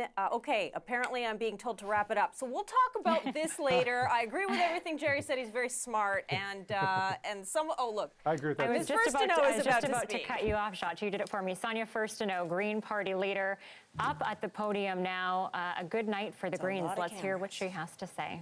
I'd like to start by acknowledging that we are on the unceded territories of the Lekwungen-speaking people. And I want to start by saying thank you. First, to our amazing 74 candidates who stepped up to run on a moment's notice, who got out there, did everything they could, gave it everything they got, and got the signatures to get up and running on the ballot in just 11 days. To our incredible campaign staff who have worked tirelessly day and night to run this amazing campaign. Thank you and congratulations to my friend Adam Olsen. Adam is an amazing representative for the people of Saanich North and the islands, for our province, on so many important issues. Adam, your support and friendship means the world to me, and I'm excited to serve another term with you. Thank you to my local campaign staff and team for working so hard in the Cowichan Valley to connect with voters in this election. You kept me grounded, and I'm grateful for everything you have done. And thank you to all the volunteers and donors who supported our campaigns. Your dedication and passion for what we stand for is inspiring. And thank you for all who work and volunteer for Elections BC. And for everyone who voted with hope and cast a vote for our party, I take your trust and faith in me and our party very seriously, and I promise to serve you dutifully every day in the legislature. And finally, to my family, my husband Blaze, my children, my mother, I am very, very grateful for the support, and my son Nicholas, who is with me through this campaign. We have worked hard every day to put forth a hopeful vision for how we can address British Columbians' needs during the remainder of this pandemic, and to make sure that every person has their basic needs met, and that our businesses can stay whole and quickly get back on their feet when we get to the other side, and to start putting in place the building blocks for a clean economic recovery so we can have a stronger, more sustainable province. The NDP engineered this election to get a majority and wipe out their opponents. They were half successful. What these results are showing is that British Columbians are not willing to give the government a pass on things like climate change or old growth protection and the holes in the COVID recovery plan. While they may have their majority, British Columbians have returned Green MLAs to hold government accountable. And there are still many votes to be counted, but we are seeing incredible successes where we haven't before. West Vancouver Sea to Sky elected a Green, and Nelson Creston is on the brink. And even outside of these ridings, we are doing better than anyone expected. Thank you for trusting us with your vote. We know you're looking for us, to put this election behind us and get to work on the issues that matter, and we will not let you down. This election ends just as we started to enter the second wave of COVID-19, and I understand how stressful this is for everybody. We've already sacrificed a lot, and this is going to be a difficult winter. Whether it's on the back-to-school plan, the supports for small businesses and tourism operators, or long-term care homes, we know there is a lot more that you are expecting from government. And we will do everything we can to hold them accountable for these changes and to be the voice for you in the next legislature. The NDP have shown that while they will say the right thing, they won't act on it unless they are forced to. We worked hard in the last minority government to improve their policies and to stand up for the issues that matter to people's well-being. We've shown that partisanship is less important than advancing policy that makes a difference in the lives of British Columbians. This is the same approach that will inform our work in the next government. In the last days of the campaign, John Horgan opened the door to wanting to work with other parties. As with everything the NDP do, actions will speak louder than words. While the recovery from COVID-19 must be our first priority, we must ensure that the actions we take to help our province out of this pandemic set us up for success in the future.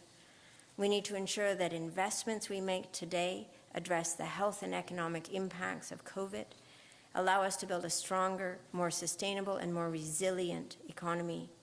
And while COVID is the most pressing crisis we face, it is not the only one. For many, the cost of living in BC is far outstripping the ability of people to cover their necessities, let alone save for the future. Not enough has been done to address the growing number of people who are being left out of prosperity in this province.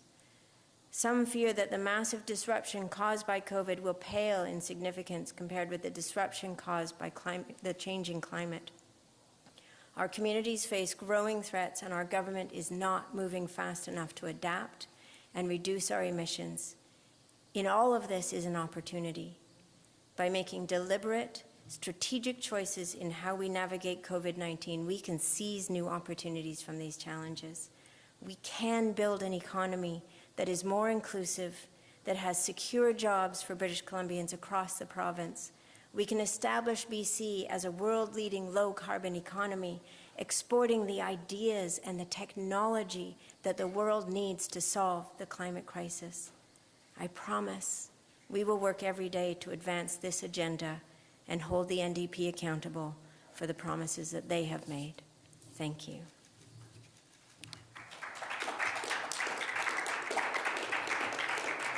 Green Party leader Sonia Furstenau speaking. Green Party leading or elected in 3 ridings across the province. She, of course, saying they are going to hold the NDP to account. Yeah, quite remarkable, really. I mean, she became leader of the party just 7 days before the election was called, winning in her riding tonight, along with Adam Olsen and their candidate in West Vancouver Sea to Sky. Well, and there was a lot of that talk of that green glow after her debate performance.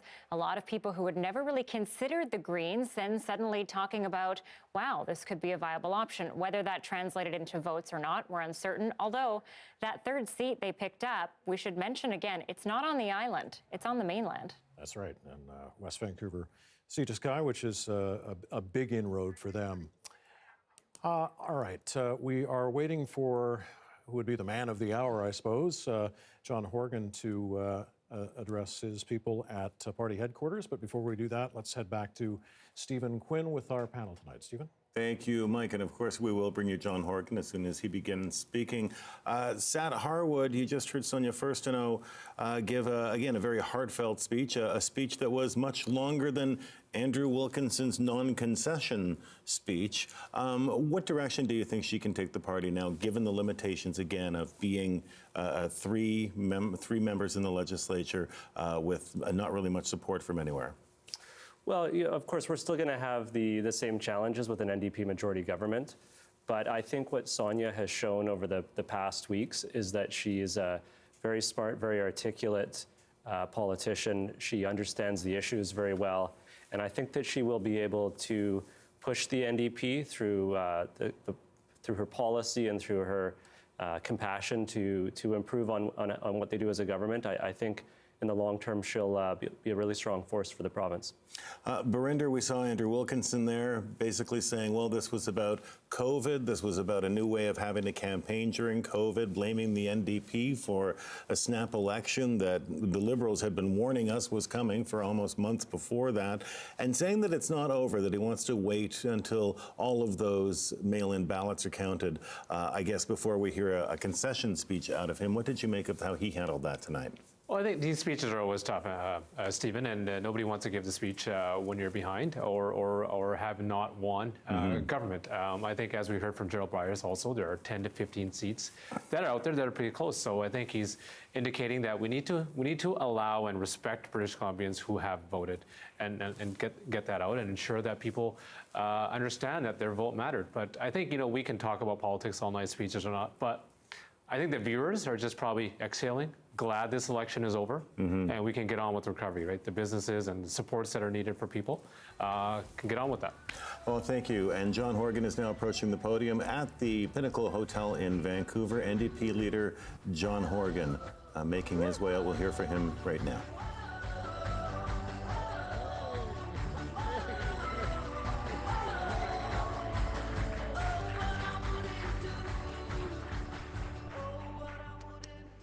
Good evening, everyone. I want to acknowledge that I'm on the unceded traditional territory of the Squamish, Musqueam, and Tsleil-Waututh First Nations. BC has voted, and a majority has been called, but there are many, many hundreds of thousands of votes yet to be counted. And while we wait for that final count to happen, I want to assure people that I'm going to keep the focus right where it belongs, on helping people get through this pandemic, making sure that they have the services that they need, and all British Columbians can sleep safely, knowing that we're going to do everything we can to keep them safe, healthy, and secure. One thing we know for certain is that on Monday I'll be going back to work, and we're going to be putting people, businesses, and others who are focused on getting through the pandemic at the front of everything that we do. That has been our commitment and will continue to be our commitment now and going forward for the next 4 years. To the incredible volunteers that are here tonight and have worked so tirelessly to help us connect with British Columbians, I want to thank you very, very much. To the amazing team of BC NDP candidates in every corner of BC, and to all those people who put their names forward to offer to serve in their communities, I offer you my sincere gratitude and thanks for stepping up to help your neighbours get their lives better and make sure that everyone can benefit from the bounty of British Columbia. This has been an extraordinarily difficult election for many, many reasons, but it's one that I believe had to happen, and I think I'm grateful for all British Columbians that we have put the election behind us and we can get back to focusing on the things that matter most to you. We found new ways to connect with each other. We found new ways to engage and talk about ideas. I want to thank Dr. Henry and Elections BC for doing such an extraordinary job to make sure that all of us could vote safely. To Andrew Wilkinson and Sonia Furstenau, I want to thank you for a spirited campaign where you put forward ideas and allowed British Columbians to make clear choices. To the great people of Langford, Wanda Fuca, to my family and my friends for always having my back, thank you, thank you, thank you. Particularly to Ellie, to Nate and Evan. I know you didn't ask for any of this, and all I want to say is thank you so much for enduring my excesses and my passion and desire to be out around people, making sure that British Columbia can be as good as it possibly can be. It has been an honor and a privilege for the past 3.5 years to serve British Columbians, to make sure we can make life better for everyone. I want to make sure that government works for you each and every day. That is my passion, that is my calling, that's why I get up every morning, and I'm grateful for the returns of ballots tonight and the final count that's yet to come, to give the opportunity to me and my colleagues to continue that work on your behalf. COVID-19 has turned our lives upside down. None of us expected to be here. None of us expected that we would have to endure the challenges we've had over the past number of months. But we are far from out of the woods. COVID-19 will be with us for the foreseeable future, and we need to focus on making sure that we're keeping ourselves safe, our families safe, and our communities safe. The challenges ahead are daunting, but I believe that if we focus on the things that matter to British Columbians, the things that matter to people, we'll get through this. Focusing on building back our education system by investing in schools and the people that work in them, by making sure our seniors' care facilities have the staff that they need so that our seniors can be cared for in their latter years. That we're building childcare all across British Columbia so that families can fully participate in the economy to make their lives stronger and to make their communities stronger as well. For me, this comes down to a few simple things. I was raised by a single mom who told me to do my best every day, my level best. I say that a lot. She said it a lot to me. All you have to do, John, is your level best. I commit to all British Columbians that for the next 4 years, I will do my level best to make sure your lives are better, more affordable, and the challenges that you face can be overcome if we do it together. Thank you so very, very much to the many, many people who voted for NDP candidates this evening, and as I said, to all of those who participated, a debt of gratitude from all of us for stepping up in this extraordinary time. Thanks so much. Let's get back to work.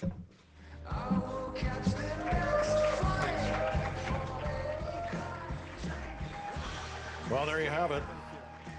Very happy John Horgan tonight. Making history. The Making first history. NDP leader to ever be re-elected in British Columbia. And projecting an NDP majority for them in British Columbia tonight. So also Prime Minister Justin Trudeau has sent congratulations to Mr. Horgan. They, of course, have had a pretty solid relationship over the last while. He says he looks forward to continuing to work closely with Premier Horgan and the government of BC so we can keep Canadians safe and healthy and offer support to those who need it as we address the impacts of the global pandemic. Again, some very good news for John Horgan tonight. 55 leading or elected ridings for the NDP. 29 for the Liberals, and 3, also a good showing for them, for the Green Party. Let's head over now to Tanya Fletcher, Justin McElroy, to look at where the NDP made some of those gains tonight. Yeah, let's take you on a journey through BC and hammer through some of the ridings that they picked up. This is how they did it. Richmond South Centre, this has been the stronghold of the BC Liberals, and they flipped like dominoes tonight, all but one. Henry Yao, the activist for the NDP, going over, and same thing in Richmond Steveston. We're seeing Kelly Green over the, look at the young faces, though, that we're seeing come up here. This is because Richmond, a lot of the old guard has retired, and you're not seeing those familiar faces try to get back into the legislature. This appears to show us that the voters are ready for some change, not just in the faces, but in the party, and they want the NDP to be the ones to do that. And let's go through one more here. We've got Richmond Queensborough. Here we go. Richmond Queensborough, Aman Singh, Jazz Johal, a huge upset here for the Liberals. But again, what we're seeing here is kind of sweeping change in some key regions that we haven't yet seen before in BC, Justin. Yeah, and it's not just in Richmond. It's all over the Lower Mainland. Coquitlam Burke Mountain, we talked about this early on in the evening, one that the NDP had high on their target, and it looks like they're going to take that. Finn Donnelly, former NDP MP. Will he be part of cabinet? One of many choices John Horgan will have to be making over the next few weeks. Another place that they picked up tonight, Oak Bay Gordon Head. Again, a former NDP MP. Will Murray Rankin be put into cabinet? A choice John Horgan will have to make. 7 former cabinet ministers not running again for the NDP this time along. He'll have lots of choices. Another place that he picked up this time, Vancouver Falls Creek. Brenda Bailey, tech executive, defeating Sam Sullivan, or ahead of Sam Sullivan right now by 497 votes, 2/3 of polls reporting. It doesn't matter where you are in the Lower Mainland. It's a big day for the Democrats, including Tanya, places that the NDP have rarely been competitive in. North Vancouver Seymour is one of them. Susie Chant over Jane Thornthwaite. We can declare that now. But let's talk about the Fraser Valley. Yeah, this is where it's really shocking to see this really fertile Liberal ground being turned over to the NDP. Andrew Mercier for the NDP in Langley. Mary Polak, a very long time BC Liberal here, and this is a big upset in Langley, and we're just seeing that progressive vote, the urban vote, seem to bleed east now as we go into this election. Next up, also in the Valley, Langley East, this one as well. Look at the lead here. This is old Rich Coleman territory, about as safe Liberal as it gets. Margaret Kunst was under some question. She was put in some controversy for voting against a rainbow crosswalk, and you can see change is coming in Langley, in the Valley, and I think we have one here as well, Justin. Not just in Langley, in Chilliwack. Chilliwack going to the NDP. Who would have thought that? The first time in a general election ever in BC history. Dan Coulter, school board trustee. We haven't declared this yet. 2/3 of votes in. It still could go anyway. Look, it's a pretty close three-way race, but again, indicative of how historic this night is. It's an orange wave anywhere you go across the Lower Mainland. Justin, lay off the Red Bull. I know you're excited about Chilliwack. Thanks to both of you. I also want to point out, this is pretty cool. If Aman Singh is elected in Richmond, Queensborough, he will be the first turbaned Sikh elected and going to the BC legislature in BC history. We, of course, have seen it federally. We've seen it in Ontario and in Alberta, but this will be the first time a turbaned Sikh elected in British Columbia. Very interesting. Okay, we want to get some final thoughts from our wonderful election analysts tonight, Shachi Kurl and Gerald Beyer. Some final thoughts, but I want to know what you think about what all the leaders had to say in their speeches tonight. Well, we heard John Horgan essentially reiterate a lot of the themes that he spoke of during the campaign. I think it was interesting that he's also sort of, holding back some of the enthusiasm. Maybe he didn't drink as many Red Bulls. He's definitely holding back some of the enthusiasm in waiting for those mail-in votes. Respecting, I think, the people who chose to use that option in the election. It's an election that he sort of forced on the province in these pandemic times. It would be rude for him to gloat at this point. So we heard a lot of the same themes and also an eagerness to get back to work. So very much a kind of middle of the road speech from Horgan, but definitely the idea of kind of holding back some of the enthusiasm about this very weird election. This is a kind of historic majority for the NDP in the legislature, not a historic popular vote number, but not exactly dropping the balloons and having a good time. No boogieing, as Mike Harcourt would have encouraged him to do. And indeed, a lot of that has to do, Mike and Anita, with the fact that John Horgan was the one who called the election in this pandemic. There was a lot of talk as to whether that would backfire on him. I think we've addressed the fact that clearly the numbers show that it hasn't. But when we think about what's going on with the BC Liberals, by contrast, look, this is a bad night. Even with more votes to come, even with some 500,000 votes, mail-in ballots yet to be counted, I think a lot of folks I'd been talking to, so there's the polling and then there's the insider game. And of course, everyone you're furiously texting on the Liberal side was saying, look, we're hoping for 30 to 35 seats. So where they are right now at 29 seats, this is a night where they're feeling pretty pale, they're feeling pretty ashen just around this result. And, this is what I was starting to say before we had to throw to Sonia Furstenau.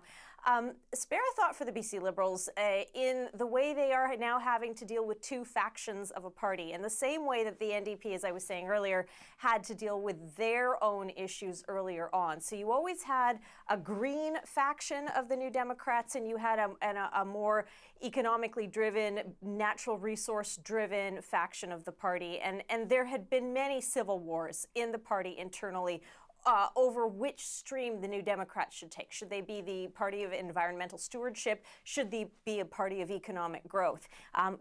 By the way, look for those internal battles to continue now that they have their majority, because the stick that John Horgan had for all the last 3.5 years was, do you like being in government? Okay, then you're not going to speak up or say anything against the government. And that was what he would say to his own ranks.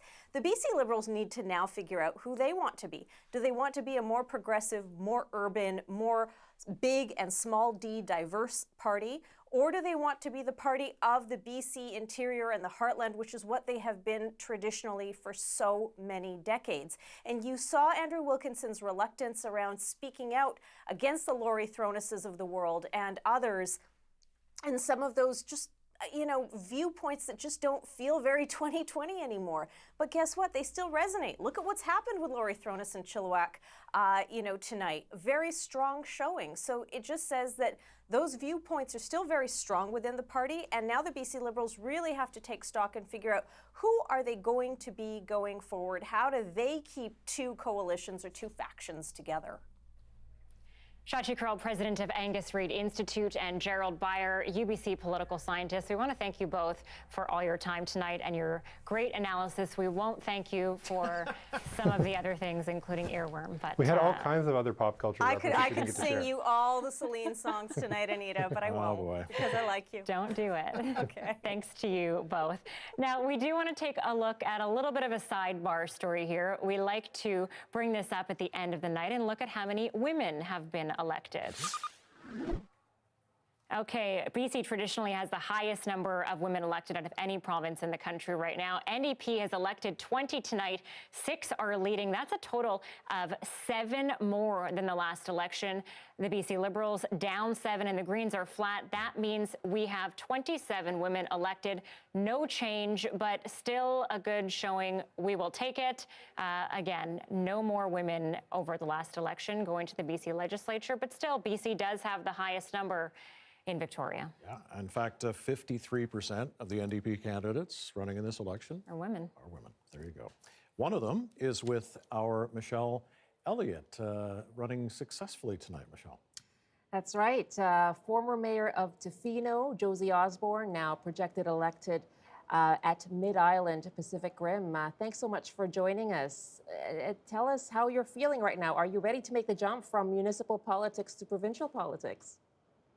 Yes, I sure am. You know, I've been so proud to be the mayor of Tofino for the last 7.5 years, working hard for people. I'm excited to make this jump and serve Tofino in a new way and bring my passion for working for people to the provincial legislature.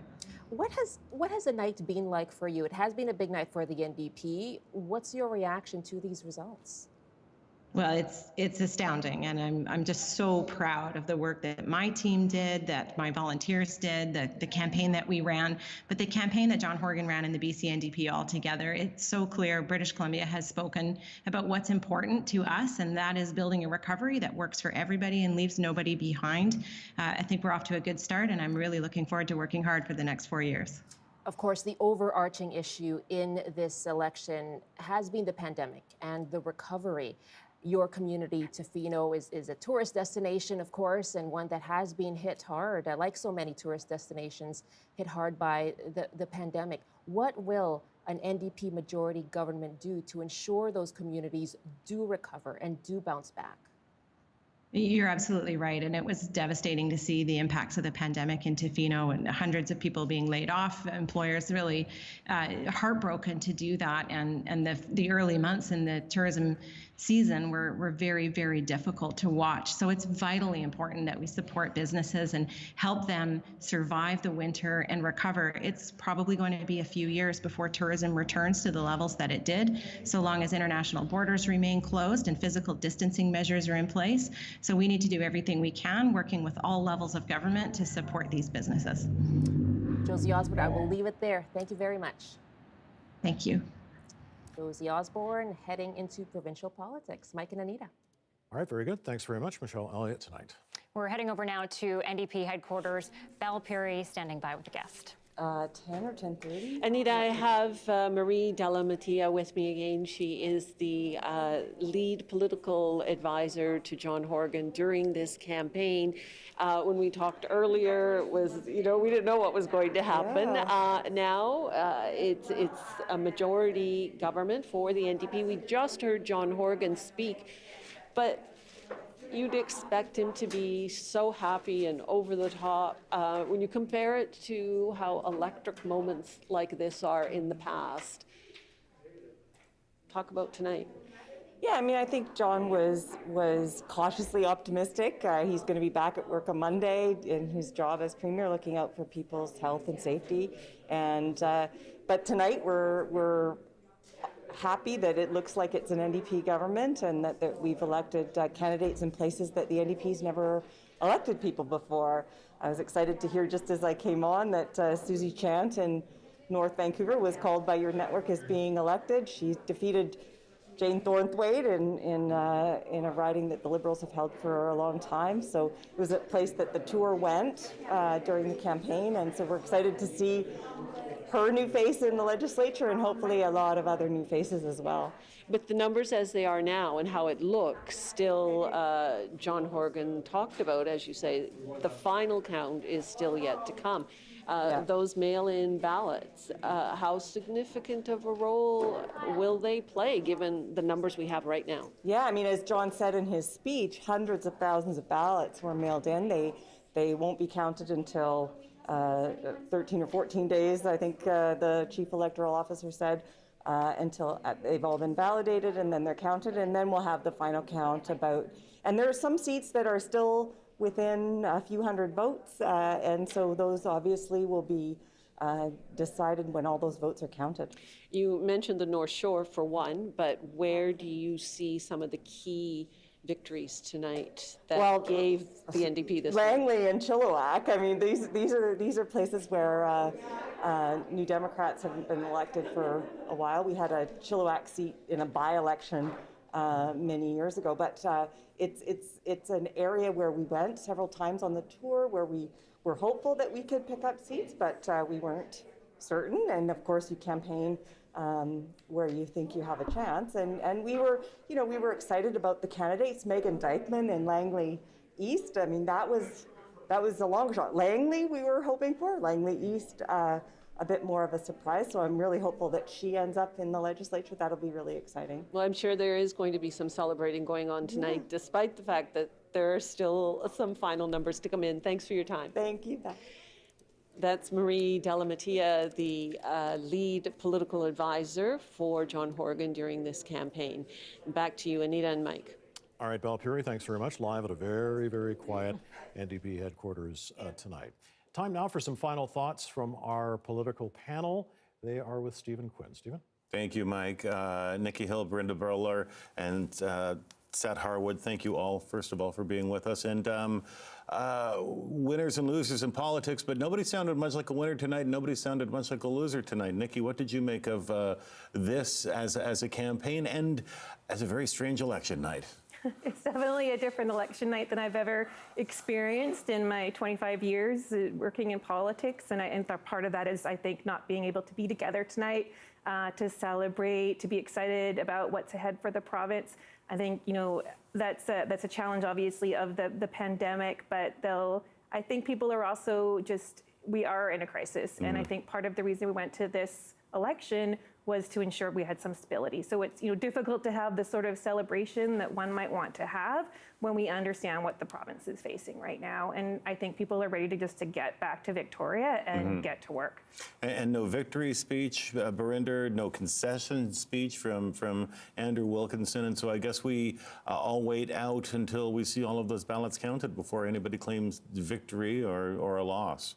Absolutely, Stephen. But I think a strong message to the BC Liberals that they need to renew. And that needs to happen. And I know a lot of BC Liberal supporters, part of the Free Enterprise Coalition, are ready to do that. When you see the BC NDP winning in BC Liberal strongholds, that's a strong sign. And I think the party does need to renew itself, look at itself out that. But as I said before, I think the people of British Columbia just want this to be on with. Businesses need support right now. A lot of big, important decisions where we go fiscally that are going to happen. And we need folks back in Victoria to get on with that. And Sat, for you, did you see momentum tonight for the Green Party that you think can be sustained? I do, yeah. This was an election where a lot could have gone wrong for us, and certainly John Horgan was hoping that it would go wrong for us. I think we've shown that we're up to the challenge. I think when you look at the numbers tonight in terms of returning 3 MLAs and maintaining very strong popular support levels, we've risen to that challenge, and I think the future is really bright for us. I think people will look at us as a natural alternative to their traditional votes, and that is very promising for the future going forward. So great to see you all in person tonight, physically distant, plexiglass between us, but great to be in the same room with you nonetheless. Nikki Hill, former Director of Organization for the BC NDP. Burinder Buller, former Director of Policy to Premier Christy Clark, thank you. Sat Harwood, Chair of the BC Green Party Provincial Council. Back to you, Mike and Anita. Thanks very much, Stephen. We want to go over now to Tanya Fletcher, Justin McElroy for some final thoughts on the evening. Yeah, Mike and Anita, I think what strikes me most is how the NDP made gains in such unexpected places. These weren't one-off anomalies either in just 1 or 2 seats here or there. They are entire regions. They swept Richmond like dominoes for the most part. And that speaks to perhaps an ideological shift and really a marked change in demographic. You look at other regions like all of the Fraser Valley, both Langley ridings, both Chilliwack ridings. And did transportation promises play into that? Extending SkyTrain all the way to Langley, widening Highway 1 through the Fraser Valley. If that's the case, the NDP will be facing pressure to deliver on those promises and deliver them quickly. And as for the Greens, they will be going back to the legislature, but of course, with the giant elephant in the room, they're no longer the balance of power. So yes, 3 seats would be a win for them. But Sonia Furstenau is a brand new leader, and she needs to find a way to make this not so much a short-term gain, but turn it into a long-term game and gains for the Green Party. This is a big night for the NDP, and they're going to have lots of issues to come up in the weeks and months ahead. It starts with who's going to be in cabinet, but then broader, it turns into they have all this political capital. How are they going to spend it? There are all these people on the left side of their coalition who have been demanding bolder action on the environment, on the economy, on so many policies as John Horgan has tacked a more moderate path. What will they get, and what will they do if the NDP doesn't change? These are serious issues that we're going to be talking about for the next 3 to 4 years. But tonight, this time, New Democrats won. They won big. They won more MLAs than any time in BC history, and they have a lot to celebrate on this evening. Tanya, Justin, thank you. Now, there are about a dozen ridings today that we can't call. They're just too close, so you'll have to wait for those mail-in ballot results. If that's one of your ridings, you'll have to check in about 13 days. That is it for our election coverage. British Columbia, you have voted in a John Horgan majority government, a thumping of sorts, I'd say. I'm stealing Mike's term there. And a historic win for John Horgan, the only NDP leader to ever be re-elected in British Columbia. Well, they say politics in BC is never dull. It certainly wasn't tonight. To borrow a phrase from another election, an orange crush in British Columbia tonight. From all of us at CBC, thanks for listening and watching tonight. Have a great evening.